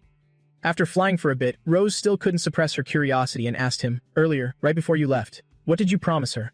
Seeing that she finally asked, he burst out laughing and teased her. "You want to know? I'm not telling you." Seeing him tease her again, Rose was so angry she could choke. "You?" By the time the family arrived back at the palace, it was already evening. The lights in the palace were lit up, making the somewhat gloomy palace look bright and radiant. Mion and Noah had been put to sleep together. Rose left the room, gently closing the door with a soft click. Just then, he spoke up. Could you show me that recording from yesterday again?" Leon's revenge plan for today. Use Rose Weiser's dark history to launch an attack and keep her from getting a good night's sleep. I love taking a nice clean bath, scrubbing my tail and blowing bubbles. Seeing him tease her, Rose exploded with anger. She wanted to tear Leon in half right then and there. "You?" Her face darkened dangerously as she asked. "Seems like you're really bored, aren't you?" She lunged forward and shoved him hard backward. Then she growled his name. Leon. Rose Weiser was extremely furious, and the consequences would be severe. "Shouldn't we continue where we left off last night?" Seeing her dangerous glare, Leon broke into a cold sweat. The dragoness was losing her mind. Running was the best option. Seeing him run away again, she yelled furiously, "Stop right there!" Leon quickly sprinted back to his room and prepared to slam the door shut. But Rose's speed was not to be underestimated. She blocked the door with her hand, preventing him from closing it. Seeing that she had cornered him in the room, Rose smirked threateningly. "I'll give you 10 minutes. Wash up and come to my room. Tonight, Teacher Rose is going to teach you a proper lesson about what happens when you use my dark past to threaten me." After issuing her command, she left immediately, leaving Leon stunned in his room. At this moment, he deeply regretted provoking her. He slapped his own mouth a few times to teach himself a lesson. This mouth, why is it so clumsy? He didn't expect her to react so strongly, but this proved that bringing up her dark past was very effective against her. Even though the price for breaking her defenses was physical torment, this was a worthy sacrifice for a dragon slayer. If my body is going to be ruined, then so be it. As long as I can make the Silver Dragon Queen uncomfortable, then I will never refuse. Just you wait, Rose Weiser. 10 minutes after Leon entered the room, pinned down on the bed in his pajamas, Leon struggled to speak. "Don't be so fierce, Rose Weiser." Dressed in a teacher's outfit and holding a whip, Rose strictly corrected him. "Call me Teacher Rose, understood?" Seeing how deep into character she was, Leon mocked. "You're really putting on a show. You're quite the actress, dragoness." Provoked, Rose immediately raised the whip and shouted, "Insolent!" She struck him hard without mercy. After dealing him an appropriate punishment, Rose smiled threateningly with delight. "You addressed me wrong again. It seems you still don't understand your current situation, student Leon." Leon was enduring an unbearable itching sensation. He felt a bit wronged. The whip didn't really hurt much, but the feeling was truly uncomfortable. "I get it. The dragoness wants to humiliate me through this roleplay. Rose Weiser plays the teacher, and I'm the disobedient student who broke the rules. To end this game quickly, I have to play along with Rose Weiser." At this moment, she used the whip to lift his chin and asked dangerously, "Do you know what you did wrong?" Now knowing how to escape this roleplay, Leon blushed and said, "I'm sorry, teacher. From now on, I'll study hard, listen to you, and won't do it again." Seeing him so obedient, her voice softened involuntarily. "All right then. Student, are you ready to submit your homework?" Hearing a line that wasn't in his mental script, he was taken aback and asked, "What homework?" Seeing that he dared to question her, Rose asked coldly, "You don't even know what homework? And you still dare to say you'll study hard?" Leon could only play along. "Then please say it one more time. I will listen properly." Rose placed her glasses on the table and acted generously. "Fine, just because I'm such a reasonable person." She straddled Leon and sat on him. Looking incredibly seductive, she made a shocking demand. "Today's homework is to make my dragon mark glow. If you can't do it, there will be a harsher punishment." Feeling his abilities were being questioned, Leon instinctively retorted, "Who says I can't do it? He reached up and gently touched her soft waist. With a flushed face, he slowly moved toward her large, bouncy breasts. We've spent countless nights together. I am the one who knows exactly where the dragoness's sensitive spots are. The moment he touched Rose's weak spot, a jolt of electricity ran down her spine, making her arch her back uncontrollably as her breathing became ragged. In the heat of passion, Rose panted and praised him. "Student Leon, you've mastered the lesson this quickly?" When he buried his face in her chest, Rose could no longer hold back and let out a soft moan. Under Leon's skillful touch, Rose was lost in ecstatic pleasure. After making her dragon mark appear, he looked up at her with pitiful puppy dog eyes and asked, "I've finished my homework. Is this good enough?" But how could this alone satisfy Rose, whose dragon mark had just been stimulated? She smiled charmingly and said, "That was just reviewing some old exercises. You still haven't submitted your actual homework." Realizing he had been played, Leon sighed dejectedly. "Is that even allowed? Damn it, I knew this dragoness wouldn't let me off so easily." The great dragon slayer Leon is once again defeated by the dragoness. Is it because of the dragon mark? My mouth is getting drier and drier. My body is starting to feel uncomfortable too. Following his own desires, Leon pinned Rose beneath him and kissed her endlessly. Rose, aroused by his kisses, scolded him softly with a trembling voice. "Student Leon, you're not being good at all." Seeing her enjoy it so much yet still talking tough, he replied, "Isn't this what you wanted?" Rose, reaching her limit, immediately urged him, "That's right, faster." As their hands intertwined, a high-pitched moan rang out. A little while later, after finishing his homework with Rose, Leon leaned back against the bed and thought to himself, "It's finally over. Teacher, the homework has been submitted. Can class be dismissed now?" Just as he was about to leave, Rose pulled him back. Beneath the thin blanket, Rose's completely bare body brimming with desire said, "You've only submitted one subject. There are still 6 more to go." Leon froze on the spot at her words. Then, a continuous creaking sound echoed through the starry night. Today really is the perfect time to hand in homework. After a while, Leon was on the verge of losing his mind. "Teacher, you're such a homework fanatic," Rose, looking utterly satisfied. "Cut him off. Cut the chatter, Student Leon. Get your spirit back up and prepare to do homework all night. This is definitely going to be a long and grueling night." Time flew by until the next day. Rose appeared looking incredibly fulfilled, her fair face flushed with a healthy, radiant glow. Her spirit was refreshed, while he had dark circles, looking weak with unsteady footsteps. Noah asked curiously, "Why does Dad look like he hasn't slept all night?" Mion looked at his gloomy state, pointed at his face, and laughed out loud. "Dad's dark circles are so black." Leon pointed at his dark circles and replied miserably, "This is from doing homework too late." Hearing this, Mion looked at Rose in confusion and asked, "Do adults have homework too?" Without blushing or skipping a beat, she replied, "Children have children's homework, and adults naturally have adults' homework." Hearing this, both girls had bewildered expressions on their faces. After pondering for a moment, Mion raised her hand as if she wanted to share an opinion. Mion discovered a super awesome rule. When mom is in good shape, dad becomes very weak. And when dad is in good shape, mom becomes weak, right? Seeing that the little girl had already figured out half of it, Leon felt incredibly proud. "Good girl, you're so smart to easily discover a truth that ordinary people would overlook. If anyone ever says you only know how to act cute, I'll be the first to fight them to the death." Noah, with a backpack on her shoulders, heard a noise and looked up. The dragon dedicated to transporting her to the academy had arrived. "It's here." "Goodbye, Mom." "Goodbye, Mion." Rose held Mion's hand and waved goodbye to her. "Have a safe trip." Mion waved her little hand, expressing her longing. "Come back quickly to play with me. Sis, when you're not here, I miss you so much." Leon also gently advised his eldest daughter, "Study hard. See you next week." Noah shyly gave a soft, "Mom." Before being teleported to school, she didn't forget to bid them farewell. "I'm off." Mion once again raised her little hand and shouted, "Goodbye, sis, bye-bye, big dragon." Leon hugged the little girl and said excitedly, "Now that we've sent your sister off to school, what should we do today?" Mion tilted her little head and thought, "Dad is always weak and tired, and Mom looks very worried. Since sis isn't here, I have to urge Dad to exercise so he can get stronger." "Dad, let's go to the training ground to jog today," being dragged along, Leon blankly agreed. "All right." The little girl's eager demeanor made Rose curious. She seems really excited. I should go over and see what's going on. After changing into their training clothes, the two were now at the training ground, starting their first warm-up routine. 1, 2, 3, 4, 5, 6, 7, 8. Seeing that they had to do warm-up exercises, Mion asked in confusion, "Dad, why do we have to do these?" Leon explained the reasoning to her while stretching. "Warming up before exercising is very important, sweetie. Stretching helps the body relax, increases flexibility, and reduces the risk of injury." Hearing this, the little girl obediently followed along. "Okay, I get it now." At this moment, Rose, dressed in sportswear, also wanted to join in. "Count Mommy in too." Seeing her, Mion instantly became excited. "Yay, are you going to jog with us too, Mom?" She gently patted the little girl's head and replied, "That's right. You have to do your best later, Mion. Mommy won't go easy on you."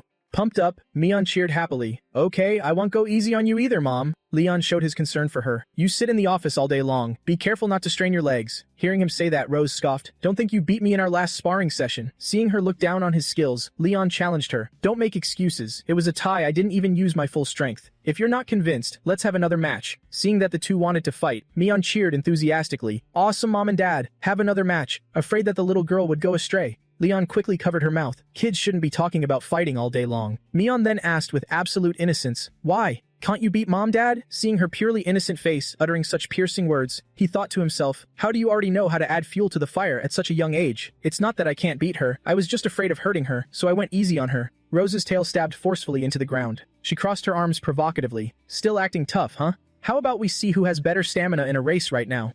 Provoked like that, there was no way Leon would back down. He cracked his knuckles, accepting the challenge. Bring it on. Who's scared of who? When it comes to stamina, we'll see who the real winner is. Mion stood between the two of them, looking incredibly determined as she shouted, Mion won't lose either. Anna, acting as the referee, called out, ready, go. Leon looked at her and mocked her tail. Doesn't that tail get in the way when you run like this?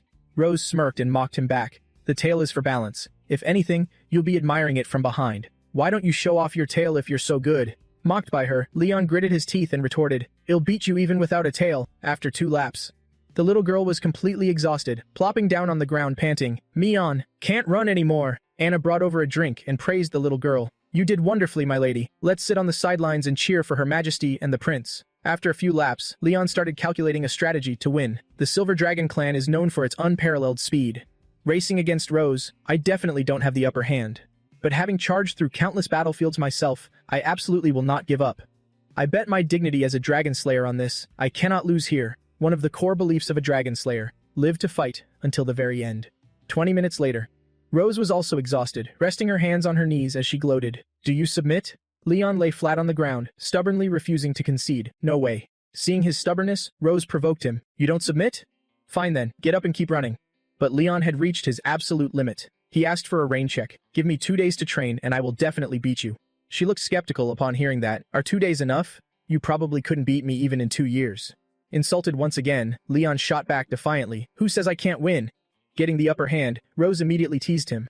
Well then, Mr. Noob who just suffered a crushing defeat at my hands, let's see you put on a show for me. I love washing my body squeaky clean. Seeing her mimic his tone to hum that song, he furiously swore, if you're going to hold a grudge like this, it'll make sure you pay for it. Having successfully riled him up, Rose felt wonderfully refreshed. Her eyes curved into a provocative smile. Oh, I'm so scared. Mion, your dad is way too weak. Let mommy keep training with you. Mion immediately ran toward her. Okay, wait for me, mommy. Daddy's body is too weak.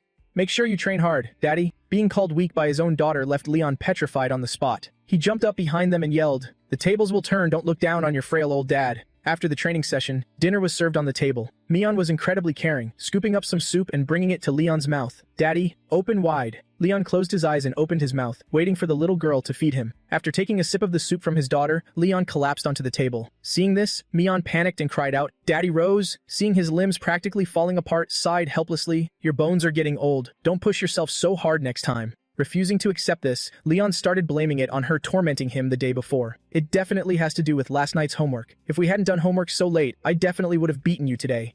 Seeing him blame her, Rose flashed a dangerous smile and asked, oh, really? Then do you want to do more homework tonight?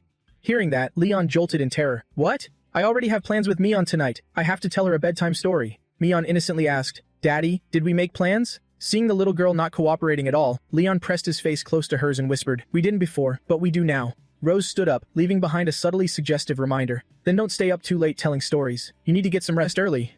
Completely oblivious to the undertones, Mion happily replied, got it, mommy. The moonlight bathed the corridor where Rose was walking, the clicking of her heels echoing with a rhythmic cadence. Sensing another presence, she ordered, come out. Hearing the command, Shirley immediately revealed herself.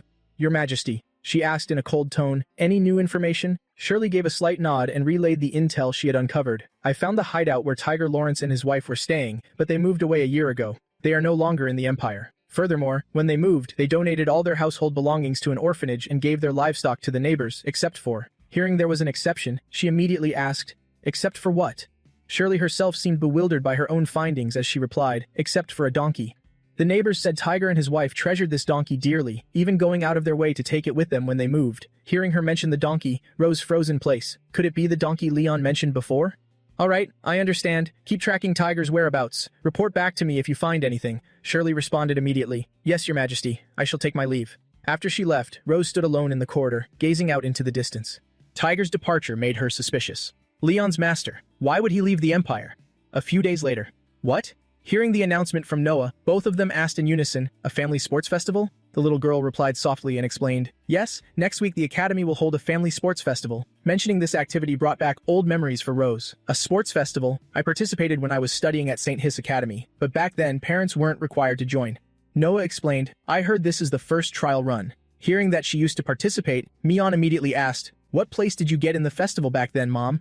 Speaking of this, she answered with absolute confidence, first place, of course. Hearing that, Mion cheered and praised her. Mom, you're amazing. What about you, Dad? Leon paused for a beat at the question before answering, me? I didn't get ranked. The little girl asked in confusion. Why not? Leon resolved his daughter's doubt with a very proud tone, because every time I participated, my score was so much higher than second place that the Academy suspected me of cheating, so they didn't publish my ranking. Mion instantly asked a critical question. So, did you cheat?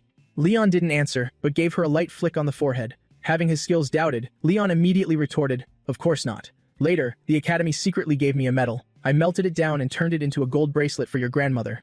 Hearing that he dared to melt it down, Rose sneered, don't you value honor and championships highly? Yet you melted the medal down? Leon smiled and shrugged. If I can't obtain the glory openly and honestly, I don't need it. At this point, Rose asked Noah, so are you planning to sign up for this sports festival? The little girl nodded slightly and replied, yes, this family sports festival is just for fun, and the results won't count towards our academic grades, but I still want to win first place. Seeing her sheer determination to win, Leon felt a sense of pride. Noah has a much stronger obsession with being number one than normal young dragons, completely inheriting the competitive traits of me and Rose Weiser.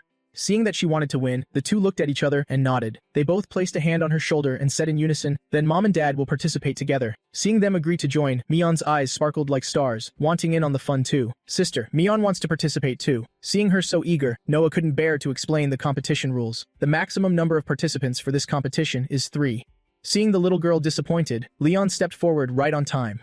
Mion can be in charge of cheering. With Mion's support, Mom, Dad, and your sister will definitely get great results. Hearing that, the little girl's mood was instantly lifted. Okay, Mion will definitely do her best to cheer for Mom, Dad, and sister. Leon clenched his fist in a cheering gesture. If the whole family works hard, winning the sports festival won't be a problem. At the training grounds, they were specially practicing to prepare for the family sports festival next week. Hearing footsteps, he looked up and saw Rose walking towards him in her sportswear. Looking at her stunning hourglass figure, Leon couldn't help but be mesmerized. Though he had thought before, female dragons really live up to being natural clothes hangers, looking great in whatever they wear. After finishing her stretches, Rose suggested, the kids aren't awake yet, so let's run 2 laps first to warm up our bodies. How about it? Leon agreed immediately. Sure. What events are there at the Dragon Academy Sports Festival? Rose recalled her year and listed the events she remembered. The year I participated, there were 3 events, Dragon Endurance, Running, and some high jump or long jump. Hearing that, Leon felt a bit more at ease due to the similarities. So it's no different from our sports festivals. Seeing him look relieved, Rose immediately warned him, don't underestimate it.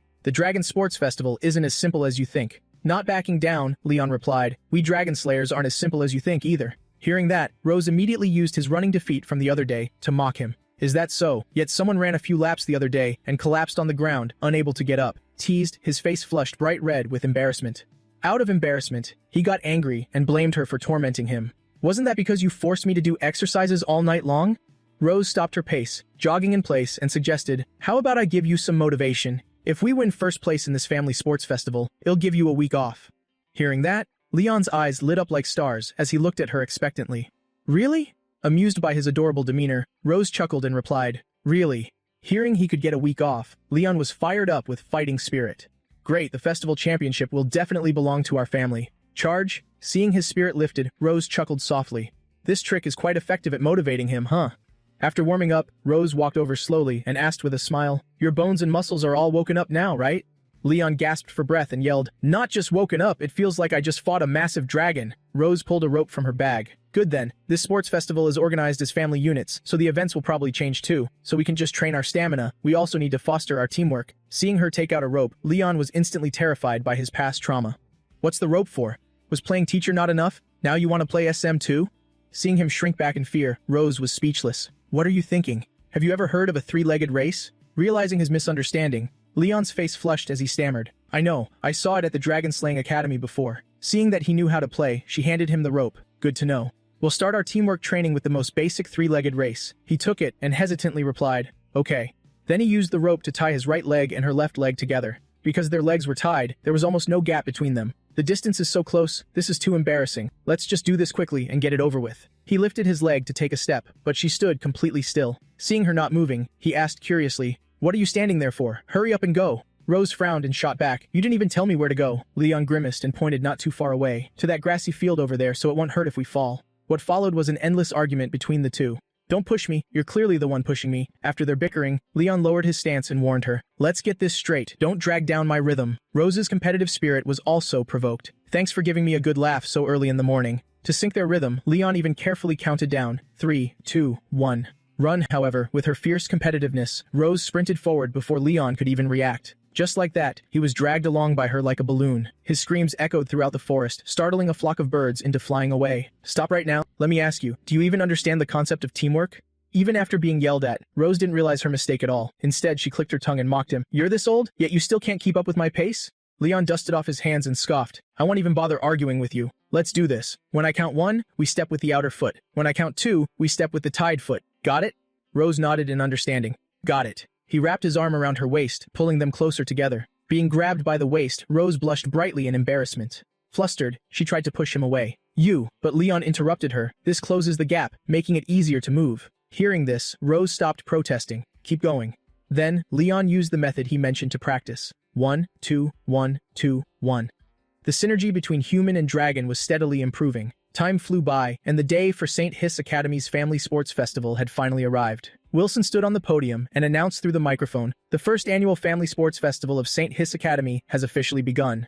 Mion, holding pom-poms alongside Anna, cheered loudly. "Mom, Dad, and Sis, do your best." At the judge's booth, the beautiful Xiao Luo spoke in her sweet voice. "Hello everyone, I'm Xiao Luo, your favorite commentator. I'll be personally bringing you all the play-by-play action today. The first event is the relay race. Each family will send out 3 dragons to participate, including the student currently enrolled at the academy. It's a total of 3,000 meters, 1,000 meters per person. The family with the shortest time wins." The referee, holding a megaphone, shouted instructions for picking up name tags. "We will now distribute the identification tags. Once you have your tag, pin it to your chest and head to your respective starting points." Noah thought for a moment before handing the first tag to Rose. Then, Mom will take the first baton, and I'll be at the second station. She bent down to take it. "All right." As for Leon, the little girl handed him number 3. "You're third. Is that okay?" Although her way of addressing him earlier wasn't quite complete, Leon had heard it. A joyous expression lit up his face. "Did Noah almost call me Dad just now? I really want to hear it again." "Of course, it's fine." After the tags were distributed, Rose pinned hers to her chest and said to them, "The relay is about to start. My position is here, so you two can head out now. Okay?" Looking at her, his eyes silently conveyed the message, "Do your best." To keep the little girl from getting too nervous, Rose gently reassured her.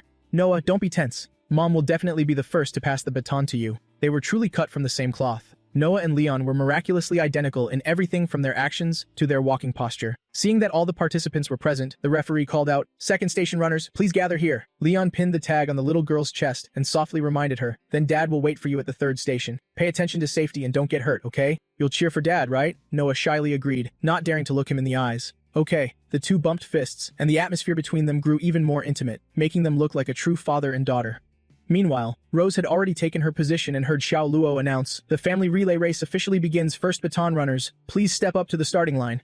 From the stands, Mion saw her getting ready to race and cheered at the top of her lungs. "Mom, you can do it." The referee then signaled the start. "On your marks, get set, go." Instantly, Rose pushed off and sprinted forward at lightning speed. The camera panned to her, and Xiao Luo immediately provided commentary. "Look at that runner number 7, Rose Weiser from the Silver Dragon Clan, is in first place and has already distanced herself from the other competitors. Wait, there's a runner urgently chasing right behind her. It's runner number 10, Misty from the Lightning Dragon Clan." Seeing that Misty could keep pace with Rose, Leon exclaimed in astonishment, "Wow, someone can actually keep up with Rose Weiser." Gordon, standing behind him, proudly spoke up, "Of course, your Silver Dragon Clan isn't the only one good at speed." Hearing the name of this clan, he curled his lips in disdain. The Lightning Dragon Clan, huh? Those scrawny mutts might not have high combat power, but they sure run fast. On the battlefield, they often launch feint attacks to deceive others. At this moment, the camera was still focused on the two of them. Suddenly, Misty surged forward and overtook Rose. Xiao Luo saw the situation and commented, "Look quickly. Runner number 10 has surpassed runner number 7. She's leading by a distance of 2 body lengths. One is from the Silver Dragon Clan and the other is from the Lightning Dragon Clan. Both dragon clans boast an advantage in speed. Who do you think will be the first to pass the baton?" When asked, Duncan just smiled and answered vaguely, "Until the final 15 minutes, nothing is certain." Duncan, chairman of the Family Sports Festival.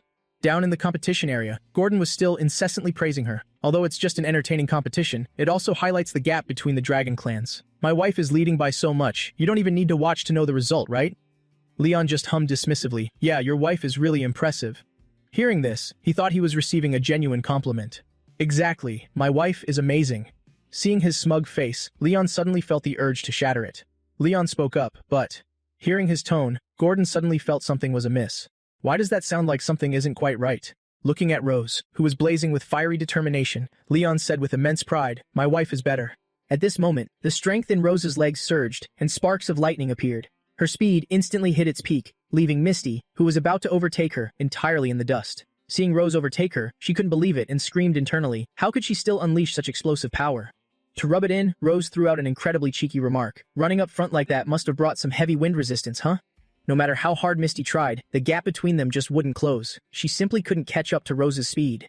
As she neared Noah, Xiao Luo commentated excitedly. Contestant number 7, Rose Weiser, used her opponent's body to reduce wind resistance and conserve stamina, finally unleashing a massive sprint in the last 100 meters. She is the first to pass the baton at the second checkpoint. Contestant number 10 has completed the handoff. Can contestant number 11, Dean, catch up to contestant number 8, Noah?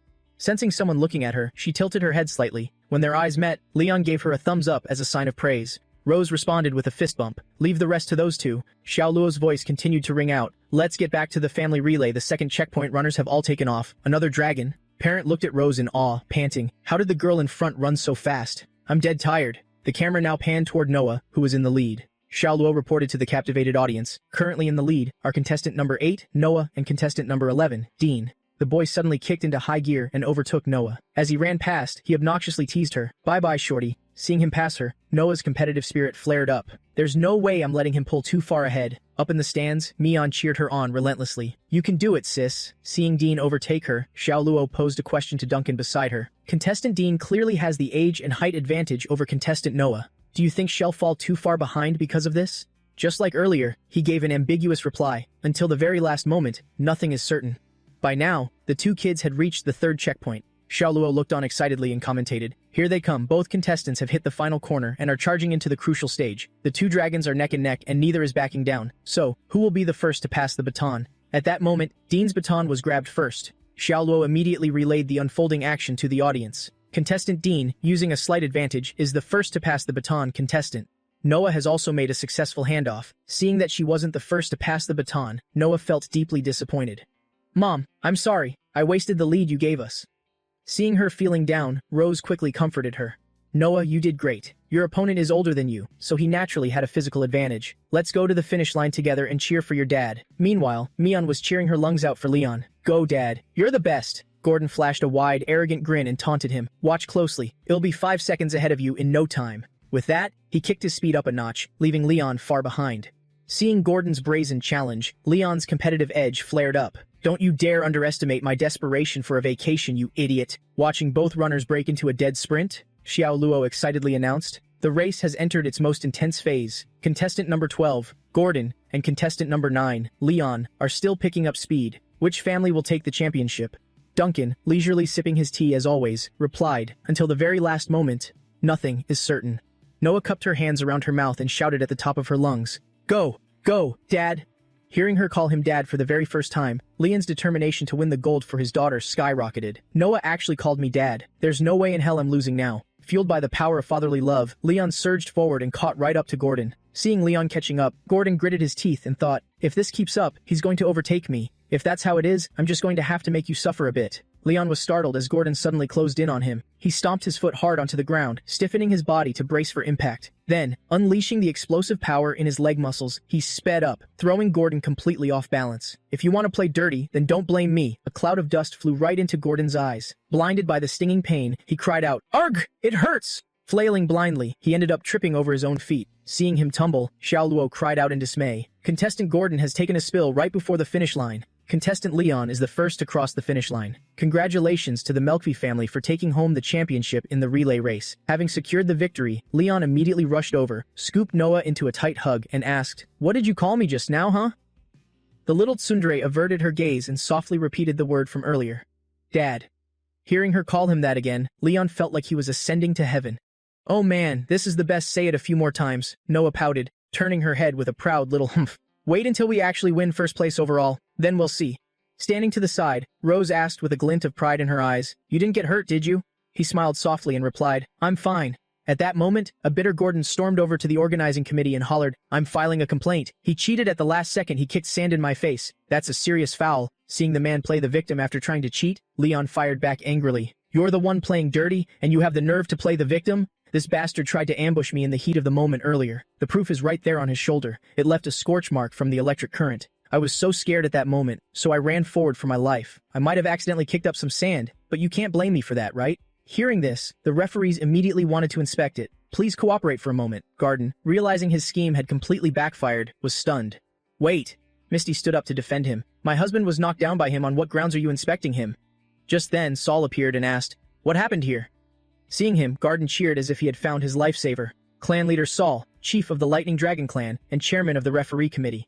He went over to Saul and started snitching. "Does this guy also belong to the Lightning Dragon clan? Since we're from the same clan, the chief will definitely take our side." However, the man he thought would protect him gave a perfectly fair and just order. "I've understood the whole story. I just reviewed the match footage with the other referees. Contestant number 12, Gordon, indeed committed a foul. According to the rules, your family is disqualified and your current score is annulled." Hearing this, the whole family turned pale. "What?" Garden still tried to plead, "Clan leader." But Saul had lost too much face because of him. His expression darkened as he yelled, "Shut up! My clansman has caused trouble for your family. I am deeply sorry about this, Melkvi." Seeing that he wasn't covering for his own, Rose felt a bit of appreciation. "I hope you can discipline your clansman better, clan leader Saul. Fortunately, my husband has quick reflexes and didn't get hurt this time. If he had actually suffered any injuries, your apology alone wouldn't have settled this." Being lectured by Rose made Saul even angrier. He darkened his face, glancing coldly at Garden behind him. "I understand. I'll teach them a lesson when we get back." Watching them leave, Leon leaned in and whispered, "My wife sure has a lot of influence." Rose watched them with immense pride and replied, "Any normal dragon clan, as long as they aren't foolishly arrogant like the Red Flame Dragons, knows to apologize and pay their respects to me." "Wait, who's your wife? Don't call me so intimately." Leon chuckled shamelessly. "Isn't that a compliment to you?" Rose feigned disgust. "Gross." Seeing the first event end, Xiao Luo spoke up to liven up the atmosphere and introduce the next event. "Mina-san, the relay race has concluded. Next up, we'll direct our cameras to the next activity location. This sports festival will use total family points. The Young Dragons high jump competition, plus 50 points. The points earned by family members in the competitions will ultimately be added to the family's total score. The Adult Dragons three-legged race challenge, plus 50 points. Points can be earned in every event, and higher rankings yield more points. The off-topic Q&A contest, plus 25 points. After all competitions conclude, the three families with the highest total scores will receive valuable prizes from the Academy. The Affectionate Feeding Contest, plus 50 points. The competitions gradually unfolded under the watchful eyes of the referees and the audience. After passing the three-legged race, the two moved to the next spot. A female referee approached to congratulate them and explain the rules. "Welcome to the final stage of the three-legged race. This stage is called Warming Up Love. The rule for this game is very simple. Make a family dish filled with love. The choice of dish will be decided by a lucky draw. The time limit for this competition is 1 hour, and the final results will be decided by the judges. Please note that during the cooking process, you cannot untie the rope around your ankles. Let your love be transmitted to each other through the rope." Leon was chosen to draw the slip. He squeezed his eyes shut and muttered endless prayers. "Please, let it be something simple." The drawn slip was unfolded, revealing 3 words: cream puffs. Having never made this before, he asked Rose, "Do you know how to make this?" Naturally, she hadn't made it either. No idea. Fortunately, the female referee noticed their struggle and offered help. "We will provide the cooking instructions." After receiving the instructions, the two put on their aprons. Leon looked at the pile of eggs and flour on the table and decided to just wing it. "Anyway, let's get to work first. Pour the milk into a small pot. Add butter. Pass me the butter." Rose obediently picked up the butter and handed it to him. At that moment, Xiao Luo's commentary rang out, drawing their attention to the broadcast screen. "Our balloon popping competition has reached a thrilling climax. There are only 4 young dragons left on the field." Seeing Noah on the screen, Leon paused for a beat. "Is that?" Xiao Luo enthusiastically introduced the 4-way standoff among the kids. 2 of them are from the Claw Dragon clan, 1 is from the Ice Dragon clan, and 1 is from the Silver Dragon clan. A brown-haired kid smirked wickedly at Noah. "Just surrender." Observing the 3 kids teaming up, Xiao Luo reported the situation. For some unknown reason, 3 of the young dragons have formed an unspoken alliance and are simultaneously surrounding contestant number 8, Noah, from the Silver Dragon clan. So, facing a siege by 3 older dragons, will little Noah be able to break out of the encirclement? As the 2 boys lunged forward, Noah leaned back to dodge, simultaneously swinging her arms to swat away both of their balloons. After popping their balloons, she sat up, ready to fight the last one. Hearing their balloons pop, the other two cried out. Wasting no time, she immediately dashed toward the remaining opponent. Then, with lightning speed, she swung her fist and popped her opponent's balloon. When she destroyed her opponent's balloon, Xiaoluo cheered excitedly. The final victory goes to Noah Melkvi. Even though she is the youngest dragon here, she easily fought 1 against 3 and broke through the encirclement. Up in the stands, Mian saw Noah win by popping the balloon and eagerly boasted to the person next to her. Did you see that? That's Mian's older sister. She's super duper amazing. After seeing her win the event, Leon focused back on his cream puffs. Great job, I knew Noah could do it. Rose was also beaming with absolute pride. Of course, just look at whose daughter she is. When Leon looked up, he noticed something on Rose's face. He stepped closer and used his hand to wipe the smudge off her face. Wait, you've got something on your face? Flustered by his sudden closeness, Rose blushed fiercely and asked, where? Unexpectedly, this scene was captured by the cameras. Watching the romantic atmosphere between the two, Xiaoluo said enviously, oh my goodness, this couple is so deeply in love. Up on the podium, Wilson also witnessed this moment and elaborated on the contest's rules. A proper family dish requires not only premium ingredients and exquisite cooking techniques, but also the care and love for one's family. I have high expectations for your results.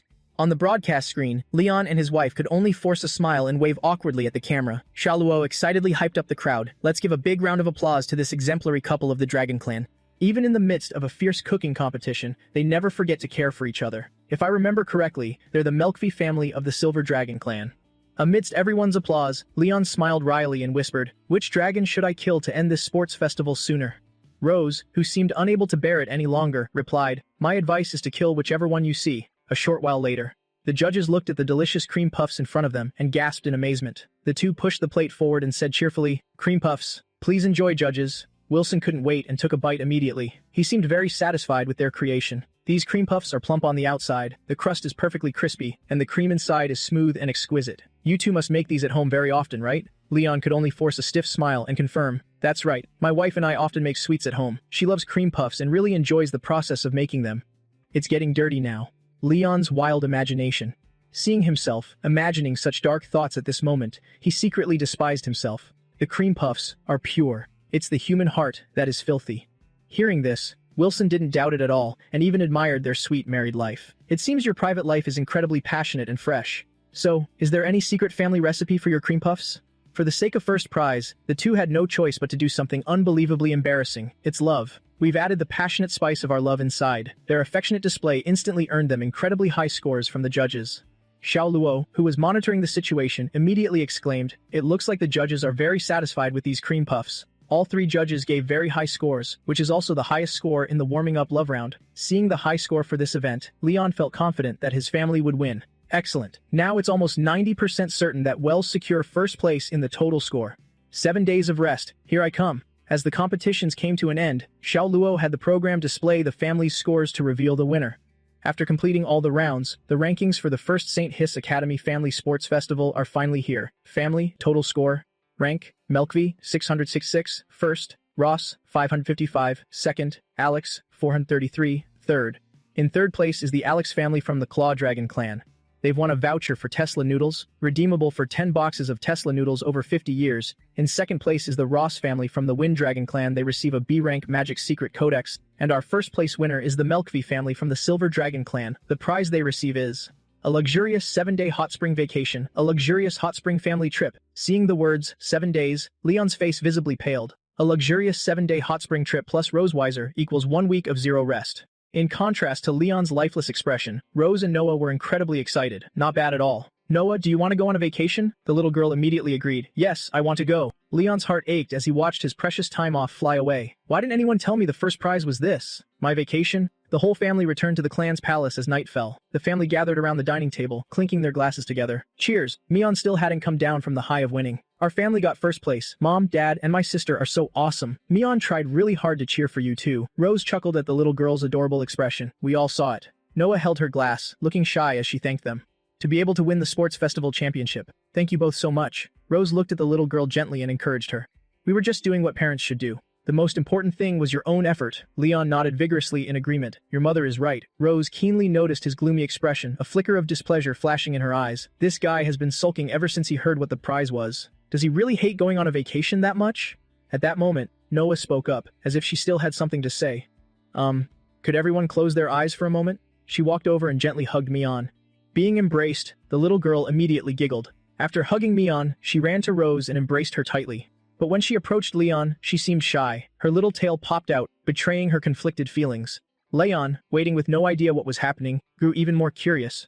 What kind of surprise is she planning? After gathering enough courage, Noah finally ran up and threw her arms around Leon. Because of her shyness, her voice was very soft. "Thank you, Dad." But even so, Leon heard it with his extraordinary hearing. His heart melted completely.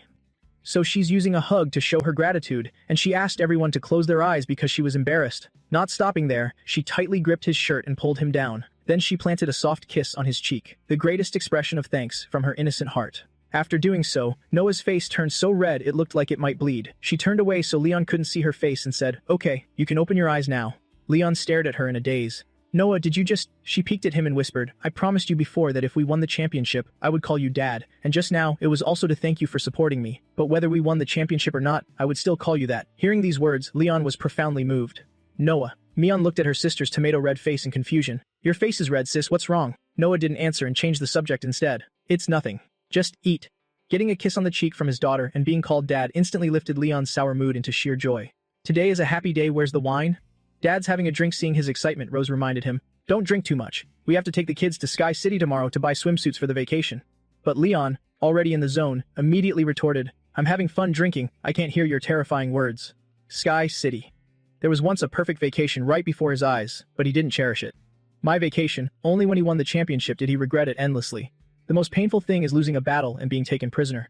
A child strolling with his mother looked at Leon slumping despondently in the store and said, "Mom, that dragon is so weird." Seeing this, the mother quickly stopped him. "Don't look, it's contagious." If heaven could give him one more chance, he would definitely choose a staycation. If he had to set a time limit on this vacation, he hoped it would be 7 days.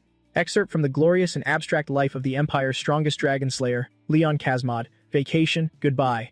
Rose walked over in a new outfit and asked for Leon's opinion. "How do you think this one looks?" Without even turning his head, he commented, "It's beautiful." Hearing this, Rose looked displeased. "You didn't even turn your head to look. Are you just brushing me off?" Leon finally turned his head to give her the ultimate reassurance. "Trust me, you look gorgeous in absolutely everything." Rose's mood was instantly soothed. "Really? I feel like there's a bit too much fabric here, and it's a little tight around the chest. So, how about this one?" Leon's mind immediately pictured her in that bikini. The sight was so beautiful it was half blurred in his imagination, as Rose's seductive voice echoed in his head. "Does it look good?" Just thinking about it made Leon's nose bleed. He tried to restrain himself, but a sudden worry crept into his heart. If Rose Weiser wore this swimsuit into the hot springs, let alone the dragon mark glowing, it might just light up the whole night. "I don't think it's a good idea." Seeing his apparent dislike, Rose looked disappointed. "Alright, I thought you were into this kind of thing. But we came out here mostly to buy things for the kids anyway. I've already packed my swimsuit. What's wrong? Are you upset?" Leon immediately pouted and denied it. "No, how could I be? How could Rose not see right through his petty mood? I know it wasn't easy for you to win this vacation, but we can't change this hot spring trip now.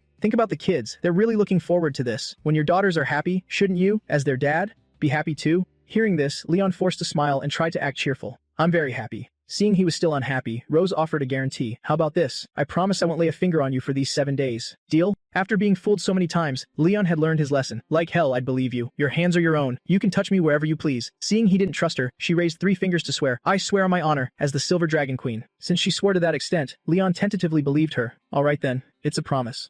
At that moment, Rose leaned in close and whispered in his ear, "But, if you can't hold yourself back, don't blame me." Leon was extremely confident in his self-control. "Of course I can hold back. Are you kidding me? I'm the great dragon slayer. Why on earth would I touch a female dragon like you for no reason?"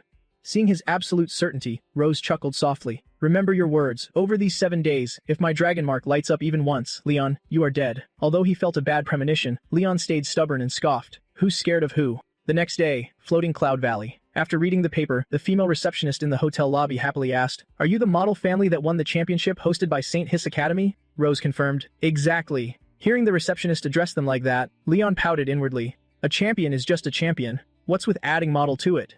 This is definitely the bias of that old dragon, Vice Principal Volt.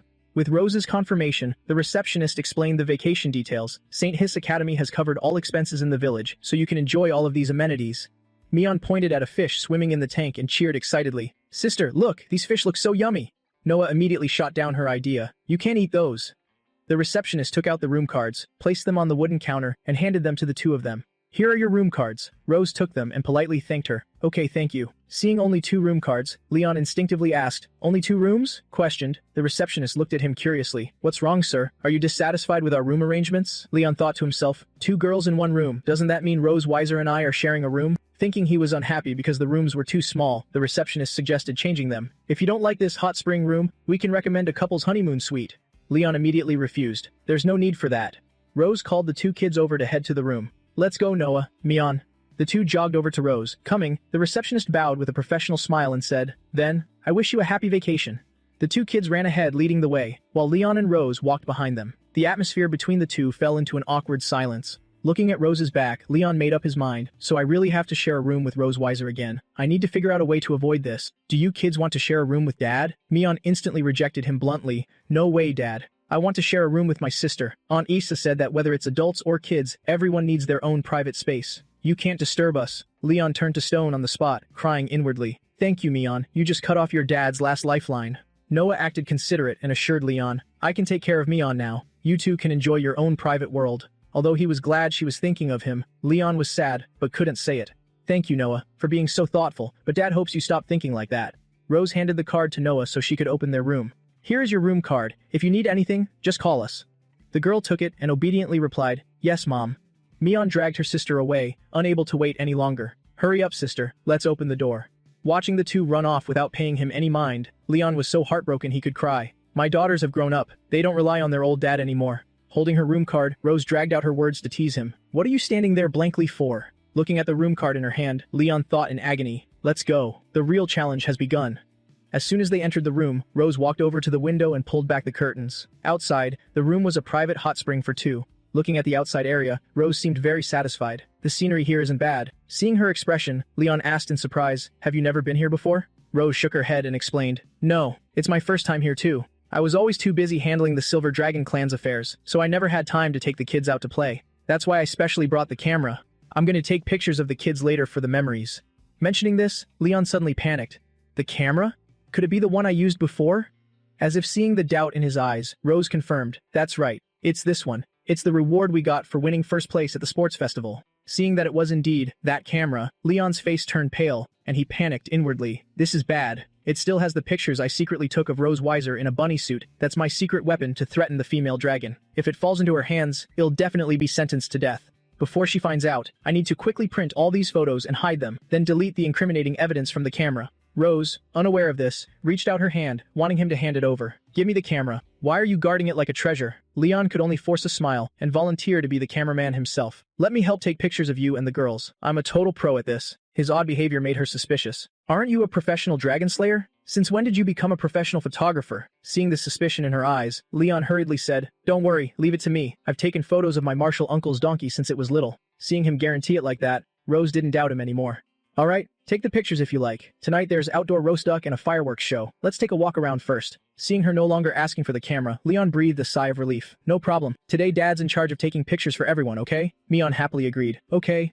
The little girl pulled Noah to a knight statue, held up a V sign, and waited for him to take a picture. After taking pictures with the statue, she immediately ran over to the animals. "The baby deer is so cute." Noah held a carrot in her hand and asked the deer expressionlessly, "Wanna eat?" While playing, the 2 girls saw Rose surrounded by deer. She looked like a goddess who had descended to earth. "Mom is so pretty." Seeing a claw machine, Mion immediately begged, "Mom, let's go play that. You can do it, Mom." Leon looked at her competitive expression in surprise. "Not a bad look on you." He immediately captured the moment she smiled brightly upon getting what she wanted. "I got it." After taking the shot, he lowered the camera to look at the photo. Rose walked over, surprised when she saw the photo. "That's actually a pretty good shot. I thought you'd make me look terrible." Seeing how little faith she had in him, Leon gave a wry smile. "Don't underestimate me. Why did you follow me over here? I could have lined up by myself." Rose awkwardly came up with a reasonable excuse. "Well, I was just afraid you'd get bored lining up for the girls' ice cream." She looked at the teddy bear in her hands, her face showing a mix of conflict. "Here." Finding it strange, Leon asked, "What is it?" Rose was so embarrassed she couldn't even meet his eyes, speaking in a condescending tone. "I'm giving this back to you. Didn't you give me one last time in Sky City?" Leon took the little bear from her and burst out laughing. "The one I gave you was a bear king. This thing of yours is a tiny cub at best." Hearing that, Rose was fuming with anger. She sulked and tried to snatch it back. "If you don't want it, fine. I didn't catch this easily, you know." Seeing her pouting face, Leon quickly said, "I never said I didn't want it." Mion waited for them to buy ice cream until her neck grew long. "Mom and Dad are so slow. When am I finally going to get my pineapple ice cream?" Noah suddenly spoke up. Actually, sometimes I really envy you, Mion.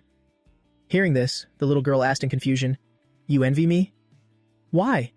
Noah looked down at her toes and poured out her heart. I envy you because you can say anything to mom and dad without having to think twice. Mion didn't understand and replied, You can do that too, but Noah immediately shook her head. No, I can't. I am older now, and when you're older, you can't just say whatever you want. Noah hadn't always been this mature so early on. As the older sister of the twins, she was only born 20 minutes earlier. They had grown up carefree in their mother's loving arms, exploring the world and learning new things. In the children's eyes, their mother was the strongest existence, someone who could do absolutely anything. Until one day, Noah saw her beautiful, strong mother sitting blankly by her comatose father's bed, grieving in silence. The little girl suddenly realized that her mother had a fragile side too. If I were a little more mature, could I help ease mom's burden? From then on, a seed of desire to care for her family slowly grew in little Noah's heart. She started trying her hardest to act like a grown-up. Noah forced herself to grow up faster, to become independent and mature, and to get good grades. All of this was so her mother wouldn't ever have to show that vulnerable side again. Mion didn't know about these things, but she could somewhat sense Noah's insecurity and sensitivity. She tried to use her limited vocabulary to comfort Noah. Mion isn't someone who understands complicated things, but Mion really admires you too. Hearing that, she asked in astonishment, What? You envy me? She didn't understand and asked again, How could you possibly envy me? Seeing her ask like that, Mion stood on the ground and said excitedly, Why wouldn't I? You're smart and capable, and you know how to take care of me on just like a grown-up. Plus you've won so many first-place prizes. So when I grow up, Mion wants to become someone just like you. Seeing her so wholehearted towards her, Noah blushed shyly. You don't even know what it'll be like in the future. Mion immediately asked about her future. Then what kind of person do you want to be when you grow up? The little girl looked toward the two of them and voiced her own wish. I want to become the kind of daughter those two deserve to have.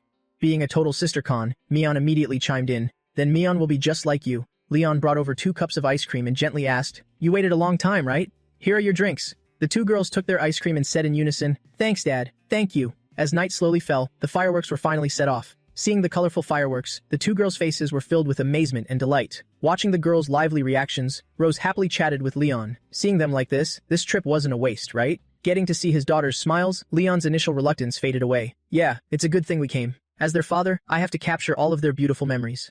Hearing a strange noise, he glanced over. Seeing Rose holding the camera, he cried out in terror, Since when did you have the camera? Rose held it up and replied, I'm just checking to see what you took pictures of this morning. Seeing her holding the camera, he couldn't help but panic internally. During the day, while they weren't paying attention, I used my bathroom break to visit the only camera shop in the village. Unfortunately, they don't offer photo printing services. So that picture in the bunny suit is still on the camera. If she just scrolls back a few pictures, she'll see it immediately. Fortunately, Rose hadn't scrolled to that photo yet. Looking at the picture on the screen, she asked, When did you take this picture of me with the deer? Leon, still in a state of panic, didn't hear her question. He looked at the teddy bear sitting on his lap, an idea sparking in his mind. I need a plan. Think, Leon. Think if it were my master, what would he do right now? I've got it. I bought some candy this morning. Want some? Seeing her open her mouth, he immediately understood and unwrapped the candy. Does she want me to feed it to her? I swear, I can never win with her. Leon holds out the unwrapped candy, and Rose instinctively opens her mouth. As she bites into the candy, she suddenly looks his way. Then she immediately leans back in flustered reproach, asking why he got so close so suddenly, to which Leon jumps in surprise and yells back, Didn't you tell me to feed it to you? Rose glances at him softly, thinking how this guy spent the whole day taking pictures, but doesn't have a single one of himself. How about we take a picture together? I just don't want the kids asking why we don't have a photo together, so don't get the wrong idea. Leon hears this and doesn't argue. Fine, your majesty truly thinks far ahead. Rose raises the camera to take the shot but can't fit his face in. Tell him to get a little closer, your big head is out of the frame. Leon immediately teases her posing. Look who's talking, a 200-year-old dragon throwing up a peace sign. How childish. In the end, even though Leon complains, he still throws up a V sign and takes the picture with her. After taking their couple photo, Rose plays with sparklers with the 2 kids. Noah is immediately drawn to them and joins in the fun. Leon holds a fast-asleep Mion and watches the scene tenderly, thinking how those two are usually so serious. It's not often they get to have this much fun. Mion, why aren't you playing with sparklers with your mom and sister? When asked, the little girl groggily replies, Mion is tired of playing. Mion just wants to rest. Normally, sis has to go to school and mom is super busy with work, so they rarely have time to play together like this. That's why Mion wants to let sis and mom spend a little more time together. Seeing how thoughtful she is, Leon loves her even more, saying, You've really grown up, Mion. The little girl innocently opens her eyes and tells him, Mion hasn't grown up yet, and doesn't even know what growing up means. Mion just wants to make sis, mommy, and daddy happy.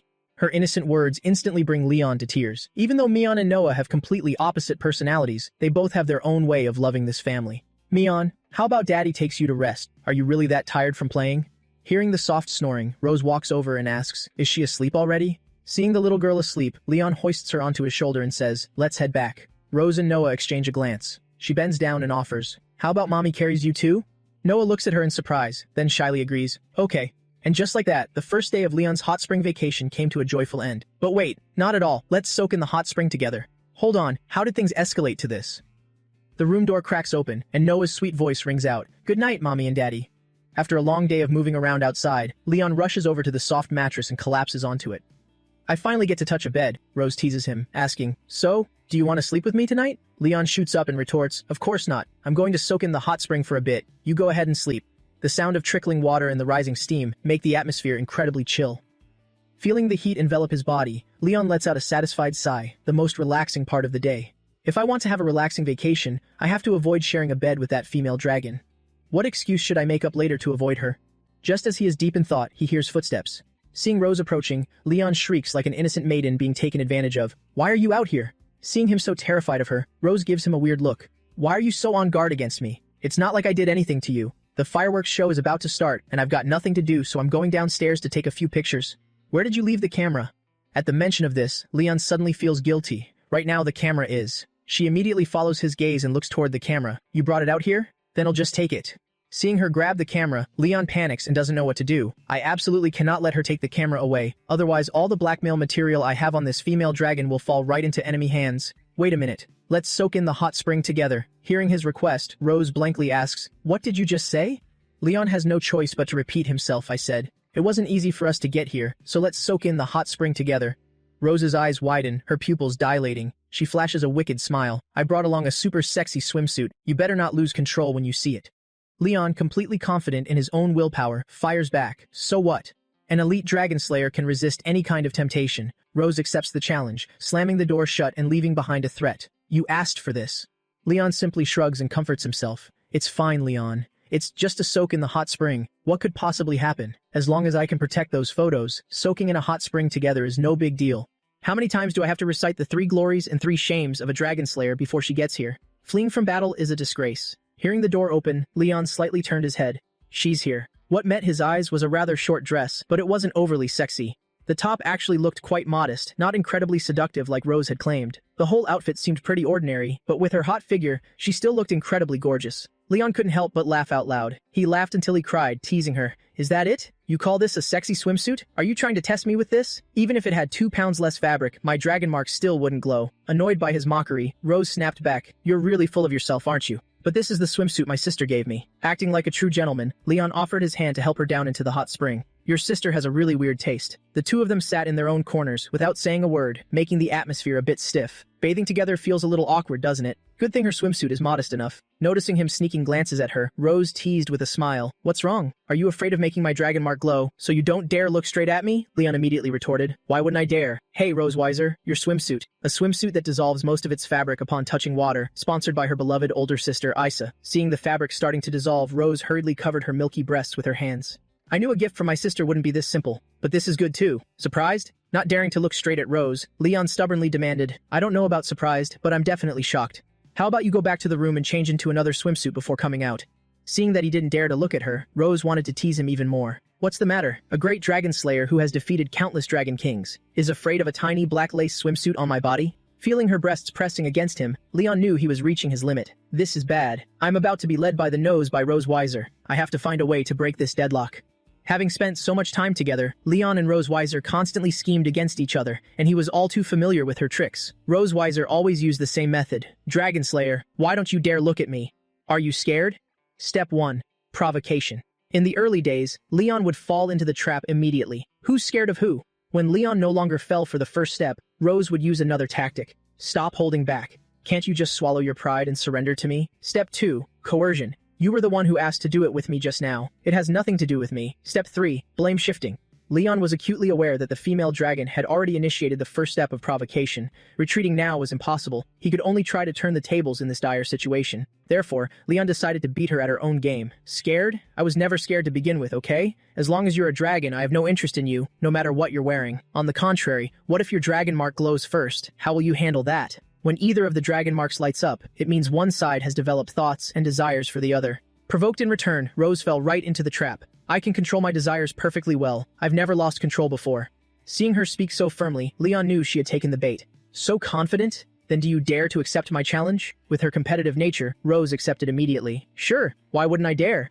Leon seemed extremely confident in his plan, so he set the terms. But since it's a challenge, there has to be a winner and a loser, right? What happens if you lose? Rose confidently made her promise. Fine. If you win, they'll give you an extra 7 days off. Hearing her offer exactly what he wanted, Leon rejoiced inwardly. No problem. Excellent. The female dragon took the bait. The fireworks are so beautiful. Let's watch the fireworks first.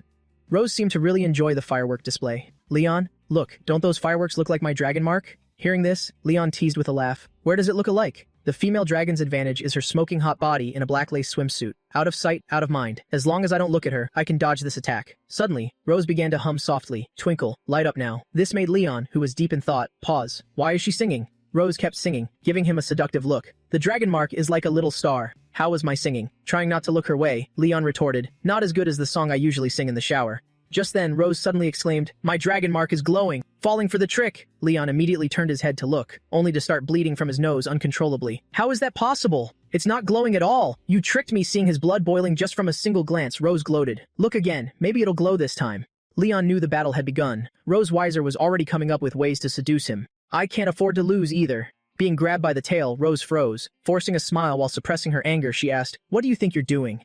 Stared down by her fierce gaze, Leon felt a bit intimidated, but still pushed forward. Honey, since there's such a beautiful view, even though I can't hold your hand to enjoy it with you, holding your tail works too, right?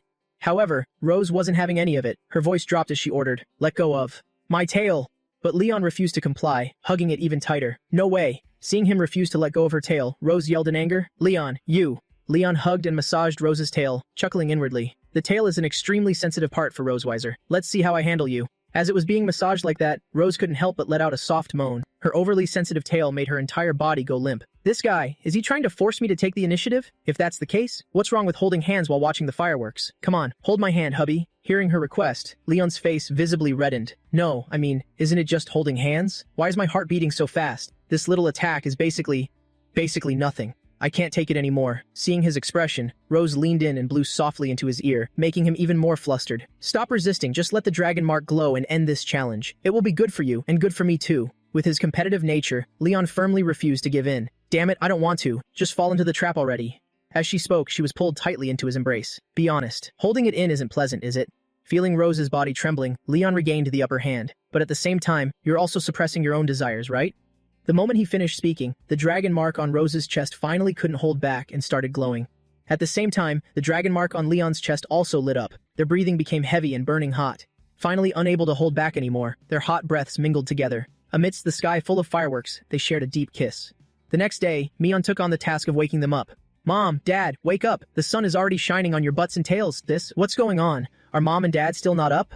Noah rubbed her chin in thought. According to their pattern, one of them gets exhausted every so often. This time, it must be Mom's turn. Hearing this, Mian grew even more confused and asked, then where's Dad? Where did Dad go? Sis, don't we have to make an offering for Dad to appear?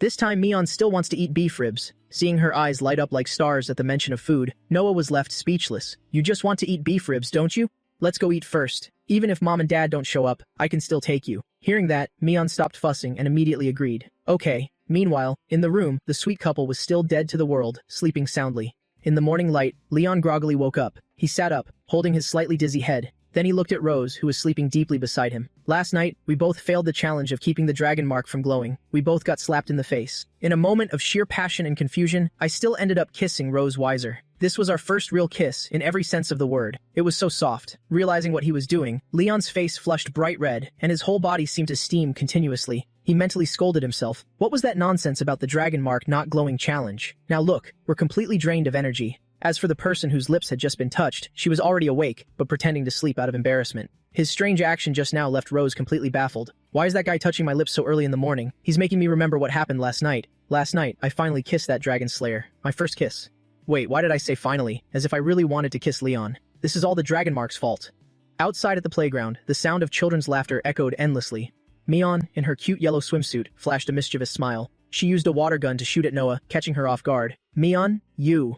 Seeing Noah startled, Mion took the chance to fire a few more shots. Sis, look at my shooting skills. By now, Noah had regained the upper hand and splashed water to counterattack. Take this. Seeing him just sitting beside her, Rose asked curiously, Why aren't you playing with the kids? Leon glanced at her and explained, isn't it because I soaked in the hot spring with you for too long last night? Anyway, right now I just want to stay away from the water for a bit. Seeing that he was trying to blame her again, Rose wanted to retort. Last night was just. At that moment, Yana's voice rang out, interrupting what she was about to say. What adorable children. Are you two the parents of those kids? Rose looked at the couple and replied, that's right. Noticing the wariness in their eyes, Yana introduced themselves. Hello, my name is Yana, and this is my husband, Zaid. Can we sit here and chat? Seeing that they were also a couple out on a trip, Rose gradually let her guard down and agreed to let them sit. Of course you can. I am Rose Weiser, and this is my husband, Leon. Yana hugged Zaid's arm, sat down on the bench opposite them, and said, we are newlyweds on our honeymoon. We originally planned to visit Bibo Beach, but we heard there are dragon clans fighting nearby, so we came here to avoid any trouble. Hearing this, Rose's expression darkened. I didn't expect Constance to act so quickly. Although Bibo Beach is far from our territory, it still closely concerns our future course of action. Yana then looked at the two of them and complimented, you two look like you've been married for years, yet your love is still so passionate. Rose waved her hand and laughed it off. Many dragons say the same thing. Leon, on the other hand, felt her words weren't true at all. Do we look like we have a great relationship? Even though our kids can already run all over the place, last night was the very first time we kissed, alright? Zaid looked at Mion and Noah playing in the water with a voice full of longing. I truly admire your family, having two such adorable children. Yana blushed shyly, looking at the two of them for advice. My husband and I have recently been thinking about whether to have a child. As our seniors, could you give us some advice for reference? Rose couldn't possibly tell them their absurd story, so she could only give a vague answer. Me? I didn't think much about it. I just went along with him. Hearing her try to make things up, Leon covered his mouth and chuckled inwardly. This mother dragon sure knows how to spin a tale. Didn't think much about it? Yeah, right. The truth is, we were hit by the blood curse and literally had no chance to think at all. This kind of thing happens naturally over time. There's no need to force yourself or your partner, and you shouldn't be afraid of this feeling. Just let nature take its course. Hearing that he seemed to have a lot of secrets to share, Zaid curiously asked, Mr. Leon, do you two often argue? How do you resolve it? Yana then held her blushing face and shyly added, sometimes I can be a bit too overbearing, so we occasionally have arguments. Leon slightly leaned over and nudged Rose's shoulder, acting as if he were helpless. I can't answer this question. Don't be fooled by my wife being tall, having a face as cold as ice, and looking super fierce. She actually loves to act spoiled, right, honey? Rose looked at his face and just wanted to wring his neck. This guy, is he secretly mocking me? Darling, you're making me so embarrassed. Zaid looked at their intimacy without a shred of doubt and nodded. Is that so? Seeing his receptive attitude, Leon continued in an earnest tone, however. No matter how strong a woman is, she will always have a vulnerable side. Whenever that happens, regardless of who you normally are, you should firmly stand by your wife's side and protect her. I feel that's what makes a responsible man. The scene shifted quickly to Rose's office. She looked at the intelligence report in her hand and asked, Have you found Tiger and his wife? Shirley bowed her head and replied respectfully, Yes, Your Majesty. While touring the outskirts of the Empire, I accidentally discovered their hideout. The place is extremely secretive, surrounded by magic arrays on all sides. You can't enter without the ability to fly. At the Silver Dragon Sanctuary, the one-week hot spring vacation had long ended, and life had returned to normal. Looking at the area where they were staying, Rose couldn't understand it at all. Why would they hide there? Besides, they're humans, so how could they even get there? Shirley then spoke carefully to Rose. Your Majesty, I can sense that the human named Tiger is very powerful. He's on a completely different level compared to other dragon slayers. If he wanted to, he could easily kill me. Hearing her rate Tiger so highly made Rose even more cautious. Although Pear is excellent at infiltration and gathering intel, her combat skills are a bit lacking. Still, she's one of my confidants. Even a peak dragon slayer would find it hard to kill her easily. To be evaluated so highly by Pear, it seems Leon's master is anything but simple. Shirley then continued, Actually, I was discovered the moment I entered his domain, but he let me go when he realized I belonged to the Silver Dragon clan, and he asked me to pass a message to you. Rose immediately asked, What message? Shirley truthfully relayed, He wants to meet you. The surprise faded, and a flash of determination appeared in her eyes. Rose decided to meet him. If that's the case, then of course I must meet him. A few hours later, Shirley pointed toward the waterfall and said, Tiger and his wife are behind that waterfall. He wants you to go in alone. Rose looked at the waterfall ahead and gave her instructions. If I don't return in an hour, you know what to do. Shirley bowed her head and warned, Yes, please be careful, Your Majesty. Rose created a shield around her body and walked toward the waterfall. Thanks to the shield, she didn't get drenched by the water. In front of her was a stone table and a teapot. Her eyes showed alertness and caution. Before her was Tiger, who was calmly pouring water into the teapot. He was Leon's master. He politely invited her, Please, take a seat. Rose looked at the aura exuding from him and was secretly terrified. I have fought countless dragon slayers, and Leon was the first opponent who made me feel he was a tough nut to crack. But the person in front of me has the exact same soul power and might as Leon did back then. No, maybe even more than that. Placing the teacup in front of her, Tiger spoke in his deep voice. It's been 2 years. I've always been waiting for a chance to meet you. Leon, is he still doing all right? She picked up the teacup and answered truthfully, he's still alive. He is my prisoner. He's endured enough torment but still refuses to yield. He even tried to find ways to escape back to the Empire before, but they all failed. Hearing her confirm that he was alive, Tiger felt relieved. That brat, it's been 2 years and he's still as stubborn as ever. But knowing that he's alive puts my mind at ease. Although I don't know what kind of deal you two made that caused you to personally send someone to find me, it shows he still has some use to you. Rose didn't want to talk much about this matter and simply replied, he has paid a considerable price. Tiger's eyes grew solemn as he made a request. In that case, I hope you can keep him from returning to the Empire for another year. This request was so bizarre that it made Rose vigilant. May I know the reason? You clearly know your dear disciple is still alive, yet you're in no rush to save him and bring him back. You even hope he stays in the hands of the enemy for another year? Tiger didn't hide anything and recounted the current situation. As you know, 2 years ago, the dragon-slaying army was defeated by the Silver Dragon Sanctuary with heavy casualties. The Emperor was extremely furious about this, and the public's discussions have pushed the dragon-slaying army into the eye of the storm. A lost war requires a scapegoat, so the Empire blamed everything on the existence of a spy within the dragon-slaying army. Rose immediately finished his sentence, and the great hero Leon, who vanished without a trace after the battle, is the perfect candidate to take the blame. Seeing that she understood the problem, Tiger continued, exactly. So even if he returns to the Empire now, it would be a dead end. It's better for him to stay with you and remain alive. Knowing this was to protect Leon, Rose had no reason to refuse, but she didn't want to seem too easygoing either. I understand, but I have one condition. I need to know all of his information, especially his dark history from childhood. Hearing her condition, Tiger's eyes widened in surprise. Your request is a bit peculiar. He went into the room and rummaged through something. After finding what he wanted, he brought out a large box. These are all the love letters Leon received from the time he started school until he graduated. I kept them all for him. I originally planned to save them for his future wife to see, but who knew his little life would end up in your hands? It's up to you to decide how to handle this. Looking at the pile of love letters in her hands, Rose smiled slyly and gloated. Leon, so this day has finally come for you. Seeing her smile, Tiger became even more confused. Why was she so interested in her prisoner? Could it be some new form of interrogation? Well, he guessed right in some aspect. At that moment, Rose held up a terribly ugly drawing and asked Tiger, what is this? He looked at the drawing and burst out laughing. That's the dream lover Leon drew when he was 6. He likes beautiful, cold girls with silver hair and a tall figure. A girl matching that exact description confessed to him at school before, and he hesitated for 5 seconds before rejecting her. After saying that, he suddenly froze, as if realizing something. He stared at the traits of Leon's ideal type matching Rose and blanked out for a few seconds. No way. No matter how gutsy Leon is, he wouldn't dare lay a hand on the Silver Dragon Queen, right? Silver hair, a tall figure, a cold demeanor. Putting the items back into the wooden chest, she cleared her throat twice and asked, is there any more dramatic information? Fortunately, Tiger knew when to stop and replied, that's all. He's my disciple after all. I can't sell him out any further. Thinking of Tiger's fatherly heart, Rose asked, these are some recent photos of your beloved disciple. Do you want to see them? Hearing that, Tiger immediately wanted to take out something else for an exchange. Wait a moment, I'll let you meet Leon's first love. Hearing those words, Rose stood frozen in place. Leon's first love? After going inside, Tiger let out a donkey with dark blue fur interlaced with white. Its ears perked up and twitched slightly. Tiger pulled it over with force and explained, sorry to keep you waiting. Waking it up this late made it a bit grumpy. Looking at the donkey in front of her, Rose was even more dumbfounded.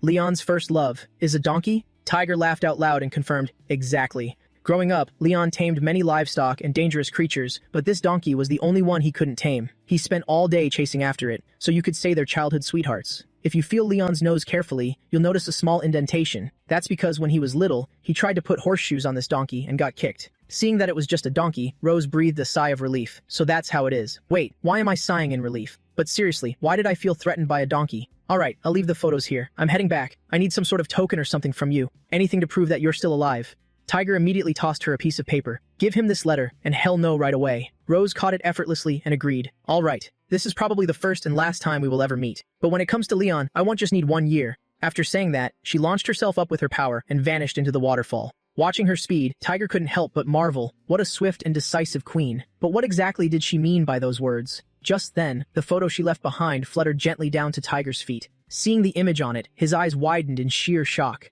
As he bent down to pick up the photo, Charlotte stepped out from the dark corner and asked, is Leon doing all right? Charlotte Poseidon, Leon's master's wife. Tiger smiled, his eyes crinkling, and handed the photo to Charlotte. I feel like all right isn't nearly enough to describe his current life. That little brat. The student has truly surpassed the master. Watching him take down the sword from the stone wall, Charlotte asked worriedly, so, you've made up your mind? Holding the sword in his hand, he replied, that's right. It's time to erase the traitor label and restore his reputation. Consider it a greeting gift for my granddaughters. The Silver Dragon Sanctuary. Resting his chin on his hand at home, Leon pondered her strange behavior. Rose wiser. There's something wrong. Disappearing quietly for 2 days. When he couldn't find her, he went to ask Anna, "Where's Rose Wiser?" only to receive the most brief reply, "Her Majesty had business," and went out. He glanced toward the kitchen door, feeling even more suspicious. As soon as she got back, she said she would personally prepare dinner for everyone. "I just feel like something isn't right." Rose flashed a sinister smile and called everyone over. "All right, time to eat." Staring at the beefsteak in front of her, Leon cheered joyfully. "Mom, the beef you cooked looks so delicious." Looking at a plate entirely full of carrots, Leon couldn't believe his eyes and yelled, "What the heck is mine?"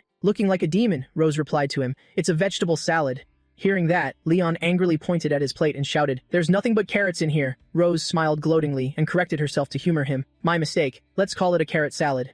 Seeing his agitated state, Leon asked, "Daddy, don't you like carrots?" Not wanting to look like a picky eater in front of the little girl, Leon's voice weakened. "Carrots are just a bit." Seeing him like this, Rose became even more amused and teased. "What do you usually tell Leon? You must have a balanced diet, don't be picky. Now that it's your turn, you don't want to eat?" Leon chimed in, echoing her. "That's right, you're always getting dizzy, Daddy, so you really shouldn't be picky with your food." Since his daughter had already put it like that, to set a good example, Leon had no choice but to grit his teeth and stab his fork into a carrot. He glared fiercely at Rose and growled, "I'm eating it, happy now. This dragoness is doing it on purpose. Don't tell me she actually found out my weakness from somewhere." As if remembering something, Rose blurted out, "Oh, right, I'll come sleep in your room tonight." After finishing dinner, Rose opened the door to Leon's room, right according to plan. Dressed in a sexy nightgown, she confidently stepped into the room. Holding his book upside down, Leon shot an annoyed glare. "You're here." Rose teased Leon the moment she entered. "What's wrong? Were you looking forward to it?" As if, "Come here." She sat sideways on the bed, her delicate strap slipping down. Rose patted the bed, calling him over. "Come here." Resigning to his fate, Leon took off his sleepwear. "We haven't seen each other for just 2 days. Are you that impatient?" Rose looked at him and ordered with a wicked smile, "Exactly. Turn off the lights." Leon obediently turned off the lights. Then he lay down beside Rose. The two lay next to each other, eyes closed, doing absolutely nothing. Half an hour passed. This silence made Leon feel a bit weirded out for some reason. "What's going on? Are we really just going to sleep?" Eyes closed, Rose calmly replied, "What else? What exactly were you expecting?" Hearing this, Leon wrapped the blanket around himself, turned away, and said awkwardly, "Nothing, of course. Let's just sleep. If she's not going to make a move on me tonight, then I'll just keep resting to gather my strength. After all, turning the tables when she's at her most smug is what truly counts." Time slowly ticked by, leaving only the soft ticking of the clock. Hearing an alert, Rose's eyes snapped open, completely void of any drowsiness. She sat up and picked up the clock to check. The words Tiger had spoken involuntarily popped into her head. At 2:30 a.m., when Leon is fast asleep, ask him questions. You'll definitely be able to hear his innermost thoughts. She immediately leaned closer to him and smiled in excitement. "Let's try a simple one first. Leon Kazmod, what is your younger daughter's name?" Just as he had said, when she asked, Leon instinctively answered, "Mion." Seeing that he was exactly as the old man described, Rose laughed inwardly. It worked. "What is your ideal type?" Leon instinctively listed the traits of his ideal type: silver hair, tall figure. Hearing him say exactly what Tiger had told her, Rose became even more certain that his method for extracting information was effective. He's saying exactly what his master said. "Then, back in your school days, why did you reject a girl with those exact looks?" In his sleep, Leon answered Rose's question once more. "Even though she was pretty, I just didn't like her." Hearing his answer, Rose inexplicably felt annoyed. "Scumbag. If you obviously didn't like her, why did you hesitate for 5 seconds before rejecting her? Then tell me, what else do you like?" Leon tossed and turned, then continued answering her question in broken pieces. "I like mature women, black tights, bunny cosplay." She poked his face with her finger and asked further, "Then do you want to see that classmate wear a bunny suit?" Leon replied without hesitation, "No." Hearing that, Rose asked in surprise, "Then who do you want to see wear it?" Leon immediately smiled and let out 2 words, "Rose Wiser." Hearing her own name escape his lips, Rose looked astonished. Her face flushed bright red, and white smoke literally puffed from her entire body. She was so flustered that she blurted out, "Why on earth do you want me to wear a bunny cosplay?" "Dream on." Leon only managed to mumble 3 words before falling back into a deep sleep. "Because I..." Seeing him fall into a deep sleep without even finishing his sentence, Rose sulked and cursed inwardly. This guy falling dead asleep right at the climax. He'll let you off the hook this time, but next time, he'll definitely make you do something embarrassing while sleepwalking. The next afternoon, outside the gates of the Silver Dragon Holy Sanctuary.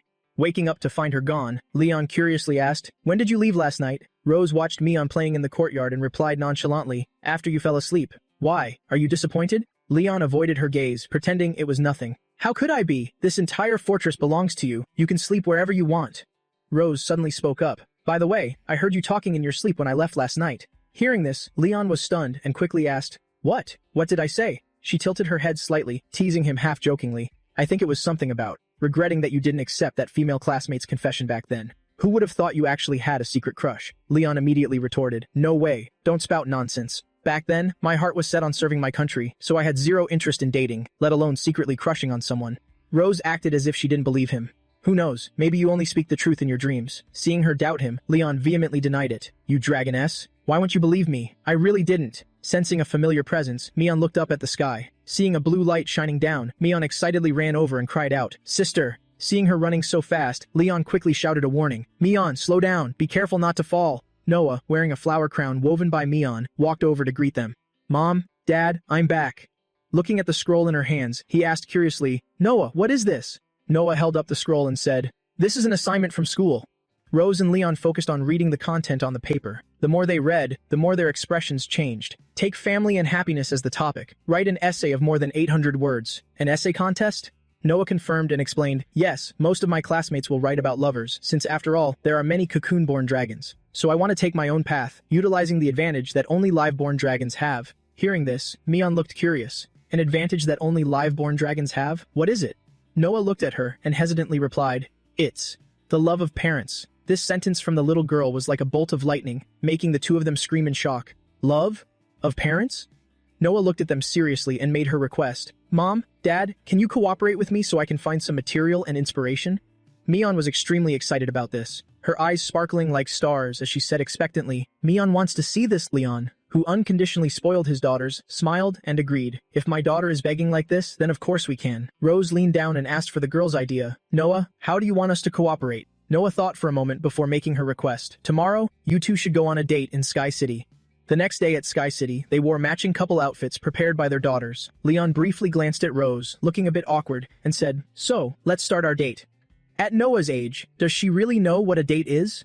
Rose, who had immense confidence in the girl's intelligence, said, Noah isn't an ordinary child. She knows a lot of things.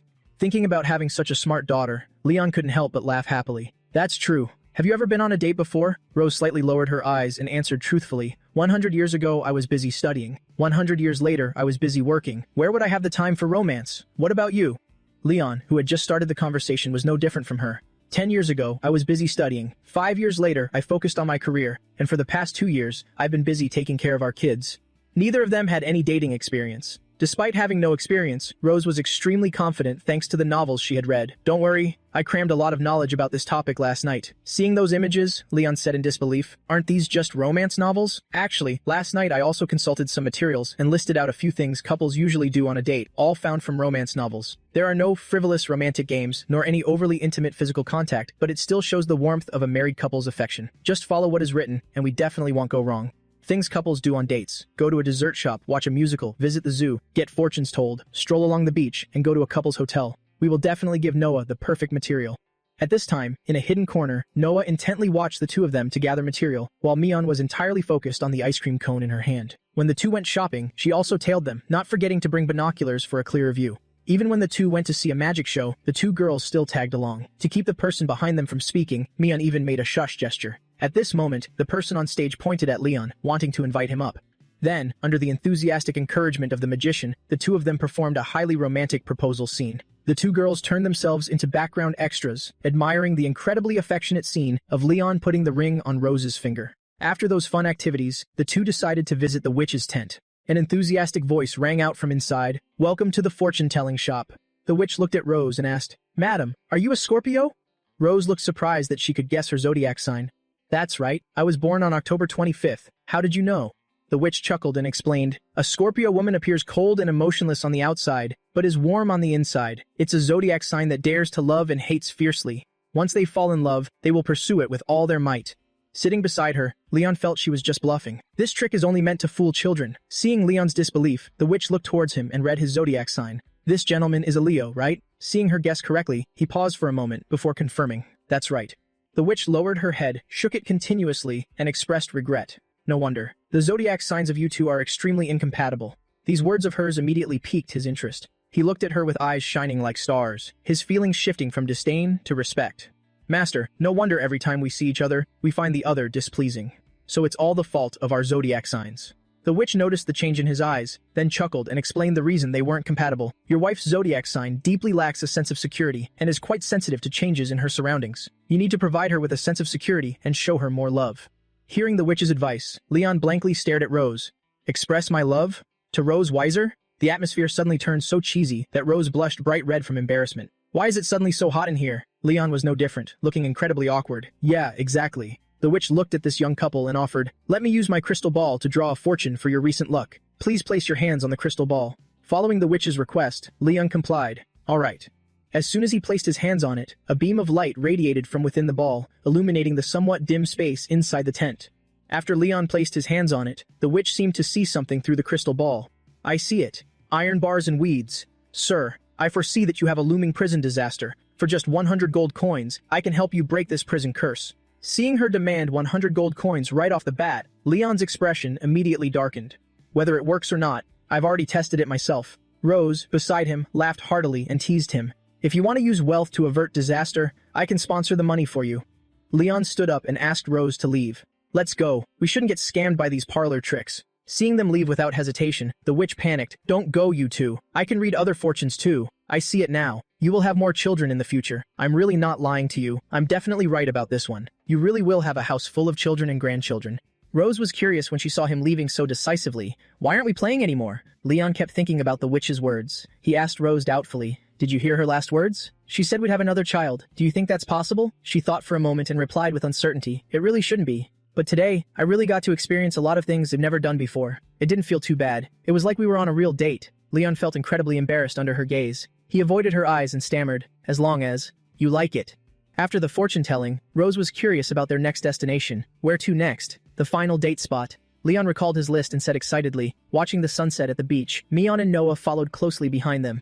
"Dragon Squad, hurry and follow them." The beach wasn't far from Sky City. Looking at the beach in front of him, Leon cheered excitedly. This is the last stop on today's dating itinerary, the beach. But contrary to his relaxed mood, Rose didn't look very pleased. Don't you feel that the atmosphere here is a bit too boring? Leon didn't expect this place to be so crowded, as expected of a dating sanctuary. Let's go somewhere with fewer people. They walked along the shore to a secluded spot. The sunset covered the ocean, creating a strangely sparkling effect. The atmosphere between them quieted down, bringing a remarkably peaceful feeling. Leon noticed her hair color under the setting sun. The twilight turned Rose Weiser's hair from silver to a pale gold, giving off a somewhat refreshing vibe. Sensing his intense gaze, Rose looked up at him. She asked curiously, "Why do you keep staring at me?" Caught staring, Leon stubbornly denied it. "Who's looking at you? I'm just looking at the sun." Knowing he was just acting tough, Rose teased him, still so stubborn. "You didn't admit to dreaming about that female classmate either." Seeing her bring that up again, Leon rushed to clarify. "Let me be clear. You're the only opposite-sex relationship I have. Why do you keep bringing her up?" "Wait a minute, I think I get it. You care so much about this. Don't tell me. Are you jealous?" Rose immediately got flustered and covered his mouth. "In your dream that night, you were saying some really intense things in your sleep. Want to hear it?" Leon looked at her in shock. He tried to say something, but with his mouth covered, he could only make muffled sounds. Seeing this, Rose playfully ran away. "I'm not telling you. Just keep guessing." Frustrated, Leon chased after her, demanding an answer. "What else did I say in my sleep?" Mion watched them chasing each other with great excitement. Look how happily they're smiling. Seeing this beautiful scene, Noah felt a pang of regret in her chest. So frustrating. "I couldn't find the camera this morning, otherwise I could have captured this moment." Anna spoke up at this moment actually. "It's not a pity at all." The little girl looked at her curiously and asked, "Why?" Watching Leon fail to catch up and even faceplant into the sand, Anna slowly said, "Her Majesty once told me that a dragon's lifespan is very long, so all beautiful things will eventually come to an end. Therefore, to her, only fleeting moments of beauty hold true, nostalgic meaning. Let's just engrave these brief, beautiful memories into our hearts." Looking at Rose's joyful smile, the two girls seemed to have realized something as well. Meanwhile, the two of them were still playing their incredibly childish game. Rose splashed water all over Leon. Look at this, unable to fight back against the splashing. He was so angry he saw stars. "You crazy female dragon. Just, you wait." But what goes around comes around. Having too much fun, Rose gradually lost her balance, her whole body leaning dangerously to one side. Realizing she was about to fall into the sea, Rose panicked and reached out her hand. Seeing this, Leon rushed forward. Careful, he reached out and wrapped his arm around her waist, and pulled her tight, pressing her entire body firmly against his. Rose's face still bore a mix of shock and embarrassment. A similar expression appeared on Leon's face. The atmosphere between them grew romantic. At that moment, acting purely on instinct, Rose cupped Leon's face and leaned in. Just like that, beneath the romantic sunset, they shared a deep kiss. Anna hurriedly covered the girl's eyes with her hands and said considerately, "Kids shouldn't be watching this part." After that sudden kiss, the atmosphere between them became awkwardly blushing. To ease the embarrassment, Rose voiced her inner thoughts. Whether a story is perfect or not, the ending is still just an ending. So, my dear Leo, do you dare to hold hands with the Scorpio who is most incompatible with you? Leon had also realized his own feelings. He exhaled as if accepting this preordained fate. He intertwined his fingers tightly with Rose's soft hand and replied gently, "Why wouldn't I dare?" Leon and Rose's date came to a perfect end under the sunset. Thanks to this date, Noah was able to stand on the podium and recount their love story, moving them to tears right on the spot. My parents are a loving, yet strange couple. Noah successfully completed her essay and won an excellence award for it. After the essay presentation, the whole family returned to the Silver Dragon Palace. Light shone out from the room. Leon's perky butt stuck up in the air as he buried his entire body under the bed, seemingly searching for something. After fumbling around for a while, Leon popped his head out from under the bed. Holding the photos he had hidden with a devious expression, I secretly printed out those bunny girl photos from our date in Sky City. I need to hide them really well. Where is the best place to hide this last batch? At this moment, Rose's rhythmic footsteps echoed in the hallway outside. Leon instantly looked toward the door in a panic. He hurriedly pulled open the nightstand drawer and shoved the stack of photos inside. Then, he threw himself onto the sofa to pretend he was resting. By the time Rose opened the door and entered the room, Leon had already picked up a book and was pretending to read. Watching her step into the room, Leon asked cautiously, "What's wrong? Still want to sleep in my room tonight?" Rose chuckled and asked back, "Why? Is that a problem?" Leon put on a show of sighing and replied, "Suit yourself. I'm the one holding the trump card now, so whatever tricks you have up your sleeve, you crazy female dragon, just bring it on." Suddenly, out of nowhere, Rose asked a question that left Leon frozen on the spot. "Leon, do you like bunny girl outfits?"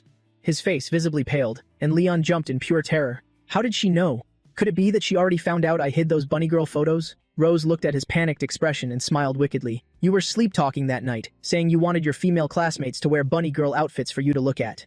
Leon instantly shot back on pure instinct. "No way, that's pure slander. I would never say something like that in my sleep. And even if I did, I'd want you to wear a bunny girl outfit for me to look at." Rose was genuinely surprised to see him admit that he wanted her to wear a bunny suit. This guy really just used the momentum to spit out his innermost desires, huh? I guess he'll tease him a little more. "Me? Wear that? Keep dreaming. I will never wear a bunny girl outfit for you to gawk at in this lifetime." Seeing that Rose only mentioned his sleep-talking, Leon secretly let out a sigh of relief. It seems she hasn't found out about the photos yet. If that's the case, the advantage is still mine. "So, what if you do wear it for me to look at?" Looking at his sly smile, Rose said with absolute confidence, "I don't care what you're planning, but if you think you can use charm magic to force me into it, it's impossible. Those cheap little tricks of yours won't escape my eyes. If you can actually make me wear a bunny girl outfit, then you can do whatever you want." His eyes narrowed dangerously as he looked at her. "Are you serious?" Rose looked at him confidently and didn't forget to throw a threat right back, "Of course, but you'd better think carefully, Dragon Slayer. If your little parlor tricks fail, you should know the consequences better than I do, right?" Watching him stand up, she was utterly confused. Leon walked over to the nightstand and opened the drawer. "My dearest queen, I don't need to play any tricks at all, because I've already done everything I needed to do. This masterpiece right here. This one, you can look, but can't touch. And as for this one, I'd like to call the ultimate work of art." While he was still gloating, a burst of magic flames flared up, scaring Leon stiff on the spot. Rose looked absolutely furious. Her voice dropped as she spat out each word at Leon. "When did you take these?" Hearing her tone, he could only force a laugh and continuously back away. The female dragon was definitely pissed. "Don't get so worked up. Do you remember those few days last time when you used the blood curse and fell into a coma?" Rose didn't need to think hard to expose his true intentions for keeping these photos. "So you were planning to use these to blackmail me, weren't you?" She grabbed Leon by the collar, stared right into his eyes, and growled, "You plan to use these to threaten me?" Leon hastily defended himself. "No, I never said I was threatening you. You're the one who said that if you ever wore a bunny outfit, I could do whatever I wanted, right?" Rose let go of his collar. She seemed to have calmed down. "So what exactly do you want me to do?" Seeing her calm down, Leon took a mile and made his demand. "Didn't you say you'd never wear a bunny outfit in your life? These photos were taken while you were unconscious anyway. Knowing your personality, you definitely won't give in. How about this? Go put on a bunny girl outfit for me right now." Rose frowned and looked at him dangerously. "And if I refuse?" Leon shrugged, acting nonchalant, but his words were full of threats. "Refuse? That's fine. It's just that next time we visit your sister's place, she might just see these photos. By then, maybe the whole family will get to enjoy them. They'll turn them into family heirlooms." Rose slammed the table in disbelief and yelled, "How many more copies of this photo are there?" Leon didn't dare to look her in the eyes as he lied. "2. Actually, there are 4 copies. So you better be a good girl and listen to me. You wouldn't want your sister to find out you cosplayed as a bunny, would you?" Rose turned around and walked toward the door. Seeing this, Leon asked jokingly, "Running away?" Rose didn't stop walking and snapped, practically fuming, "Shut up. I'm going to look for the outfit now." Leon instantly put on airs, now that he had the upper hand. "We'll give you time to prepare then. Tonight at 7, you'll come to your room to reap the rewards. It's finally my turn to call the shots." 7 p.m. He poked his head in, looking at Rose sitting on the bed, and asked, "Are you done changing?"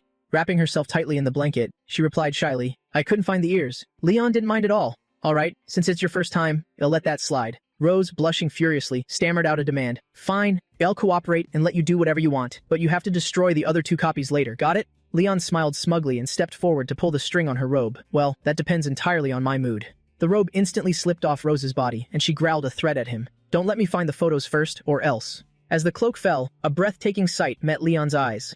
Rose in a bunny suit was an absolute masterpiece. Looking at this wonderful sight, Leon was left completely dazed. An emotion called desire exploded within him. The outfit he loved most combined with the person he hated most. It was too thrilling. Rose looked in horror at the dragon crest glowing on her chest. The more embarrassed she became, the more excited it made him. Seeing the dragon crest glow made Rose even more flustered. Have you looked enough? Leon chuckled, looking at the dragon crest on her chest. Of course not. Don't we still have unfinished business? He bent down to look for something in the drawer. Rose looked at him warily and asked, what else is there? From the drawer, Leon pulled out the whip she often used to torment him. Today, Leon decided to turn himself into a teacher. Student Melkvi, sit still and be good. Let's start our lesson. So today, let's talk about the homework you need to do tonight. Seeing the whip in his hand, Rose immediately knew what this petty guy wanted to do.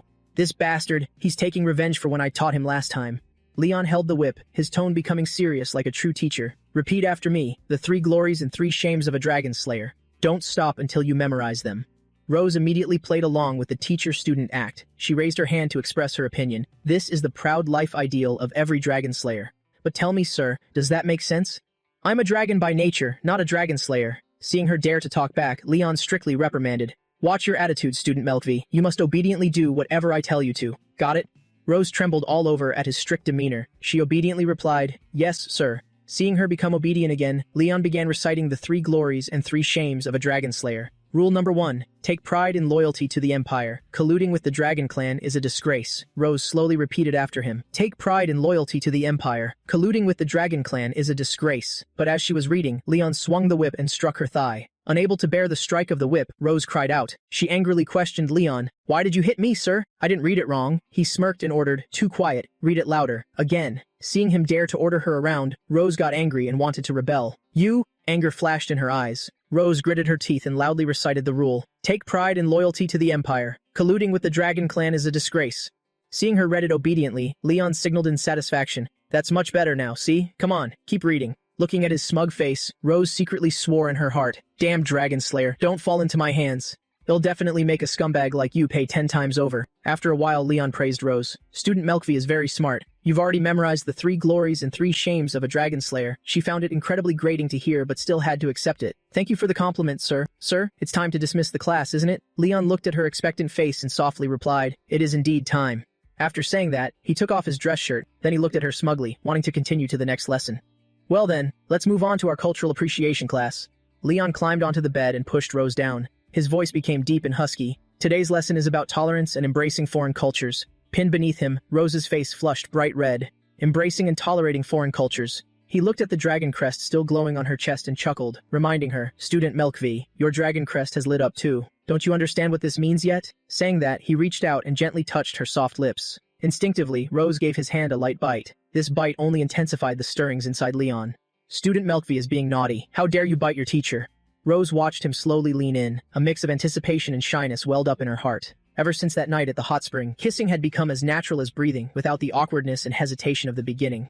Or perhaps, the two of us had just come to enjoy the feeling of kissing. Leon's firm chest pressed against Rose's soft peaks, drawing a soft moan from her. Then came the endless sounds of heavy breathing, making the atmosphere incredibly alluring. Leon pulled away from Rose's sweet lips and gently ordered, Turn around, Student Melkvi. Not giving her a chance to react, he flipped her over. Seeing this, Rose panicked and cried out, Wait! After flipping Rose over, Leon pressed his lower body down. His voice, husky with lust, commanded her, Student Melkvi, recite the 3 glories and 3 shames of a dragon slayer I just taught you. Being forced to recite the 3 glories and 3 shames at such a moment, Rose couldn't believe it and cried out, Right now? Leon smiled and replied, Exactly. Under Leon's coercion, Rose could only endure it and read aloud, Take pride in loyalty to the Empire. Colluding with the Dragon Clan is a disgrace. He leaned down slightly, breathing softly into her ear, and spoke in his deep, husky voice. Very good, and then what? Rose's ears turned so red they looked ready to bleed. She trembled as she continued, Take pride in the bloody battlefield. But finally, she couldn't hold it back anymore and let out a moan as Leon took her tail and sucked on it. The tail was the most sensitive part of Rose's body. Unable to endure this level of teasing any longer, she begged, Please, don't. I won't read it anymore. Just punish me. Seeing that she had finally reached her limit, Leon grew excited. You said it yourself, Student Melkvi. Foreign cultures may have their ugly sides, but they also have their essence. Just now, you learned about tolerance. Next, let's learn about embracing it. Seeing that he was still immersed in his roleplay, Rose gritted her teeth in anger. Time flew by until it was 2 in the morning. Rose was tormented so much that she lay flat on the bed, not wanting to move an inch. Leon put his clothes back on and smugly prepared to leave. Student Melkvi, your performance was excellent. Today's lesson ends here. Hearing his tone, Rose just wanted to punch him a few times. Not giving her a chance to beat him up, he waved goodbye. I'm heading back to my room. Get some good rest. Watching him leave smugly, Rose gritted her teeth in hatred. You dog of a man, just wait until I find that photo. You're dead meat. The next day, Rose went to Leon's room and continuously searched for the hidden photos. This bastard, where on earth did he hide the photo? Only by finding the photo can I reclaim my power and maintain my status in the family. Right at that moment, footsteps echoed. Rose hurriedly found a place to hide. Out in the hallway, Leon was holding Mion's hand, taking her back to rest. Mion, Dad still has things to do today, so I can only play with you until now. Go find Noah to play with. Having played with him all morning, Mion was already satisfied. The little girl replied sweetly, Yes, Dad. After saying that, the little girl immediately ran in the opposite direction. Leon opened his door and noticed something unusual. I remember locking the door when I went out. Nothing has changed with the belongings since I left. It's just, there's a faint scent in the air. Could it be that Rose Weiser couldn't hold back and came here looking for the photos? Why did I drop it out in the garden? That's a photo I quite like. I should probably go out and get it back. Rose, hiding in the bathroom, pressed her ear against the door to listen. When she heard the sound of the door closing, she breathed a sigh of relief. I need to leave quickly while he hasn't returned. But then, when she opened the door, she saw Leon's face right there. She screamed in panic and slammed the door shut. Seeing that he dared to trick her, Rose was furious and thought of a countermeasure. This guy, how dare he play me? Leon deliberately changed his tone to tease Rose from outside. Student Melkvi, sneaking into your teacher's room. What are you trying to steal?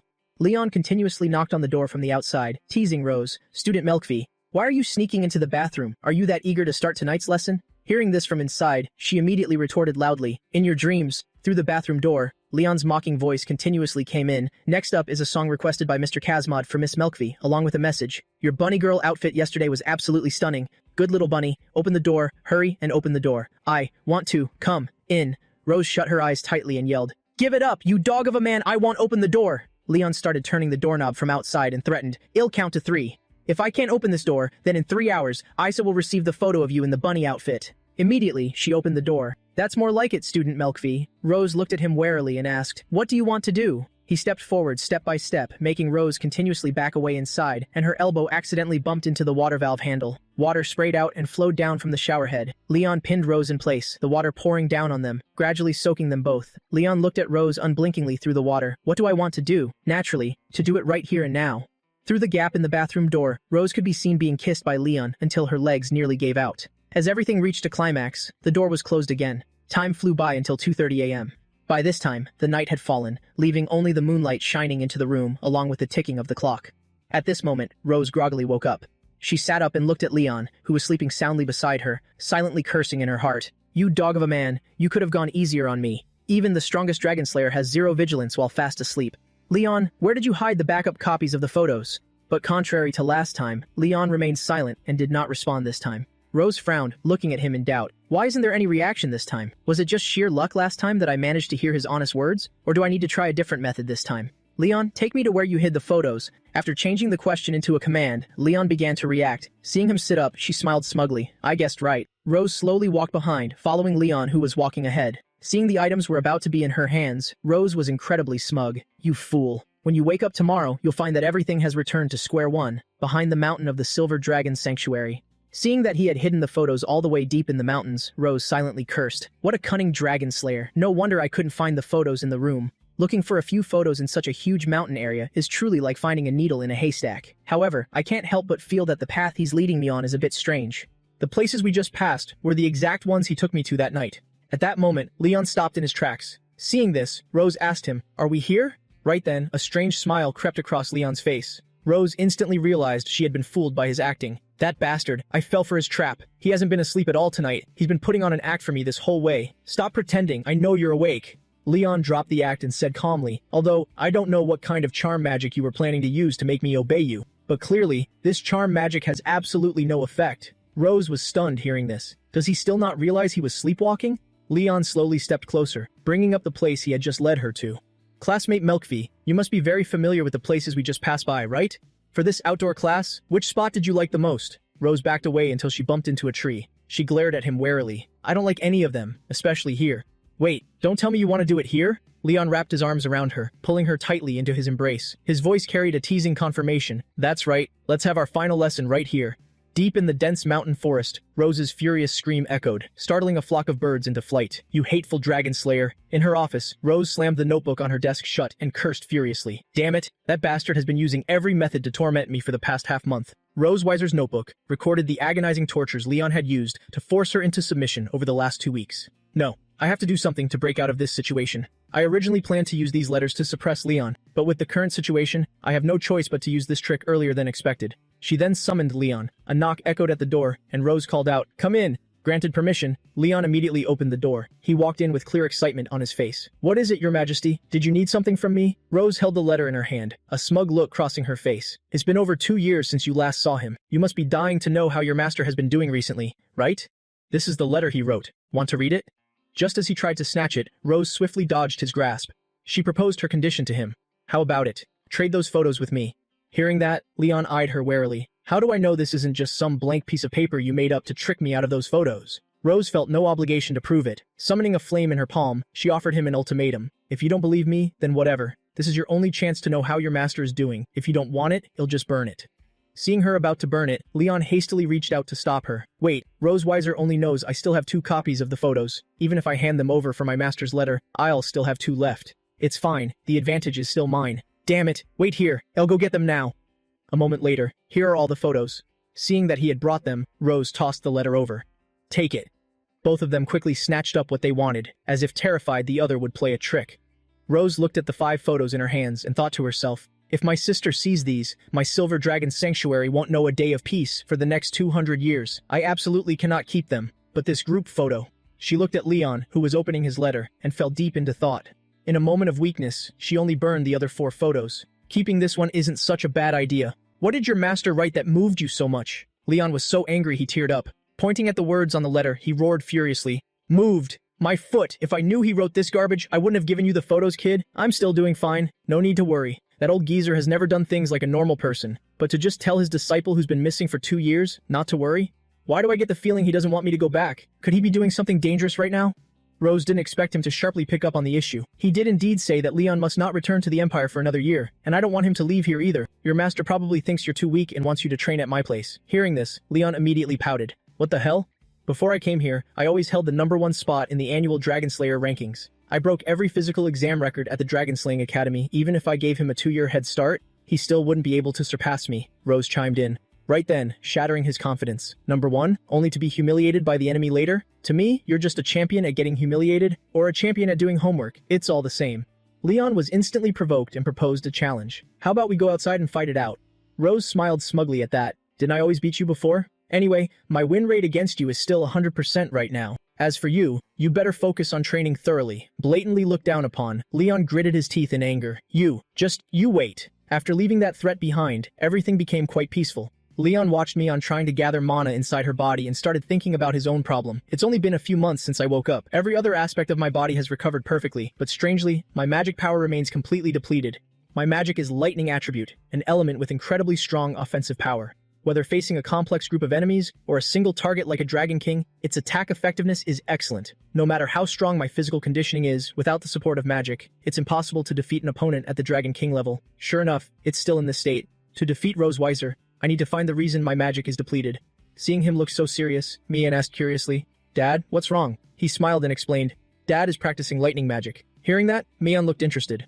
Lightning magic? Can Mian use it? Although he really wanted to teach her, he couldn't. Everyone awakens to the magic that suits them best. You're also approaching your magic awakening phase. I wonder what kind of magic Mian will awaken. Regardless of the race, during the initial awakening phase, everyone awakens a magic element that represents their core power. Through later study, it's possible to master magic elements of other attributes, but whether it's the ease of manipulation or learning speed, nothing compares to the initially awakened element. However, a small number of geniuses can awaken 2 types of magic elements, which is considered an incredibly rare existence. Hearing Leon's request without even looking up, Rose just asked, You want to go to my private library? Leon didn't admit directly that his magic was depleted, instead using Mian as an excuse. Isn't Mian about to awaken her magic soon? I don't have much experience with this, so I want to borrow some guides related to dragon magic awakening to study a bit.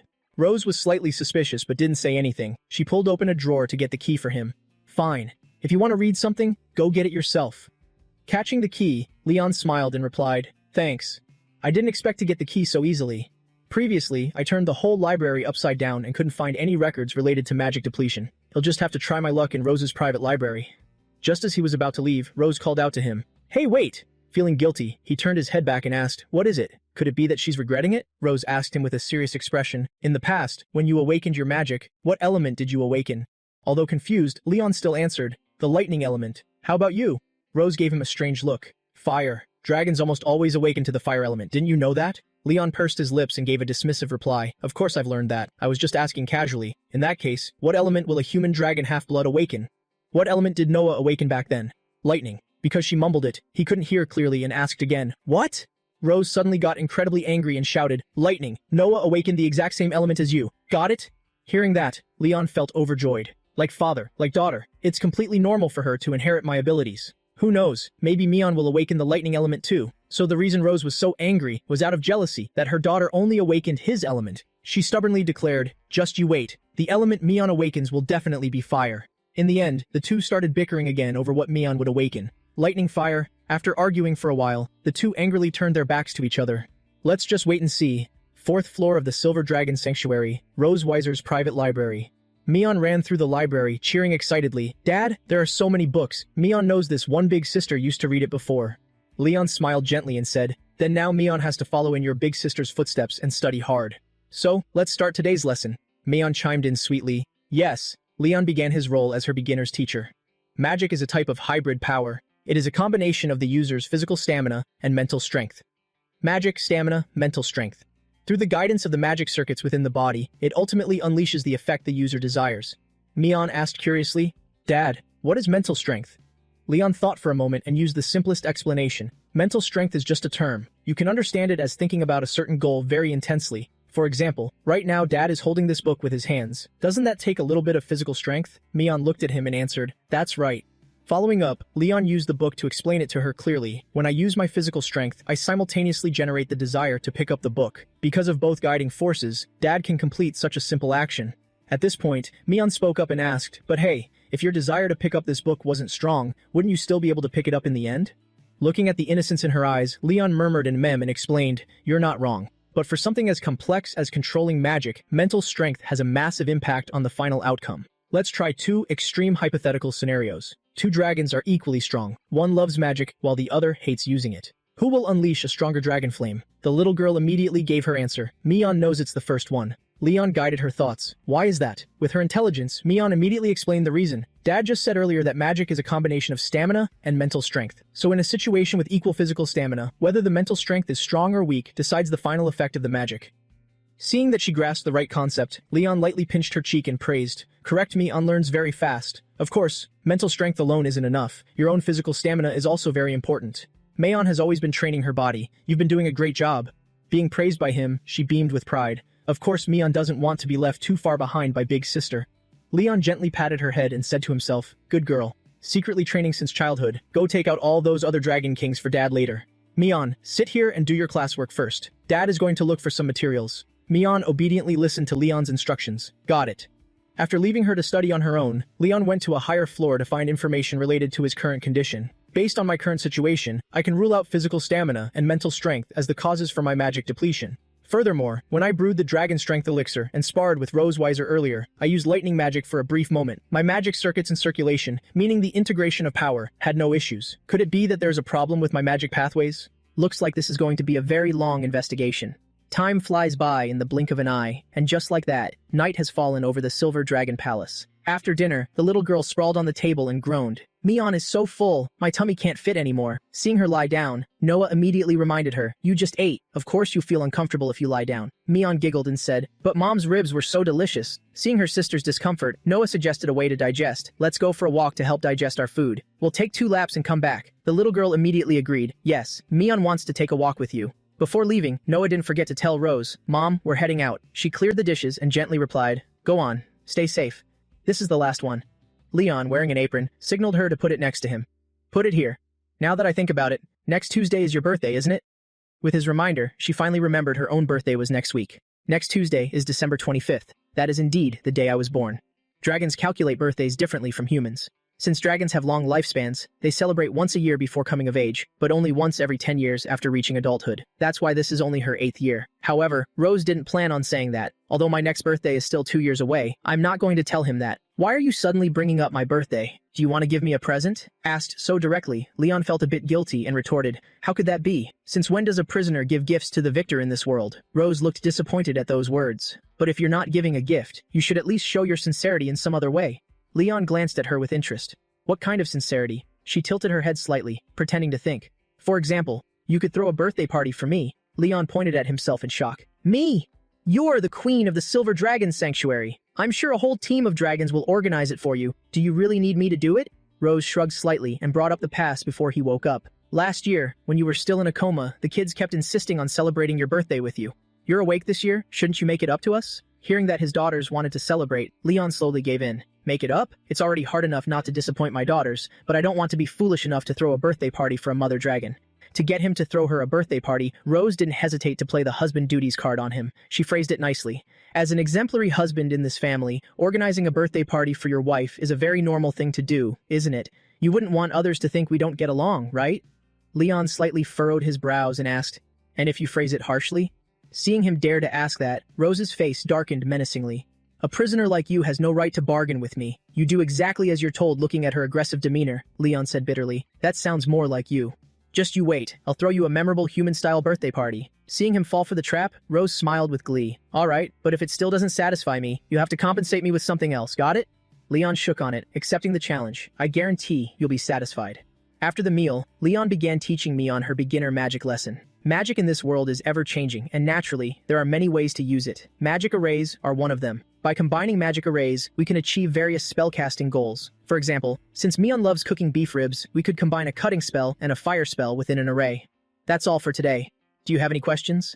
The little girl absorbed the knowledge so quickly that he didn't need to explain it a second time. No, Dad, Mion understands everything. Noah, reading a book nearby, watched him teach Mion. She felt both admiration and a tiny bit of jealousy. Mion is lively and energetic. She dislikes a serious classroom atmosphere, so Dad uses methods that she finds interesting to teach her. Dad really is the best person and the greatest teacher in the world. You'll have to ask him to teach me lightning magic during summer break too. Before tucking the girls into bed, Leon asked about Rose's preferences. Oh right, Mion. Noah, do you two know what Mom usually likes? Mion immediately raised her hand enthusiastically. Mion knows. Hearing that she knew, Leon chuckled inwardly. My precious daughter wasn't raised in vain. She really comes through when it counts. The little girl was innocent, but her words were astonishing. Mom likes you, Dad. She likes you a lot. Leon, of course, didn't believe the little girl's answer. He smiled bitterly in his mind. In your eyes, we're the absolute gods of pure love among love gods, aren't we? Seeing that he didn't play along, Mion asked in confusion, why aren't you saying anything, Dad? Did Mion say something wrong? Leon didn't want to deny the little girl's words, so he gently guided her. You're right, sweetheart. But besides me, is there anything else Mom likes? Noah then closed her book and spoke up like a wise old soul. Mom said that a dragon's life is very long, and no matter how beautiful something is, it will eventually expire. So to her, beautiful, fleeting moments hold far more meaning to reminisce about. Leon fell deep in thought after hearing Noah's words. Beautiful, fleeting moments, huh? I've got it. I know what to prepare for her now. Today's lesson is over. I have things to prepare, so you girls just stay here and read for a bit. Seeing him dash off like the wind, Mion chatted with Noah. Dad seems really happy, doesn't he? Looking at his rushing figure, Noah guessed, he's probably off to find what Mom likes. The Silver Dragon Sanctuary, on the day of Rose Weiser's birthday. Rose, carrying a pile of gifts, looked around for Leon's silhouette. Where did that guy run off to? He clearly said he'd throw a birthday party for me, yet I haven't seen a trace of him all day. When she reached her room, she paused as she noticed the door was slightly ajar. She immediately pushed the door open and called out into the room. Leon, what are you doing in my room?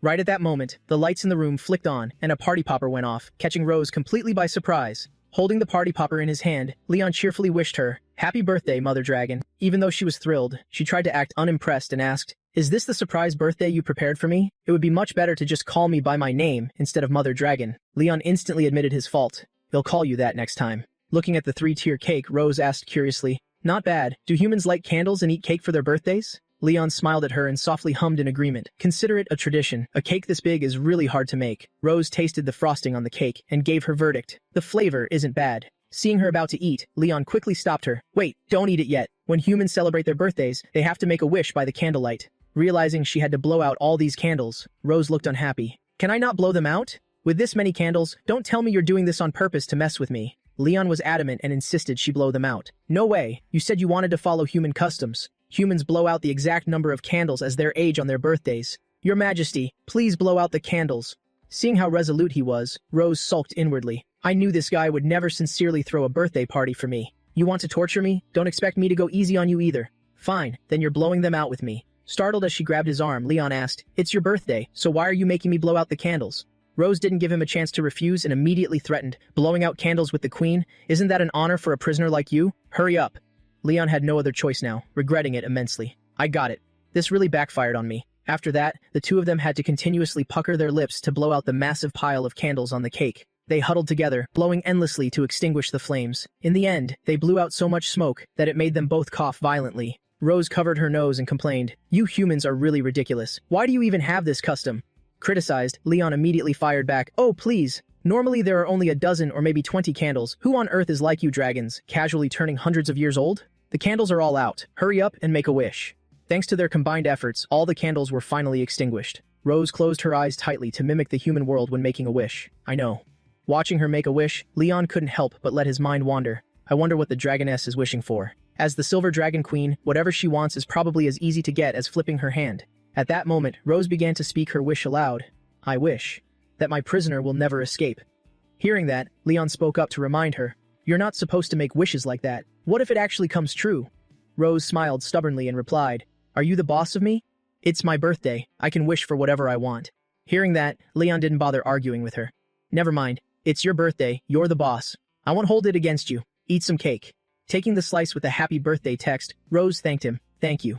Seeing him eat the letters of her name, Rose asked in shock, Wait, why are you eating that piece? Leon looked at her expression and teasingly replied, What do you mean why? Because I want to eat Rose Weiser, of course. Sweet and sour jam. Rose Weiser is really delicious. Seeing him start to tease her again, Rose's blood boiled. You bastard. Wait until your birthday. I will definitely cut Leon up, smear it all over your face, and make you eat every last bit of it. Suddenly feeling a chill down his spine, Leon shuddered. Why do I have such a bad feeling about this? It's almost time. I still have a present for you. Seeing there was more, Rose asked in surprise. A present? He pushed her toward the window, acting all mysterious. Come here. Looking at the pitch-black scenery ahead, Rose asked doubtfully, Where? I don't see anything. Leon chuckled and raised his hand, gesturing like he was about to snap his fingers. Don't rush. With that said, he snapped his fingers. Instantly, a beam of light from afar shot up into the sky. Then, a congratulatory message appeared, created by Leon's magic. Happy birthday, Rose Weiser. Rose stared blankly at this breathtaking scene. This is... Leon looked at the lightning faintly crackling in the air and explained, I used the lightning element to set up an array, but unfortunately, it'll only last for a few seconds. Knowing that he had used his own element to make this, Rose loved it even more. Her face softened considerably. It's enough. Things that only appear for a fleeting moment. Leon finished the thought she was about to express. Are the only things worth reminiscing over, right? Seeing that he knew her life motto, Rose was stunned. Her heart felt as if it had been struck by something. Rose broke into a heartbreakingly beautiful smile and replied, That's right. Seeing her smile, Leon acted smug and asked, So, are you satisfied, Your Majesty? His effort had soothed Rose, and she willingly praised him. I am satisfied. I didn't expect you to be so good at putting together a birthday party. Just when things were getting romantic, the idiotic Leon said something that completely ruined the mood. Of course, when my female donkey celebrated her birthday that one time, I did it all by myself too, so I'm very experienced. Hearing that, Rose angrily shooed him away. Get lost. Time flew by to the next morning. Rose seemed very sleepy, constantly opening her mouth to let out long yawns. Seeing this, Leon asked with concern, Why do you keep yawning? We didn't finish the cake from yesterday. I'm getting it ready to share with the others. Rose gently rubbed her temples and replied, No, it's just that lately I've been feeling a bit sleepy. How should I put this? It feels like my stomach has gotten a bit bigger too. I usually pay so much attention to balancing my diet and daily training. If I have to point out a difference from before, it's that the frequency of my bedroom duties with him has decreased a bit. Leon didn't notice this abnormality in Rose and chuckled playfully, so even the queen has moments of laziness. I thought you were a genuine workaholic. Hearing him dare to call her lazy, Rose instantly flared up. I stay up late and wake up early working year-round without a break. What's wrong with wanting to sleep in a little today? Leon didn't dare say another word now. Sweating, he hurriedly said, Nothing's wrong, just rest up and get better. But suddenly, Rose, who was just acting so fiercely, suddenly became weak. She held onto her dizzy head. Seeing this, Leon became anxious. What's wrong? Are you actually sick? You don't have a fever. This intimate touch made Rose feel shy. She awkwardly turned her head away. I'm fine. I just stood up too fast, so I'm a bit dizzy. Hearing that, Leon chuckled. Then you should drink plenty of warm water. Hearing his tone, Rose got angry again. She kicked Leon out of the room and yelled, Get lost! A few days later, seeing him constantly burying himself in the library, Noah curiously came over and asked, Are you looking for something, Dad? Leon put the book in his hand away and looked evasive. Nothing. Just reading randomly to kill time. It was better not to tell the kids about his magic power depletion. It would not only make them worry more, but it might even reach Rose Weiser's ears if she found out. His mind couldn't help but imagine Rose in her evil dragon form, gloating and mocking him. "You're so weak! Has Mion finished all her homework?" Noah placed a book on the shelf and thought for a moment. "Not yet, but she's almost done. Considering your teaching frequency and Mion's learning speed, I'm sure she'll be able to awaken her magic this month." Mion, the person they were discussing, was studying very intently right now. Leon couldn't help but want to discuss this with Noah. "So, do you think your sister will awaken lightning magic or fire magic?" The little girl thought about his question very seriously. Mom has fire magic, Dad has lightning magic, and I also have lightning magic. To make Mom not feel left out, if I were Mion, I would try my best to awaken the fire element. Leon couldn't help but chuckle at her innocent answer. What element someone awakens isn't something that can be decided just by trying hard. At that moment, Noah gathered all her courage to mention wanting him to teach her how to use magic. "Right, Dad. Speaking of the lightning element," Leon immediately perked his ears to listen. "What is it?" She didn't look at him but quietly said, "You'll be on winter break after studying for another month. Could you teach me some more lightning magic then?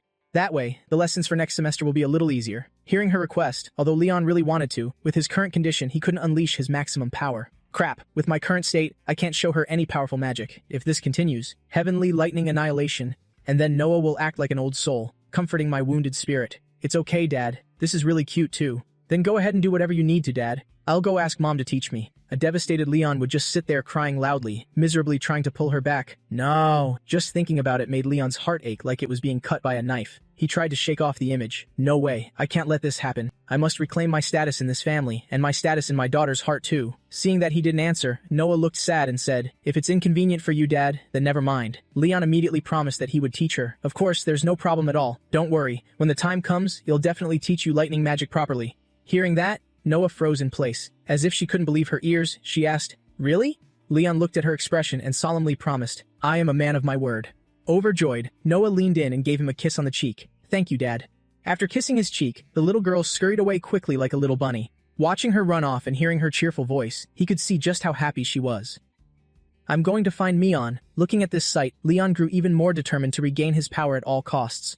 "For my daughter, I must recover my magic power before the break. I have to investigate the cause of my magic depletion in these 2 weeks. I've already tried various methods to recover it, but still got nothing. Have I been researching in the wrong direction? Could it be that with this kind of phenomenon, the problem doesn't lie with me, but with some other causes?" Thinking carefully, ever since I became Rose Weiser's prisoner, the only new thing on my body is this dragon mark. Could it be that it's the one sucking away my magic power? The dragon mark is an auxiliary magic meant to enforce strict loyalty and enhance the affection between dragon couples. Normally, it's not very visible.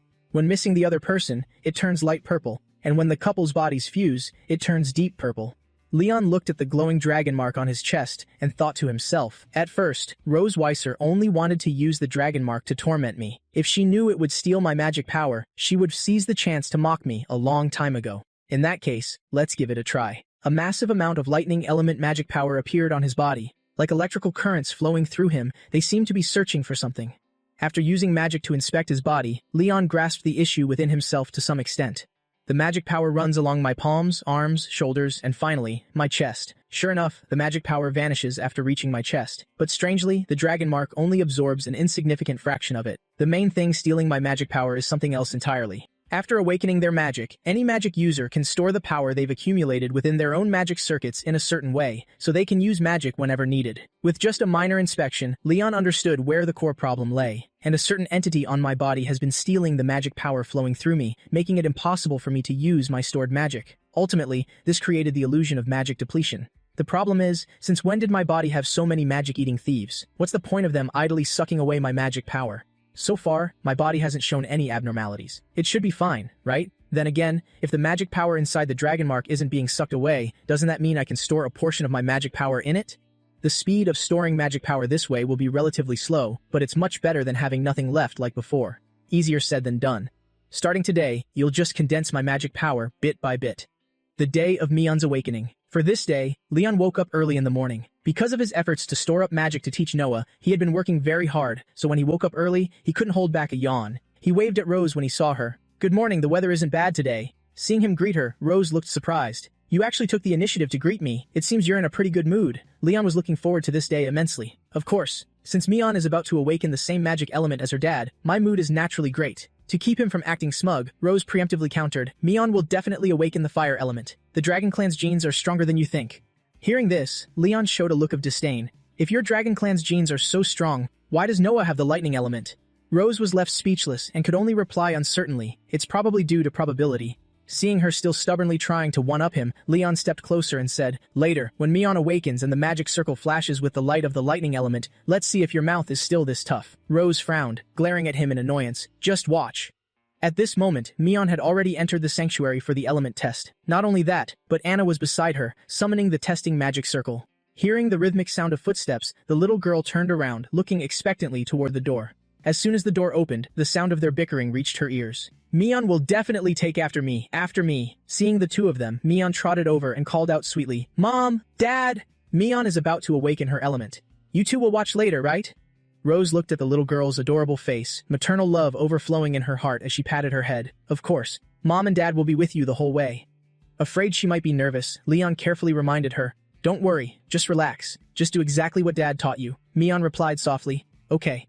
After summoning the magic circle, Anna respectfully reported, Reporting to your majesty and your highness, Her Highness Mion's awakening circle is ready. We can begin whenever you wish. Leon looked at Mion running toward the magic circle, feeling incredibly anxious in his heart. Do your best. Rose felt the same, repeatedly reassuring her, Go on, Mom and Dad will stay right here. Mion stepped into the center of the magic circle. The moment she stood in the correct spot, the circle immediately began to spin to test the elements within her body. A golden light rose from the magic circle, enveloping Mion. Standing inside the circle, Mion followed Leon's instructions and began the element test. Rose was amazed watching the little girl activate the magic circle on her very first try. The first magic condensation process went so smoothly. Normally, it takes several attempts to succeed. I can't believe Mion did it on her first try. Hearing this, Leon looked smug and bragged, Of course. Just look at who taught her. At this moment, the fire element gradually appeared around the little girl. Mion's entire body was slowly lifted up by the elements. Seeing her activate the fire element, Rose was extremely excited. Fire she awakened fire attribute elemental magic. Leon, on the other hand, was filled with disappointment. How is that possible? Seeing that Mion had the fire element just like her, Rose smiled smugly at Leon's face. Why aren't you smiling anymore, Leon? Give me a smile. Our daughter successfully awakened. Aren't you happy? I understand you. After all, you've won so many times, even with our eldest daughter. But it can't be helped. This time, I win. But at this moment, Leon didn't look as disappointed as she claimed. A strange gleam appeared in his eyes as he refuted her words. Not quite. Hearing this, Rose was puzzled.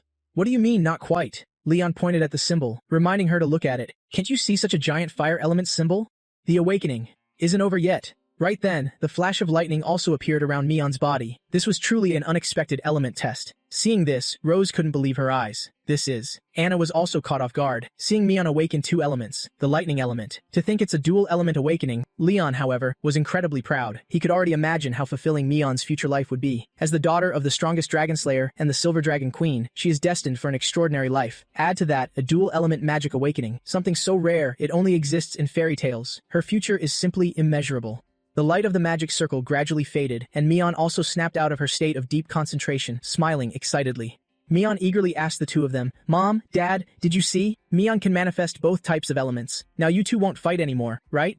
Hearing these words, both of them froze in place. Did she really put in all this effort just to stop her parents from bickering? Seeing Rose just standing there, Leon gently nudged her with his arm. Rose immediately leaned close to him, and they both smiled happily, saying, We're overjoyed. Why would we fight? Right, dear? Right, Mom and Dad are both so happy for you. Rose suggested throwing a party to celebrate. Let's celebrate tonight, cradled in Leon's arms. Mion excitedly agreed. Yes, Mion wants beef ribs. Leon volunteered to cook. Leave it to Dad. Time flew by, and the twilight hues were swallowed by the night. The entire Silver Dragon Palace was illuminated by bright lights in the darkness. Looking at the delicious spread of all her favorite dishes, Mion sighed happily. Seeing her eat so heartily brought Leon great joy. Mion did so well today. Eat up and grow big and strong chewing her food. Mion mumbled. So yummy. Thank you so much, Dad. Mom and Dad worked hard too. Mion rewards you both with a big chicken drumstick. One for Dad, and one for Mom. Seeing her act so thoughtful, Rose lovingly patted her head. All right, thank you, Mion. But looking down at the drumstick on her plate, Rose hesitated and didn't eat it.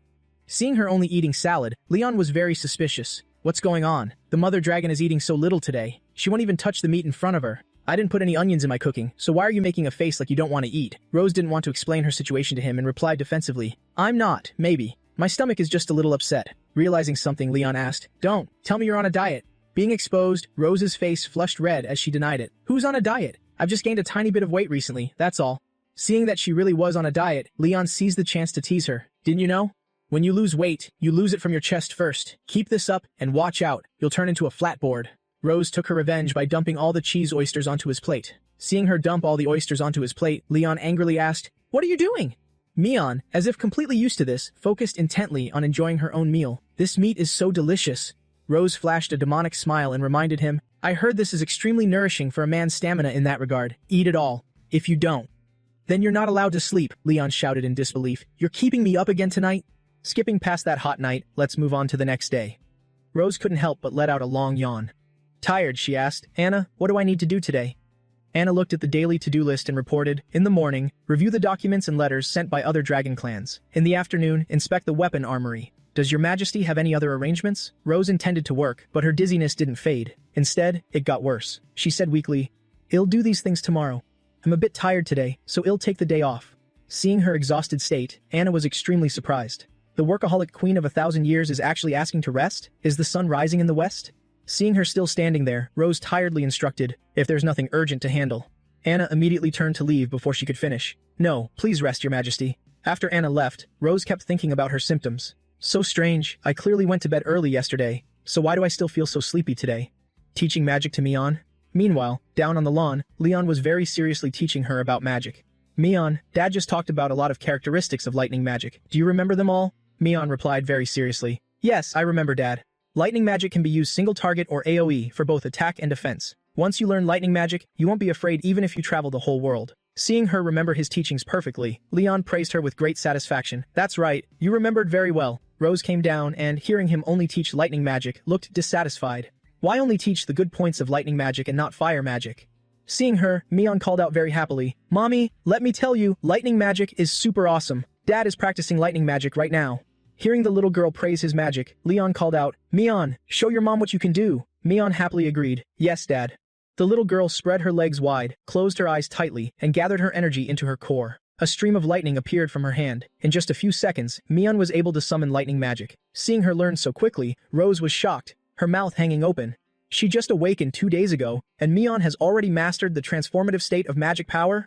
After demonstrating how to gather magic for Rose, Mion asked expectantly, "Mommy, Mion is really awesome, right?" Rose still hadn't snapped out of her shock as she looked at the little girl. Although the spherical shape is the most basic form of energy power, this learning speed is no less than Noah's. Mion is so awesome. So, what about fire magic? Aren't you going to show a bit of that?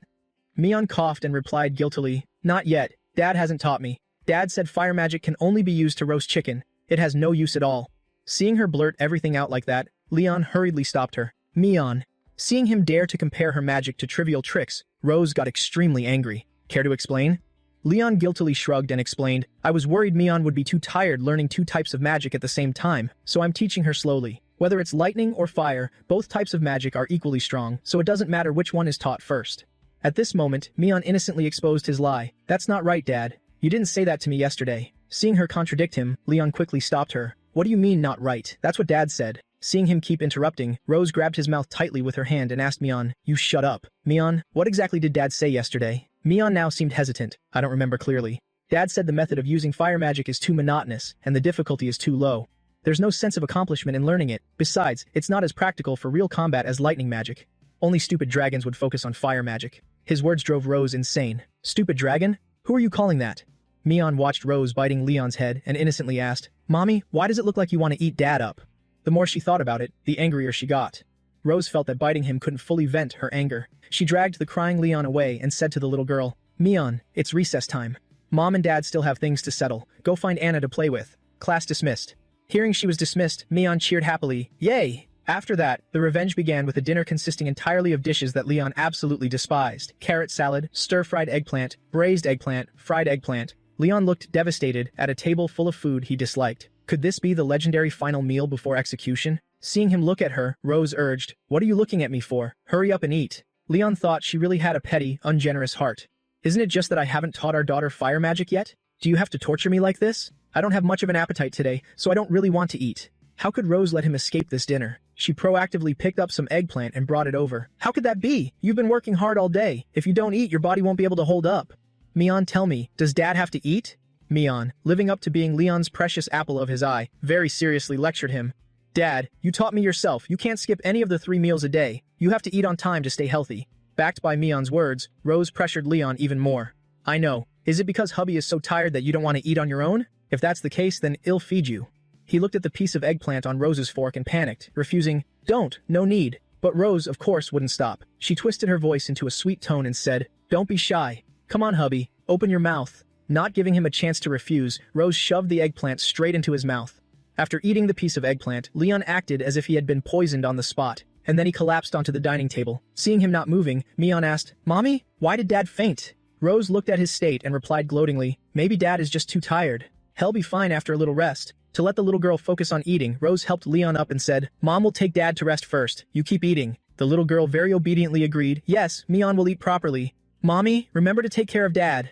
Rose didn't turn on the lights, taking him straight into the room. She gently laid Leon down on the bed and covered him with a blanket. Seeing him open his eyes, Rose asked, Awake? Leon grabbed his dizzy head, sat up, and condemned her, using eggplants. You're too despicable. Rose sneered in response. When a dragon and a dragon slayer are fighting, it's not strange to use anything. How can you call that despicable? Leon cast a quick glance in her direction. His eyes were instantly captivated by her fair thighs, clad in white pantyhose with heart patterns. Rose walked over with a seductive look and teased, Besides, I never said what I was going to do. I just want to help treat your illness.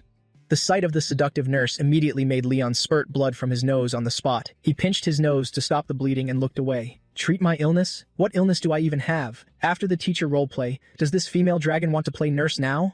Rose leaned in close, acting caring, and offered, I see your nose is bleeding, let me wipe it for you. Seeing her want to take this all the way, Leon decided to play along. All right, female dragon, I'll play your game. No need, go change your clothes right now. Hearing that, Rose smirked slightly. She pushed him onto the bed. Then she straddled him and strictly reminded, Mr. Leon, please cooperate with the treatment. Mr. Leon, your medical history says you frequently experience chest tightness, right? Leon looked at her sitting directly on top of him and asking such a thing, so he irritably retorted, You're sitting right on top of me, how could my chest not be tight? For this sassy attitude, he immediately received a smack on the head. Cooperate with the treatment, Mr. Leon. After being hit, Leon learned to answer obediently, Yes, my chest feels tight. He'll play along with you for now, but it'll make you lose face later. Rose lowered her body, pressing all her weight onto him.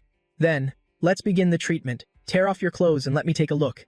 These bold words stunned Leon. Is it really appropriate for a nurse like you to use the word tear? Seeing him acting like a chatty innocent maiden, Rose raised her voice and ordered, Talk less and open it up. Leon had no choice but to pull his shirt open, revealing the glowing dragon mark, and complained, You're like a starving tiger. No, wait, you're even worse than them. He looked at the dragon mark on his chest and clicked his tongue softly. The dragon mark is glowing. Rose placed her hand on the dragon mark and chuckled, asking him, What is this, Mr. Leon? Leon stubbornly retorted, I don't know either, Miss Nurse. Why don't you check your own chest to see if you have the exact same mark? Rose immediately acted like she was being harassed and condemned him. Please don't say such offensive things, Mr. Leon, or I'll report you for sexual harassment. Seeing her put on such an act, Leon was so angry he could vomit blood. Who's the one wearing a super short skirt, sitting on top of me, and telling me to tear my own clothes off, huh? You perverted nurse? Rose wasn't pushed off by him, but instead sat even more firmly on him. She placed her hand on the dragon mark and said, Don't move, let me give you a full body checkup. But suddenly, a wave of nausea hit her. Rose immediately turned away, wanting to throw up. She ran into the bathroom, throwing up violently. She looked at her current state, which was incredibly similar to when she was pregnant with the twins, and froze on the spot. I've been feeling nauseous more and more lately. Could it be? Seeing her come out, Leon, who still didn't know she might be pregnant, teased her. What's wrong, Miss Nurse? Can a doctor cure her own illness? Hearing that, Rose's face immediately darkened as she glared at him. As if realizing something unbelievable, Leon asked Rose, You? Don't tell me you're pregnant? When Rose heard his question, she immediately denied it. Impossible. Absolutely impossible. We took precautions every time we did it. I can't be pregnant, Leon, totally calm and not agitated at all, asked. Are your safety measures really 100% effective? Rose confidently vouched for the Dragon Clan's method. It's a type of purification magic. As long as it's used within 24 hours after the deed, it guarantees a dragon won't get pregnant. It's a magic with a 99.9% success rate. Hearing that, Leon felt it still wasn't completely foolproof. So there's still a 0.1% chance, isn't there? Rose, now playing the role of a teacher explaining their method, said, The Dragon Clan's contraceptive magic guarantees 100% dissipation. The 99.9% is just a modest number. In the tens of millions of years of dragon reproduction, there has never been a single exception. So you could say there's zero chance of any surprises. In short, as long as the purification magic is cast, accidents are impossible. Seeing Rose's constant reassurance, Leon didn't want to argue about it anymore and suggested a test. If you're so certain, why don't we do a little test first? Otherwise, these strange reactions will keep tormenting you. Even you're feeling a bit unsure, right? No matter what the result is, we will face it together. Hearing that, Rose gently touched her stomach, considering Leon's suggestion. After mulling it over, Rose agreed to Leon's suggestion. All right, wait for me a moment. 10 minutes later, looking at the stark red double lines on the test, Rose's hand holding the stick trembled uncontrollably. The two of them slumped in their chairs, groaning. It's positive. It's really positive. Rose roared in frustration. Why is it like this? Seeing her anger, Leon quickly tried to calm her down. Don't panic. Is it possible you forgot to cast the purification magic one of those times? That time at the hot spring? Rose glared at him and firmly replied, I did it. Leon continued listing other times. What about the night of the dragon's great strength? Her answer remained the same. I did it then, too. Hearing this, Leon asked further, what about the night behind the mountain? Thinking about that day made Rose angry again. She gritted her teeth and answered, I did it as soon as I woke up the next day. Suddenly, Leon remembered a specific moment. I remember now the night of the blood curse. You were unconscious for 3 whole days. Hearing that, Rose immediately grabbed him by the collar and shook him violently. So, you're the main culprit, feeling incredibly wronged. Leon constantly justified himself. That was because you attacked me first. Seeing him dare to blame her, Rose shook him even harder. If you hadn't used that on me first in the prison, why would I have used it on you? Leon, dizzy from being shaken, tried to defend himself. If I hadn't used it, I would have died right at the start in that prison, you know. Realizing she was pregnant again, Rose cried in regret. How could this happen? I actually made the same mistake twice. Seeing her cry, Leon softened his voice to comfort her. Since it's already happened, regretting it won't do any good. We should focus on taking care of your health for the baby. I know that during your first pregnancy, enduring the physical changes and emotional shifts all by yourself must have been hard. It's completely understandable that you feel anxious and lost. But it won't be like that this time. This time, I will definitely take good care of you. I didn't have any experience before, but starting today, I will absolutely learn how to care for the baby. Seeing his earnest promise, the grievances in Rose's heart faded, and she shyly agreed. All right, then I'll tell you what to watch out for during pregnancy. A dragon's pregnancy is often accompanied by loss of appetite and nausea, as well as an unusually short temper. If I get annoyed or angry with you, you have to bear with it, got it? After hearing her list the issues during pregnancy, Leon looked completely calm. You're like that normally anyway. When have I ever not put up with you? Seeing him talk back again, Rose flew into a rage and yelled at him. Don't you dare oppose me at every turn during pregnancy. The pregnant mother is the most important under the absolute authority of the expectant mother. Leon could only obediently comply. Yes, my queen. Seeing him so obedient, Rose's mood softened immediately. All right, consider yourself enlightened. Seeing her calm down, Leon let out a sigh of relief. What followed was a period where Leon became Rose's absolute slave. Whenever she made a demand, he had to serve her at top speed. I'm thirsty. I'm hungry. Right away, coming my legs. Watching Leon spin around her like a top, a certain part of Rose felt deeply satisfied. Thanks to the baby in my belly, I can finally boss this scoundrel around so easily. I wonder who the baby will look like when it's born. Leon immediately took the credit shamelessly. It's definitely going to look more like me. Rose instantly showed her disdain. Gross, you dragon slayer. Where are you getting that confidence from? Speaking of this, Leon grew even more confident as he showed off his super cute twins, Noah and me, on Give Me That Confidence. Their hair color is like mine, both black, right? Rose still felt the two children would grow up to be more like her, but they have tails, so of course they are more like me. Leon stubbornly refused to give up, finding more traits to prove his point. Noah's element is the same as mine, both lightning. Rose still didn't care, fixating solely on the fact that the two kids were dragons. You're right, but they have tails. Realizing that no matter what traits he brought up, he couldn't win the argument, Leon gritted his teeth in frustration. The tail is what distinguishes humans from dragons. No matter what evidence I present, I can't overturn this whole tail issue. Seeing him silently staring at her, Rose asked warily, What are you doing? Do you have anything else to counter with? Leon didn't answer her, instead lowering his head to speak to the baby in her belly. Little one, when you're born, you must not have a tail, you hear me? Seeing that he wanted to instill such nonsense into her unborn child again, Rose lunged forward, ready to fight him to the death. What kind of rubbish are you saying to the baby in my belly? Leon held on to Rose's chubby cheeks and continued to instruct the baby. Look at this, darling. Your mommy is hitting your daddy. Don't learn from her. After Rose returned to her own room to rest, Leon gathered all the books related to pregnancy. He read them one by one, to better understand pregnancy and newborn care. When Rose Weiser was pregnant the first time, I was still in a coma. The whole process followed dragon prenatal care, so it's normal that the kids turned out more like dragons. What should I do to make the baby look more human this second time around? If I let the baby soak in some of the finest human culture right now, maybe it'll end up being more human-like after it's born. In short, this was a father's way of seeking empathy within the family. More broadly, this was the key to proving that human genes were far more dominant and superior to dragon genes.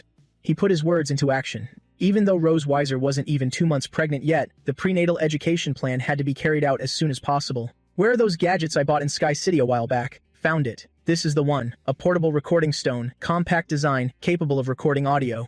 Because of this, when bedtime arrived, Leon's hurried footsteps echoed through the halls. His shadow reflected on the ground. The shadow gradually fell over a soundly sleeping Rose. Looking at her sleeping so deeply, Leon broke into a sly smile. He lowered his head and whispered in her ear, Hey, Rose Weiser, wake up. It's an emergency. Excellent. The sleep quality of a pregnant woman is truly exceptional. This way, there's no need to worry about waking her up. Pulling her blanket down, he pulled out the recording stone. As soon as the recording stone was placed on Rose's belly, a storytelling voice emanated from it. Legend has it that a very, very long time ago, in a place far away from the Western continent, a brave and intelligent race was born. They called themselves humanity. Afraid the baby wasn't absorbing it enough, Leon didn't forget to sit by her side and brainwash it.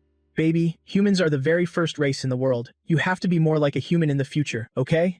A few hours later. Humanity is a magnificent race. They are a heroic race. They are resilient and unyielding, always fighting for a brighter tomorrow. Noticing that Rose was about to wake up, Leon quickly picked up the recording stone and prepared to leave. The recording quality of this stone isn't bad at all. I can record more books for the baby to listen to later. Next, Daddy is going to read you a poem called Great Humanity. No need for words. Humanity, are you truly this magnificent? The sun rises in the east, its light awakening those brave and resilient people. Every evil dragon king will be defeated by humanity. Great humanity, no need for words. During breakfast, Rose muttered with an incredibly uncomfortable expression. Last night, Hearing this, Leon looked guilty and asked, Last night? How were you last night? He thought to himself. This morning, I took the chance to sneak back to my room through the balcony before Rose Weiser woke up. She probably didn't catch me, right? Rose covered her mouth, looking as if she had endured the greatest disgust, and recounted, I had a nightmare. I dreamt that I turned into a human, and even praised the greatness of humanity. It was horrifying. May the dragon god protect me. Watching her praying posture, Leon chuckled inwardly. I don't know if the prenatal education is working on the baby, but it seems quite effective on her so far. If that's the case, then I need to keep going and convert them as soon as possible. After praying to the dragon god, Rose asked about his schedule for the day. What are you planning to teach me on today? Leon had wised up and was no longer just teaching her lightning magic, the basics of fire magic. Rose looked pleased upon hearing that. Teach her how to shapeshift to control the fire element. As for dragon flames, they'll teach her that in a few days. Seeing her bring this up again, Leon immediately stood up, showing that he remembered. Got it. I'll go find her now. Take your time eating. Thinking about last night, Rose completely lost her appetite. She requested, I don't want to eat anymore. Please clear this away for me. The maid immediately followed the order. Right away, Your Majesty. The fatigue in her body made her feel incredibly uncomfortable. But thinking of the child in her belly, Rose's heart softened. My precious baby, Mommy is enduring a lot of hardship for you. So we have to shift some of this burden onto Daddy. I'm sure Daddy won't mind. When night fell, Leon began his prenatal education plan once again. It's time to carry out the plan. Similarly, at this moment, Rose also had a plan to extract information from Leon. He'll just ask him his true thoughts directly. Going back a bit earlier, the moon hung high in the sky, and the surroundings gradually grew quiet. At this moment, Leon was intensely focused on gathering his magic power to a single point in front of his chest. After continuously manipulating his magic power to gather in one spot, he finally opened his eyes. Feeling the changes in his body, Leon smiled triumphantly. Excellent. Mana is gradually accumulating in the dragon mark. At this rate, he'll be able to use a little lightning magic soon. It's already 2 a.m. It's time to execute the pregnancy plan. 10 minutes earlier. Rose was having trouble sleeping again today. She tossed and turned in bed, her mind racing with too many thoughts to fall asleep. During dinner today, that guy kept avoiding the topic of this pregnancy. I wonder what he's scheming now. 2:25 a.m. Perfect timing. He'll just go straight to his room and ask him directly. But at that very moment, Leon was making his way to Rose's room. He gently turned the doorknob. Seeing the bed empty, he froze. Where is she? By now, Rose had also reached his room. Looking at the empty bed, she muttered, It's so late. Why isn't he sleeping? Where did he go? The window is open. Could it be? Rose sprinted down the hallway. Leon, who was searching for her in her room, stopped dead in his tracks when he heard the rhythmic footsteps. Panic set in. Damn it, why is the dragoness back so soon? I absolutely cannot let her catch me sneaking into her room in the middle of the night, or my dignified reputation will be ruined forever. No time to run back to the balcony. He'll just hide in here for now. The moment he slipped into the wardrobe, the bedroom door swung open. Rose glanced around the room, searching for him. She closed the balcony door and thought about where he could be hiding. Looks like he didn't have time to climb out the balcony back to his room. He's not in the bathroom or under the bed, which means this is the only place left to hide. Sweating bullets inside the wardrobe, Leon prayed silently. Please don't come over here. Did I really get caught this quickly? Rose gently grasped the handle and slowly pulled the wardrobe open. Hiding among the clothes, a terrified Leon clamped his hands over his mouth. Catching his scent, Rose gave a faint smirk. She pretended to be looking for something and left the wardrobe half open. Ah, so my sleep mask was in here all along. How could I ever sleep without you? Seeing that Rose was just looking for her sleep mask, Leon let out a quiet sigh of relief. Thank goodness she didn't spot me. Now I just need to wait for her to fall asleep, and he'll be home free. Time ticked away until it was 3 a.m. The rhythmic ticking of the clock echoed in the silent room. Thinking Rose was finally asleep, Leon carefully nudged the wardrobe door open. He slowly slipped one foot out. Then he poked his head out, cautiously glancing in Rose's direction. Just as he was about to make his escape, a wide-awake Rose spoke up. "Hello there, my beloved prisoner. What exactly are you doing in my wardrobe in the middle of the night?" Startled, Leon scrambled right back into the wardrobe. Inside, he cursed himself for falling for her trick again. That dragoness she was acting the whole time. Sitting outside the door, Rose began to exact her revenge for last time. "Does this feel familiar? Oh, I remember now. This is the part where I should play a song for you, right? Good boy, Leon. Open the door. I want to come in." These two really were a match made in heaven. Even their lines were surprisingly identical. "Give it up, dragoness, I'm not opening the door for you." Hearing him say exactly what she had said when she was caught hiding in the bathroom, Rose chuckled to herself. So this is what it feels like to catch a turtle in a jar. Not bad at all. Seeing him stubbornly barricade himself inside, Rose softened her tone. "Open the door, Leon. Do you plan on hiding in there forever? Come on out." Afraid she might pounce on him again, Leon raised his voice to warn her. "Rose Weiser, don't forget you're pregnant right now. Don't try anything crazy." She shrugged lightly, promising to behave. "It's true, I really can't do anything to you. I just want to talk. I won't lay a finger on you. Come on out." Leon hesitated for a moment before making Rose promise. "You better keep your word." He then opened the door and peeked out, eyeing Rose warily. She stepped closer and demanded an explanation. "Spit it out. What were you planning to do, sneaking into my room so late at night?" Leon couldn't exactly say. He wanted to do prenatal education for the baby, so he avoided her gaze and lied. I was worried about you, so I came to check if you were sleeping well." Rose instantly cringed at his words. "Gross. That makes me want to throw up. Did you really think I'd believe a cheesy line like that? I'll give you one last chance to tell me the truth. Otherwise, don't blame me for what happens next." Having read up on dragon pregnancies, Leon was feeling incredibly confident. "Since we can't do anything physical during the pregnancy anyway, there's absolutely nothing you can do to me." Rose looked at his confident expression and wanted to crush it. "Who said we have to consummate the marriage? As long as I can make you hand in your homework, any method works just the same." After saying that, she snapped her fingers. Magic formed into ropes, tying Leon's hands tightly above his head. Rose's tail twitched slightly. Seeing the tail slide into his shirt, Leon was so terrified he screamed out loud. "Wait, Rose Weiser, stop! Don't use your tail!"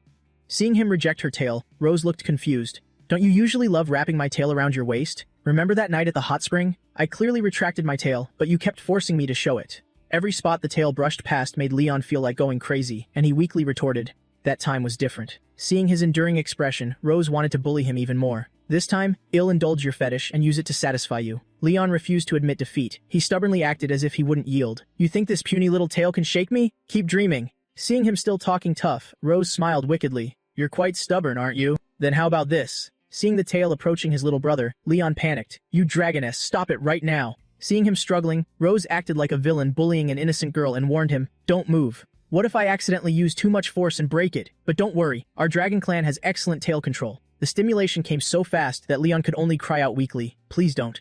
You have to hold it in, Leon. Think of the magic power painstakingly accumulated in the dragon mark. You can't just hand it over."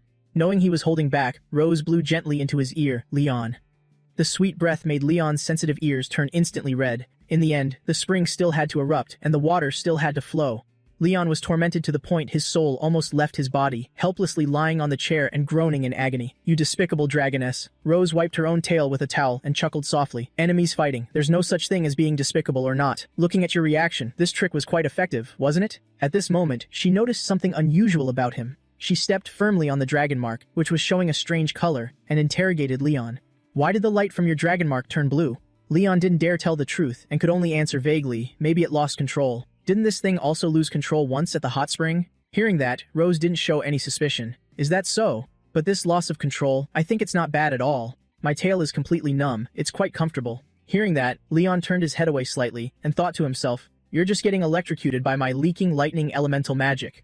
After handing in the homework, the accumulated power in the dragon mark decreased a bit, but luckily not entirely. "Anyway, I just need to find an excuse now so Rose Weiser will let it go. It's almost 4 o'clock now. Pregnant women shouldn't stay up late. You should go to bed early." However, Rose still refused to give up on wanting to know why he was in her room. "We don't have to continue, but you have to tell me, what exactly did you come to my room for?" Seeing her being so persistent, Leon put on an innocent puppy dog look. "I truly care about you. Even though we usually can't stand each other, I still know how to separate personal feelings from what's right. Right now, you are the most important person in our family, so the grudges between us can be temporarily set aside. Coming into your room tonight was my mistake. Beat me or punish me, I'll listen to whatever you say." Seeing his words seemed genuine, Rose put on a magnanimous act. "Alright then, I'll have plenty of chances to punish you later. From now on, past 7 in the evening, you are not allowed to appear in my bedroom. Otherwise. You know what I will do, right, my dear prisoner?" Leon looked at the fierce gleam in her eyes and could only shrink back, answering, "I know. The two of you, sleep together."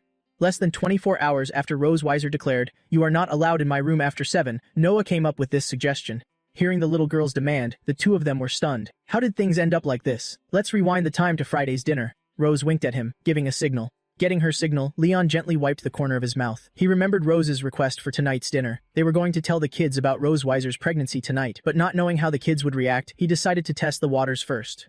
Mion, usually, when your sister isn't home and mom and dad are busy, do you feel bored playing by yourself? The little girl replied sensibly, No, I just obediently wait for mom and dad to finish, and then I go find you. At this moment, Leon brought up another question. Then Mion, do you hope our family gets another family member? Mion completely missed the point of Leon's words and immediately cheered in excitement. That's great, I've been wanting to keep a slime for a long time. Are mom and dad going to get me one? What's wrong, sis? Noah tried to hold back her choking and replied, I'm fine. Looking at the little girl's innocent face, Rose had to step in and explain. Mion, a family member doesn't mean a slime or a pet. Mom is pregnant right now. You guys are going to have a new family member. Hearing this, Mion's eyes instantly lit up like stars with anticipation. A new family member. That's amazing. I'm getting a new family member. Rose looked at the little girl rushing over and chuckled softly, explaining, The baby is still very small right now. You can see them yet. Leon looked at the two of them looking so forward to the unborn sibling and felt his heart lighten. Good thing the kid's reaction isn't bad. I was worrying for nothing all this time. Mion excitedly made a request. Mom, I want another older sister. Is that okay? Hearing that, Noah gently touched the little girl's shoulder and explained, Mion, Mom can't give birth to an older sister now. She can only have a younger brother or a younger sister. Mion sounded a bit disappointed. If an older sister isn't possible, then I want a little sister, Mom. You have to work hard to give me a little sister, okay? Rose listened to the little girl's bossy demand and could only smile bitterly and agree. Mom will try her best. At this point, Noah spoke up and asked like an adult. Besides us knowing about this, do Anna and the other maids know?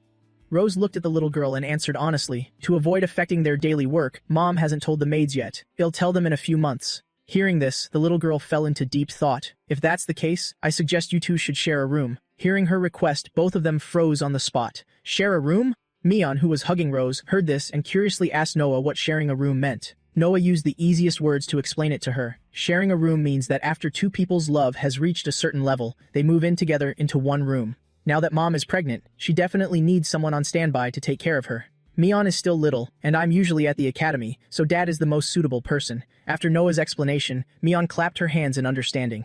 So that's how it is. Hearing Noah's suggestion, the two looked at each other unwillingly. You want me to share a room with him/her? Absolutely not. Rose forced a smile, wanting to reject the girl's request. Noah, I'm actually less than 2 months pregnant right now, so it doesn't affect me at all. Leon chimed in from the side. That's right. If Dad comes over and bothers her too often, it might affect Mom's rest. But Noah, remembering Rose's almost depressive state after giving birth, was extremely firm in her stance. Pregnancy is a serious matter. There can be no mistakes. If it's too inconvenient for Mom to decide, let's vote as a family. Raise your hand if you agree that Mom and Dad should share a room. Mion raised her hand, showing her agreement with Noah. Then Mion agrees too. Leon looked at her following Noah's lead and could only smile bitterly. You really listen to your sister. Do you just agree with whatever she says? But Rose Weiser will definitely oppose this, so I just need to vote against it. However, Rose hesitantly raised her hand and answered, Mom. Abstains. Leon couldn't believe Rose wasn't as firm as he thought. Mother Dragon, why did you give up? What exactly do you want? Currently, there are 2 votes for and 1 abstention, so no matter what I choose, it won't change the outcome. Let's share a room. Seeing the result go Noah's way, Mion was overjoyed. Yay, Mom and Dad have to be together. Noah smiled and said inwardly, That's great. This way, Mom won't feel sad or hurt all alone anymore. There's no time to lose. Dad should move in tonight. Mion, let's go. Move Dad's stuff right now. Mion immediately agreed with her suggestion. Okay. Leon smiled bitterly as he watched the two of them run off to help him pack. These two sisters are a little too enthusiastic. But this is good too. Sharing a room with the mother dragon can close the distance and advance the second pregnancy plan. I won't have to sneak into her room nervously and get caught anymore. Seeing him staring at her, Rose frowned in annoyance. What are you looking at? I just didn't want to disappoint our daughters, that's all. What about you? Startled by the question, Leon asked, What about me? Rose looked at his face and remarked, You look very happy. What's wrong? Do you like sharing a room with me that much? Having his inner thoughts exposed, Leon shyly retorted, Who likes it? You overly confident narcissist. I'm only doing this for our daughters too. Hearing this, Rose scoffed coldly. Pfft, who's overly confident? Watch your mouth. In the room, seeing that the 3 of them had already brought all his things over, Rose sighed softly. You packed up that fast? There weren't many things, right? Leon explained. It's just some daily necessities and clothes. There's nothing else to take. Mion was incredibly happy. She cheerfully hummed a tune while carrying the stuff. Moving house. Ta-da, Dad, we'll help you organize your clothes. Seeing her already rummaging through his things, Leon tried to stop her, but it was too late. Wait. From his bag, Mion pulled out a bunny outfit and looked confused. Dad, is this a new style of pajamas? Noah then pulled out a nurse's dress. I've never seen this dress before. Leon hurriedly walked over, snatched the dress from Mion's hand, and said, It's nothing. These are old clothes your mom threw away. You don't need to take them out. The two kids gradually shifted their attention to Rose's closet. Mion looked at two identical bunny pajamas and said to Noah, "Sister, look, these are couple's pajamas." She looked at the tags on the clothes and asked, "Did you buy these during your date in Sky City? The tags haven't even been torn off." "Did you buy them but never wear them?" Rose could only awkwardly explain, "It's because Mom and Dad couldn't bear to wear them." Hearing this, Mion looked at the two of them expectantly. "Then after Mom and Dad share a room, won't you be able to wear couple's pajamas every day?" Leon could only awkwardly agree with her. "That's right." Noah, however, looked at the two of them with deep suspicion. "Mom, Dad, you're really going to share a room, right?" To prove they were staying together, both tried to force the most genuine smiles and promised, "Don't worry, Mom and Dad won't leave each other." Why is this kid so sharp sometimes? Hearing that, Noah no longer looked suspicious and let them off the hook. "That's good then. Mion and I won't bother you anymore. Good night." Mion, hearing they had to sleep, looked disappointed. "Are we not playing anymore, sister?" Noah pulled her along and replied, "Next time." Mion waved goodbye to them, not forgetting to wish them sweetly. "Okay, good night, Mom and Dad." Seeing the two kids head off to sleep, Leon breathed a sigh of relief. The kids almost discovered some things unsuitable for children. But what did she mean earlier? Rose shrugged slightly, showing she didn't understand either. "I don't know. I've never been able to guess Noah's thoughts. Anyway, from now on, this is your bed." Seeing himself relegated to the sofa, Leon was dissatisfied. "Our daughters told me to take care of you. If we're not sleeping together, how can I take care of you?" Rose frowned in annoyance. "Do you think I need your care?" Leon lay down on the sofa and teased her about her fear of spiders. "Well, you never know. What if you wake up in the middle of the night, open your eyes, and see a spider crawling back and forth next to your pillow, getting ready to crawl onto your bed?" Hearing him mention spiders, Rose got furious. "Shut up. There's no way my silver dragon sanctuary has spiders." She said that, but when she lay down to sleep, Rose was too scared to fall asleep. She kept tossing and turning under the covers. Leon's mocking tone unconsciously echoed in her head. "There's a spider crawling back and forth on your bed. A spider crawling on your bed." Meanwhile, Leon, after teasing her so much she couldn't sleep, fell into a very peaceful slumber himself. Rose wrapped herself in a blanket, walked over, and gloomily woke him up.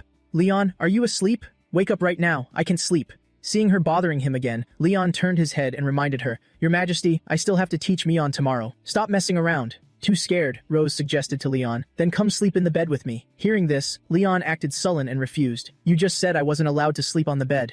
"Silver Dragon Queen, you shouldn't go back on your word." Seeing him being so stubborn, Rose also got annoyed. She sat heavily on him, making him almost cough up blood and die. Leon panicked when he saw her creeping over to lie down next to him and cried out, "What are you doing?" Seeing his refusal to get into bed with her, Rose decided to take the initiative. "If the enemy won't come, I will. If you won't get in bed, then I'll sleep right here." Seeing her lying next to him, Leon couldn't help but ask, "Don't you find it a bit too cramped?" Rose didn't want this either, so she sulked and blamed him. "Who asked you to bring up spiders? Now I can't sleep, so just deal with it." Leon wanted to say something else but couldn't find the words. Well, he brought this upon himself, so he just had to endure it. "Are you scared now? If not, then go to sleep." At that moment, footsteps echoed from outside. They both immediately recognized the sound. These footsteps, they belonged to Noah and Mion. Leon whispered into Rose's ear, "What are the kids doing here so late?" Rose suddenly remembered something and reminded Leon. "The pajamas. Outside," Mion asked somewhat fearfully. "Noah, what if Mom and Dad catch us?" Noticing she was speaking too loudly, Noah shushed her. "Keep your voice down.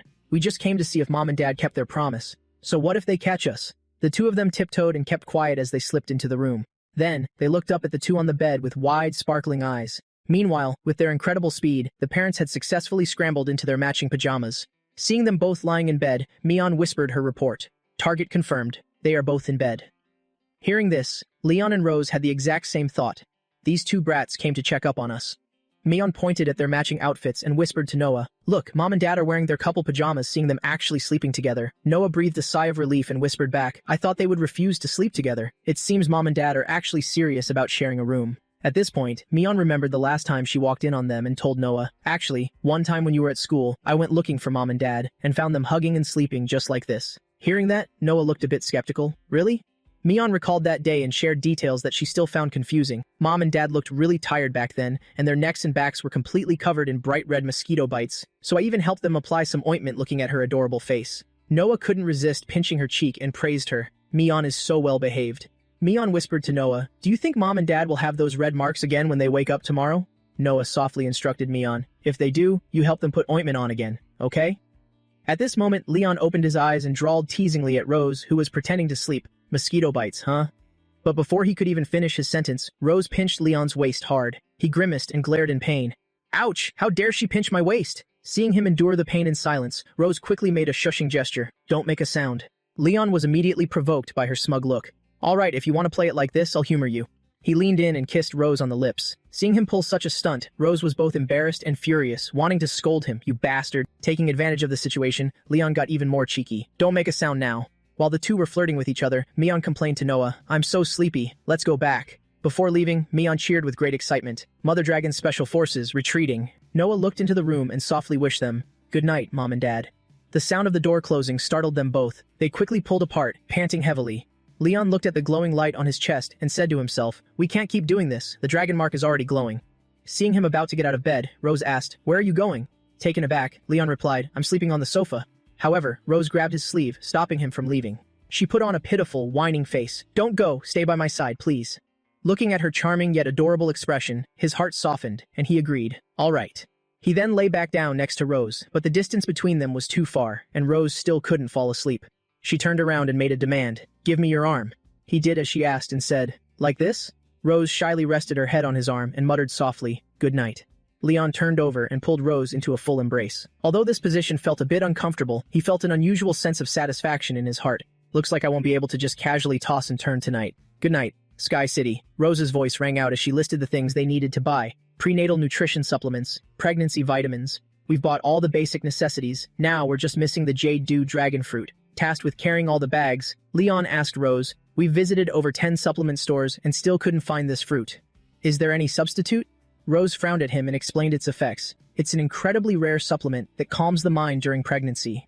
I'm worried that as time goes on, I'll completely lose control of my emotions and temper, so you better pray that we can find one here in Sky City. Otherwise, you will become my Jade Dew dragon fruit. Leon was scared out of his wits hearing that. He suddenly became oddly energetic. Just, you wait, even if I have to turn Sky City upside down today, I will definitely find it. While the two were strolling down the street, a vendor's shout caught his attention. Grand opening promotion, everyone who participates gets a prize, and the ultimate winner will receive the ultra-rare Jade Dew dragon fruit. Hurry up and register! Leon immediately ran over and raised his hand to join. I want to sign up. The host looked at the massive crowd of eager players and chuckled. It seems our event is very popular. So many people have come to register. Since there are so many registrants, we will divide you into 2 competitive groups. The last remaining winner of each group will advance to the finals. The female dragons below cheered wildly for their husbands.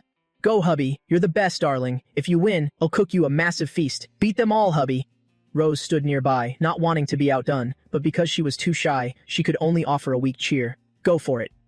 With his excellent hearing, Leon caught it. He gave her a confident thumbs up. The host gestured toward the chairs on the stage and explained the rules. This game is musical chairs. When the music stops, grab a chair and sit down. Anyone who fails to get a seat is eliminated. The number of chairs will decrease each round until only one winner remains. After hearing the rules, Leon glanced around to assess the other players. These rules aren't hard, and my opponents are just ordinary dragons. Nobody stands out as too strong.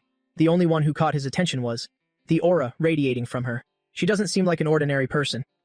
Time flew by, and the first round finished in a flash. The host's voice rang out. The first round for both groups has concluded. Congratulations to our 2 finalists, the father of twins and the mysterious lady. They have both won their respective group stages and will now face off in the grand finale. We are currently rearranging the stage, so please don't go anywhere. The final showdown begins right now. Leon looked at Isa, who was in a completely different disguise, and thought to himself, just as I predicted, this female dragon made it to the finals too.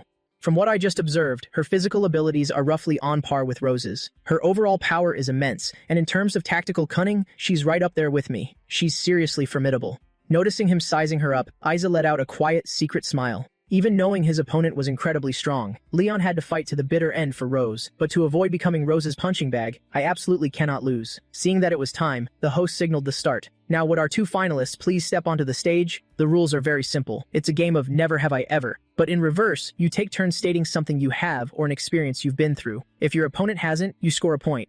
Hearing the rules, Leon stared intently at Isa in front of him. The game rules really are simple. Let's see what kind of move she makes first. Ladies first. Isa accepted without hesitation. Thank you. I won't hold back then. I have a younger sister. Leon immediately replied, I don't, but I have a wife.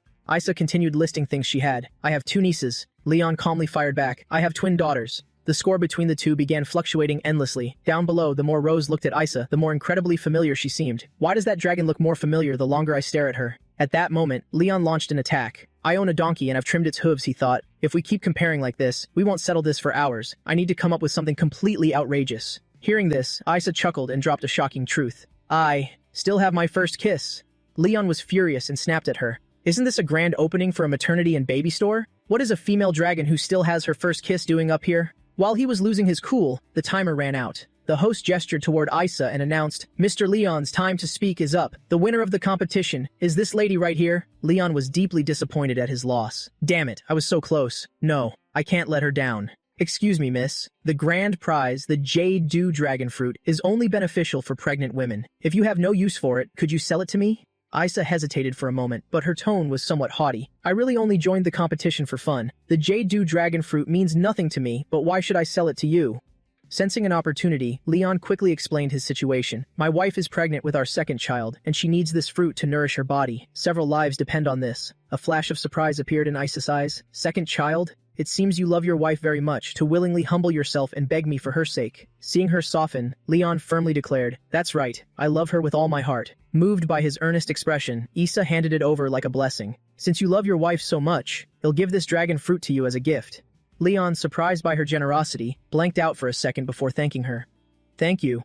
Isa walked up to Rose and took off her hat. "Did you hear that? He said he loves you very much. Congratulations on your second pregnancy." Little Rose, realizing it was Isa, she cheered joyfully. "Sis." The three of them went to a shop in the city. A teacup was gently placed in front of Isa. The three of them just sat in silence, looking at each other without a word. Isa looked displeased that she was only finding out about this now. "How many months?" Rose guiltily replied. 2 months. Hearing this, hidden anger laced Isa's voice. "Why didn't you tell me?" Leon immediately stepped in to explain. "Sister, we only found out a few days ago ourselves. We came to Sky City today just to buy some supplements and get a checkup. We were planning to write you a letter as soon as we got back. Isn't that right?" Rose quickly played along. "Right?" We were still debating whether to write a letter or visit you in person. Seeing them so anxious, Isa took a sip of her tea and said in a low voice, "All right, I thought you two were purposely keeping it from me." These words pierced right through their guilty consciences. "Weren't we just afraid you'd get overly excited and blab it to everyone?" To change the subject, Rose asked about her reason for being there. "Uni, why did you come to Sky City in disguise today?" Isa's expression immediately darkened as she explained. "A few days ago, the chief of the Wind Dragon clan sent a letter inviting me to Sky City to discuss an important matter. Regarding the latest movements of the Red Flame Dragon King, Constantine, mentioning him instantly grabbed Rose's attention. "Constantine, is there any new information?" Isa lowered her eyes and recounted his recent activities. After Constantine annexed all 4 minor clans, his ambitions swelled. Lately, he's been constantly provoking and probing the borders of the Wind Dragon clan's territory. Their clan might be his next target. Hearing this, Rose felt he was either being too greedy or targeting the Wind Dragons was a mistake. The Wind Dragon clan has a deep-rooted foundation. They're nothing like those minor clans. If Constantine wants to take them down, his ambition is way too big. Isa also had her doubts. She then elaborated on why she came here. The Wind Dragon King doesn't dare act recklessly. It just so happens that his territory and my Red Dragon Sanctuary are positioned to mutually defend each other, so he asked for my help to jointly deal with Constantine. Rose grew anxious hearing she intended to get involved. If Constantine truly wants to wage war against the Wind Dragon clan, the scale will definitely be much larger than the 4 minor clans combined. If you interfere, I'm afraid it will be hard to avoid dragging yourself into danger. Isa looked at her reflection in the teacup and said firmly, "I can't just stand by and watch them suffer. If the Wind Dragon clan falls, my Red Dragon clan will probably be the next target." Seeing her so resolute, Rose offered her support. "Uni, how about I deploy some Silver Dragon troops to your side?" Hearing this, Isa declined her kind offer. "No need. I'll ally with the Wind Dragon clan to pressure him. He's no fool. He probably won't dare attack the Wind Dragons head-on when they have the Red Dragon clan's backing." Leon watched the two of them converse and made a mental note. War is on the horizon again. Whether human or dragon, driven by endless greed, finite resources become even more precious, inevitably leading to war. In the past, when I was a dragon slayer, I rarely thought about the meaning of war. Master once said that this world is like a massive, intricate machine, and we are just tiny screws within it. How this machine operates, how it is powered, and how its gears mesh together are none of our concern. Our duty is to play our part perfectly as a screw of the Empire, obeying orders and exterminating every dragon in our path. Until I was stabbed in the back by a traitor, that was what I always believed. Thinking about the past reignited the fading hatred within him. I just wanted to do my duty. Why would traitors still want to harm me? Was it because a high-efficiency screw like me became an eyesore to someone, so they had to eliminate me? Once I find out which despicable coward set me up, I'm definitely going to beat him to a pulp. Rose looked at his troubled expression and asked worriedly, "What's wrong?" Leon regained his composure and replied as if nothing had happened, "I'm fine." After their talk, Isa still couldn't stop worrying about her, but having official duties, she had to leave first. "Make sure to take care of your health. If the situation eases up, you'll find another chance to visit you." Seeing her in a rush, Rose reassured her, "I'm fine, Uni. Just focus on your territory." Before leaving, Isa placed all her trust in him to look after her sister. "I'm leaving my little Rose in your care. Remember to keep the promise you made to me back then." Leon smiled and assured her, yes, you can leave it to me. Hearing them whisper to each other, Rose asked curiously, what promise? Leon, not wanting her to know, dodged the question. It's nothing. Unlike him, Asa immediately spilled the beans. It was your husband. He said he didn't take good care of you during your first pregnancy, so for the second one, he promised to protect you and the baby to the very end. I thought he was just sweet-talking back then. Who knew that in less than half a year, you two would already be making the next one? Seems he's really eager to prove himself, my little Rose. Seeing her reveal his inner thoughts, Leon blushed out of embarrassment. Uni, why would you blab all of that? Isa winked, reminding her to hold on to him tightly. In short, Leon is a man of his word. Rose, you absolutely cannot let him slip away. Rose replied with feigned indifference. I know, Uni. Besides, you don't want to leave me anyway, right, hubby dear? Suddenly being called so intimately made Leon skip a beat. Right.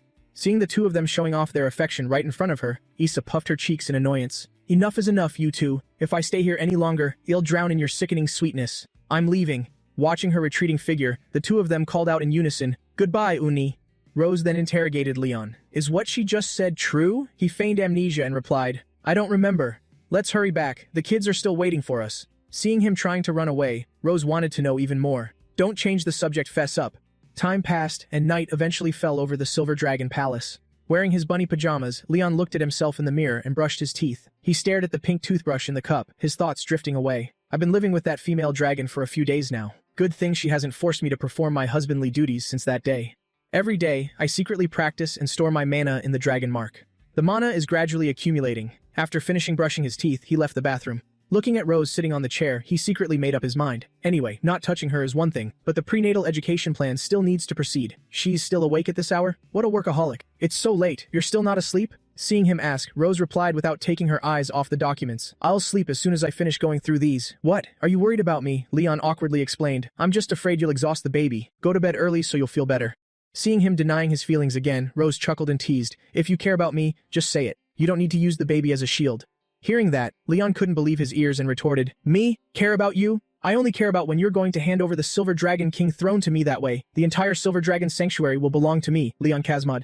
Rose's face darkened as she asked, And then what? Pinned down by her hawk-like gaze, Leon felt incredibly guilty and replied, And then I'll do all your work for you. I'll leave a workaholic like you with nothing to do but peacefully enjoy your retirement. Hearing this, Rose chuckled softly and played along. All right then, it'll be a few hundred years before I retire. You can take over my duties when that time comes. Leon couldn't believe it. A few hundred years later? Am I supposed to crawl out of my grave just to help you with your work? Rose let her hair down and said with wicked malice, When that time comes, you'll find a mage to resurrect your corpse and turn you into a working puppet. Isn't that thoughtful? Hearing her heartless plan, Leon nearly coughed up blood from anger. You are way too thoughtful, wifey. Rose tapped the bedside lamp to turn it off. Let's sleep. Good night. Leon turned toward Rose, secretly praying she would fall asleep quickly. Go to sleep. That way, I can finally proceed with my prenatal education plan.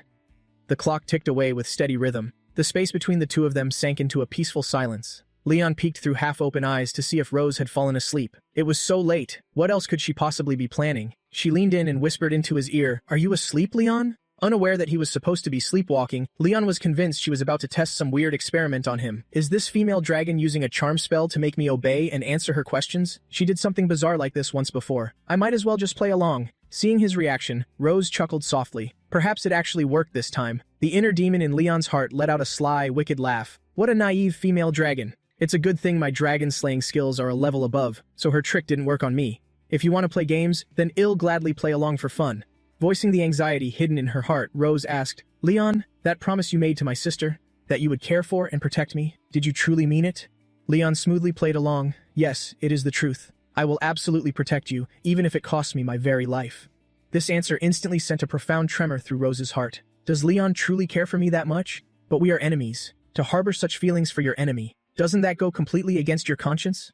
At this point, Leon wasn't sure if he was still just playing along or using the act as an excuse to pour out his true feelings. In my heart, you ceased being my enemy a long time ago. You are my wife, the woman I love most, and the one person worthy of my lifelong protection. This profoundly sincere and deeply emotional confession left Rose, who had merely wanted to test him, completely utterly stunned. Deep down, Leon was riding a wave of absolute euphoria, convinced he had completely fooled Rose. You're sweating bullets now, aren't you? Blushing from embarrassment, about to burst into tears from being so moved. Right, Your Majesty? Do you need this master to teach you how to read your arch-nemesis' mind? Still naively believing he was sleepwalking, Rose cautiously probed, then, your feelings for me. Exactly when did they begin to change? Leon slowly replied, From a very long time ago. Her curiosity thoroughly piqued, Rose pressed on. When exactly is a very long time ago. Was it during our date in Sky City? But Leon immediately denied it. No. Unwilling to give up, Rose kept asking then. Was it during our trip to the hot springs? Leon denied it again. Not that either. Just then, Rose's eyes caught the minute hand on the clock. Then when was it? Wait, what is going on here? The last time I used the truth charm, it wore off exactly at the 31st minute. It is already the 33rd minute. Yet he is still answering my questions? In other words, this bastard is just toying with me right now. Oh, you're asking for it. You want to play mind games with me here? Fine, I will play along with you until the bitter end. Having concocted a brand new trick, a dangerously sly smile crept onto Rose's lips. She shifted her tone and purred. Could it be? From the time I wore that bunny suit? Leon paused for a second before answering. No. Feigning a dramatic sigh of disappointment at his denial, Rose said, What a shame. I really thought it was because of the bunny suit. I was actually planning on putting that bunny suit back on, to give you a little surprise tomorrow morning. Leon instantly swallowed the bait. Is there really such a wonderful treat waiting for me? Rose pretended to turn away and search for the outfit. Now, where did I leave it? I wonder if it even still fits me. Hearing this, Leon's excitement skyrocketed, and he eagerly strained his ears to listen. Is she seriously going to change into the bunny suit right now? Maybe. I should just take one little sneak peek. He eagerly spun around to look behind him, but Rose was absolutely nowhere to be seen. Where on earth did she go? While he was frantically searching for her silhouette, Rose suddenly loomed behind him, her voice dripping with a dark aura. Are you finally willing to wake up now, hubby? Realizing he had been played, Leon broke out in a terrified cold sweat. Oh, I am so dead. Rose slammed her knee down to pin Leon's hand and demanded in a dangerously low voice, Just now, when you were spouting all those sweet words, I was truly, deeply moved. Oh, so very moved. I bet you were just moved to tears by your own brilliant acting, weren't you? Pinned down on the bed, Leon desperately tried to deny it. I wasn't. Hearing his pathetic denial, Rose let out a frigid laugh and interrogated him. Here in my Silver Dragon Sanctuary, is there truly anything you, Prince Leon Kazmod, wouldn't dare to do? Seeing the blazing fury in her eyes, Leon forced a strained smile and desperately tried to explain. This is honestly just a huge misunderstanding. Would you please let me explain? Rose flashed a smile, but her voice was cold enough to freeze hell over. Of course. I'll listen. I will gladly listen to every single word my dear hubby has to say. Leon tried his best to coax her then. Could you be a dear and untie this stocking for your hubby first? Rose instantly shot him down. I don't think so, hubby tonight. This silk stocking is either staying tied around your wrists, or it is going straight into your mouth. Hearing his options, Leon quickly declined the offer. Thank you, but please don't trouble yourself being tied up like this is perfectly fine. The mere thought of being played for a fool made Rose grind her teeth in pure frustration. How dare you trick me? All those pretty words you said to my sister earlier. I bet those were entirely fake too, weren't they? Staring up at her terrifying interrogation posture, Leon had no choice but to confess the truth. What I told your sister was half truth and half lie. The promise itself wasn't fake. It's just that my state of mind back then was a little different. Rose scoffed, utterly dissatisfied with his answer. What kind of nonsense is half truth and half lie? That's nothing but a cheap excuse seeing how fixated she was on the matter. Leon teased her with a half-joking grin. I never expected you to care so deeply about that little promise I made to your sister. Could it be? You actually want to turn our fake act into a reality? Those words struck like a precise arrow, violently piercing right through Rose's deepest, hidden desires. Flustered, she snatched up the teddy bear resting beside her. She brutally shoved it straight down onto Leon's face. He let out a muffled scream, protesting her vicious assault. Murder, Rose. You are literally trying to assassinate me. Flashing a terrifying, utterly unhinged smile, Rose shot back. It is the teddy bear that's smothering you to death. What does that have to do with me? Have a safe trip to the afterlife, hubby. With his face entirely buried beneath the plush toy, Leon could only muffle out her name in despair. Rose. She heard him perfectly but feigned utter ignorance. What was that? I can't quite hear you over there, hubby dear. With the bear aggressively squished against his face, Leon could only let out a series of pathetic, muffled groans. Suddenly, the sensation of something solid hidden inside the plushie pressing against his cheek made him freeze. Wait, there feels like there's something stuffed inside this bear. Sensing something incredibly suspicious, he used all his strength to yank the bear right out of her grasp.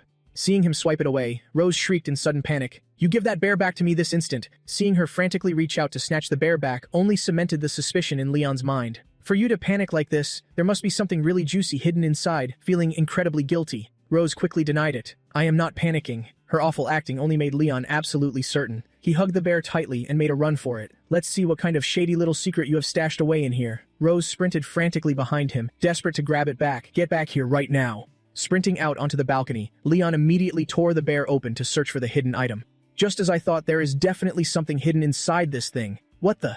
Is this? I can't believe you still kept that photo. Seeing the photo she had hidden brought out, Rose defensively retorted, I just forgot to throw it away. Leon obviously didn't buy her excuse. Leaning away to dodge her, he teased, "Forgot to throw it away, yet hid it inside the teddy bear I gave you." Failing to grab it back, Rose angrily snapped, "Hand it over now." Unable to snatch it with her hands, Rose used her tail, wrapping it tightly around his arm. In a flash, Rose snatched the photo right out of his hand. Then, with all her might, she threw it high into the sky. Seeing her throw it, Leon asked in disbelief, "Did you seriously just throw it away?" Having destroyed the evidence, Rose replied with utmost certainty, "Of course I did. So boring. I'm going to sleep." Leon turned his head back and asked curiously, "But..." It looked like there was something written on the back of that photo. Meanwhile, in the forest where the photo had landed, the back revealed a line written by Rose, "May the radiant silver light shine forever in the eyes of my beloved." The next day, at the training grounds of the Silver Dragon Sanctuary. While practicing her sword swings, Mion suddenly asked, "Dad, are you and Mom fighting?" Hearing this, Leon felt a pang of guilt and asked, "Why would you think that, Mion?" She told him what she had seen that morning. "Earlier today, neither of you said a single word to each other. Normally you guys have so much to talk about." Leon was intrigued. "Do we normally talk that much?" Mion nodded firmly and continued, "Yes, even though you rarely see each other during the day, whenever you meet, you just can't stop talking. It's like you have endless topics to discuss." A bunch of question marks popped up in Leon's head. "Me and Rose Weiser? No way. Mion must be misremembering." While he was busy convincing himself, Mion compared them to characters from a story she had read. "Dad, I feel like you and Mom are just like the hedgehog couple in the Little Dragon's Fable book." Leon guessed, "The hedgehog couple?" Mion recalled the details from the story and connected them to her parents, covered in sharp spines on the outside, but incredibly soft and vulnerable on the inside. "But if neither of you retracts your spines, you can never give each other a true embrace. Either you'll hurt Mom, or Mom will injure you. So only when both of you pull your spines back can you finally hug each other, right?" Moved by his little girl's advice, Leon simply smiled, gently patted her head, and thanked her. "Dad knows what to do now."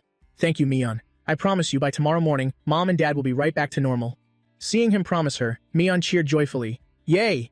As night gradually fell after dinner, Rose walked into the forest. She glanced toward the glowing lights nearby. Then she focused on searching through the bushes for the photo she had thrown away the day before. The photo from yesterday must have landed somewhere around here, nowhere to be seen. Why can't I find it anywhere? Why do I always have to be so damn stubborn about my pride? If I had just been a bit more shameless back then, I could have kept the photo openly. There'd be no need to suffer like this, blindly fumbling in the dark to find it. The photo studio owner said that shot was a candid moment, completely one of a kind. If it's lost, it can never be recovered. Just then, Leon appeared with the photo in his hand and asked, "Are you looking for this?" Hearing his voice, Rose turned around with a joyful expression. "You?" Leon leaned against a tree trunk, looking at her. "I just happened to find it by chance while taking Mion to practice today. Listen closely, I just found it. I'm not like you, sneaking out here on purpose to look for it." Ignoring his words, Rose happily hugged the photo to her chest. Even after recovering the photo, Rose remained stubborn. "I wasn't looking for it on purpose either, you know. I just came out for a walk." Leon gently helped her up and humored her. "Right? I know. Make sure you keep it safe this time. Don't throw it away again." Rose pouted and scoffed. "I don't need you to tell me that."